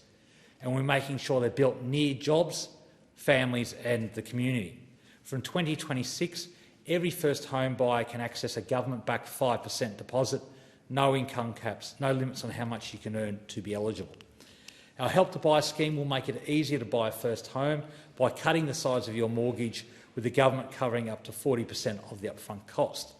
And we're speeding up construction with prefab modular homes, which will fast-track building times. We're cutting red tape and fast-tracking the qualification of 6,000 tradies to get it done. We've backed renters with more rights and more assistance, and now we're making the dream of home ownership achievable again. We're not ignoring the housing crisis, we're tackling it head-on. My constituents also told me how important Medicare is to our community, and I'm so proud that we're strengthening and protecting it. We've tripled the bulk billing incentive, making it easier to see a GP, especially for kids, pensioners and concession card holders. We all know how important it is to get medical care when you need it without spending hours waiting in a hospital emergency room. That's why we've opened urgent care clinics in Lake Haven and Charlestown. These clinics have quickly become some of the busiest in New South Wales, demonstrating just how vital they are to our community. Because of their success, we're delivering more resources to help them meet growing demand so more people can get the care they need when they need it and for free. It's great news for local families, providing faster, more accessible care for our region. When I'm out in the community, I hear time and time again how much people value these services, so I'd like to thank the dedicated staff who work in these clinics. Your care and commitment are making a real difference every day, as is the care and commitment of every single person in the health sector in Shortland. Now we're working to deliver expanded mental health support because my community told me that's what they need next. And I'm so proud we'll have a Medicare mental health clinic in Charlestown in the near future, because your health shouldn't depend on your bank balance, and under Labor it never will. Deputy Speaker, my constituents also care deeply about the environment. That's why we're taking bold, responsible action on climate change, not just because it's the right thing to do for our planet, but because it's the smart thing to do for our economy. Under Labor, Australia is becoming a renewable energy superpower. We're investing in batteries, home solar and the Rewiring the Nation project to modernise our grid. We're creating thousands of clean energy jobs and driving down power prices, all while cutting pollution and protecting our future. Deputy Speaker, you can characterise our government as being steady. We've been focused and we've kept our promises. From cost of living relief to Medicare reform, from housing to climate, the Albanese Labor government has delivered what we said we would and will continue to do exactly that. At the end of the day, this election wasn't just about policies, it was about values. Australians chose fairness over division. But, Deputy Speaker, unfortunately the campaign also had its darker side, and I saw scenes I've never witnessed in my time in politics. We had exclusive brethren in Liberal shirts bust into our neighbourhoods from as far away as South Australia. They weren't there to campaign, but to bully, harass and intimidate. They physically blocked voters from entering polling booths, ripped other parties' materials from voters' hands, tore down signs, hurled sexist and offensive remarks and confronted volunteers and voters with aggression and contempt. This was not about persuasion and campaigning, this was about coercion and intimidation. These tactics, the coordination, the coercion, the intimidation, were among the most egregious I've ever witnessed. They were corrosive to democracy and contrary to everything we stand for. They didn't even bother to pretend to know the electorate. They didn't even know where the Charlestown Urgent Care Clinic was, even though many of them were at a pre-poll centre for 2 whole weeks just around the corner from the clinic. All this, according to media reports, was coordinated out of the then Liberal leader's office, a nationwide orchestrated effort by a secretive religious cult to influence our election. Let's ask ourselves, Deputy Speaker, why did the exclusive brethren, who don't even vote, mobilise in their thousands for the Liberal Party? What were they promised? What was the quid pro quo? Let's hope the Liberal Party never again employs such disgraceful anti-democratic tactics. And Deputy Speaker, I'm pleased to report that the voters of Shortland, when faced with this orchestrated campaign of fear and intimidation, said no. They provided the Liberals with the result they deserved. My constituents chose compassion over cruelty, hope over fear, action over spin. They chose a government that builds, not blames, that backs workers, supports families and stands up for the vulnerable. that listens, delivers and brings people together. So to everyone who put their trust in me and Labor, thank you. I won't take your support for granted. Together we'll keep building a better Australia, one that is fairer, stronger and full of opportunity for all. I'd like to say a big, heartfelt thank you to my amazing team. I couldn't have done this without you. To the mighty trade union movement, I say thank you. Every day you work tirelessly to improve the safety and working conditions of millions of Australians. In particular, I'd like to acknowledge the support of the Mining and Energy Union, the AMWU, the MUA Veterans and the SDA. Without your support, the result we achieved in Shortland would not have been possible. To my staff, volunteers and of course my family, thank you for hitting the streets, knocking on doors, making countless phone calls, delivering flyers and handing out on polling places on pre-poll and election day. We delivered one of the most active campaigns in all of New South Wales and the results speak for themselves. Your support never wavered and I have the great honour and privilege of serving the people of Shortland for another 3 years because of your hard work and dedication. Deputy Speaker, I'd like to take a moment to pay tribute to a very special member of my team, my former office manager Kylie Katalinic. Kylie joined the Labor Party at just 17. Inspired by her proud Labor father, and from that day on she dedicated her life to the movement. Kylie joined my office in August 2023. From day one, Kylie was focused on the election campaign to come. She knew just how important it was to have a Labor government in office and how a Labor agenda can transform lives. Tragically, Kylie lost her life to cancer in February this year. Kylie was a passionate unionist, a fierce advocate for mental health and someone who lived her Labor values every single day. Kylie brought warmth, energy and kindness to everything she did in our office, with her family and in our community. She is deeply missed by all of us and I know how she would be incredibly proud of what we've achieved together. And I again pass my condolences on to Kylie's family and friends. Speaker, in conclusion, I'd like to thank two groups of people. One, I'd like to thank the Prime Minister for his continued leadership. He ran an incredibly disciplined, value-driven, honest and effective government over the last 3 years, and the election result reflects the trust the people of Australia have in him and his agenda, a person who never forgets where he came from and is committed to fighting for Australians every single day. Finally, in conclusion, I'd like to thank my family again, to my beautiful wife Kira and my two amazing kids, Rachel and Michael. Thank you for the sacrifices you make. Thank you for believing in the Labor project of improving the lives of all Australians. I apologise in advance for another 3 years of my absence, but I hope I can continue to make you proud and to repay the trust and sacrifice you make every day so that I can continue to represent the people of Shortland. So, Deputy Speaker, as I said earlier, representing my community in Shortland is the greatest honour of my life, and I will continue to work every day to make every moment in this place count. Thank you very much. And I thank the Minister, and I also join with the Minister in acknowledging the Chamber staff who've supported us as we've run a little over time. The debate is adjourned and the resumption of the debate is made in order of the day for the next sitting, and I call the member for Brisbane. I move that the Federation Chamber do now adjourn. And I think the member for Brisbane. Is the motion seconded? I second the motion. And I thank the member for Bowman. The question now before the Federation Chamber is that the motion be agreed to. All those of that opinion say aye. Aye. Of the contrary, no. I'm sure the ayes have it. The Federation Chamber stands adjourned until 9:30 a.m. tomorrow, Wednesday the 3rd of September 2025.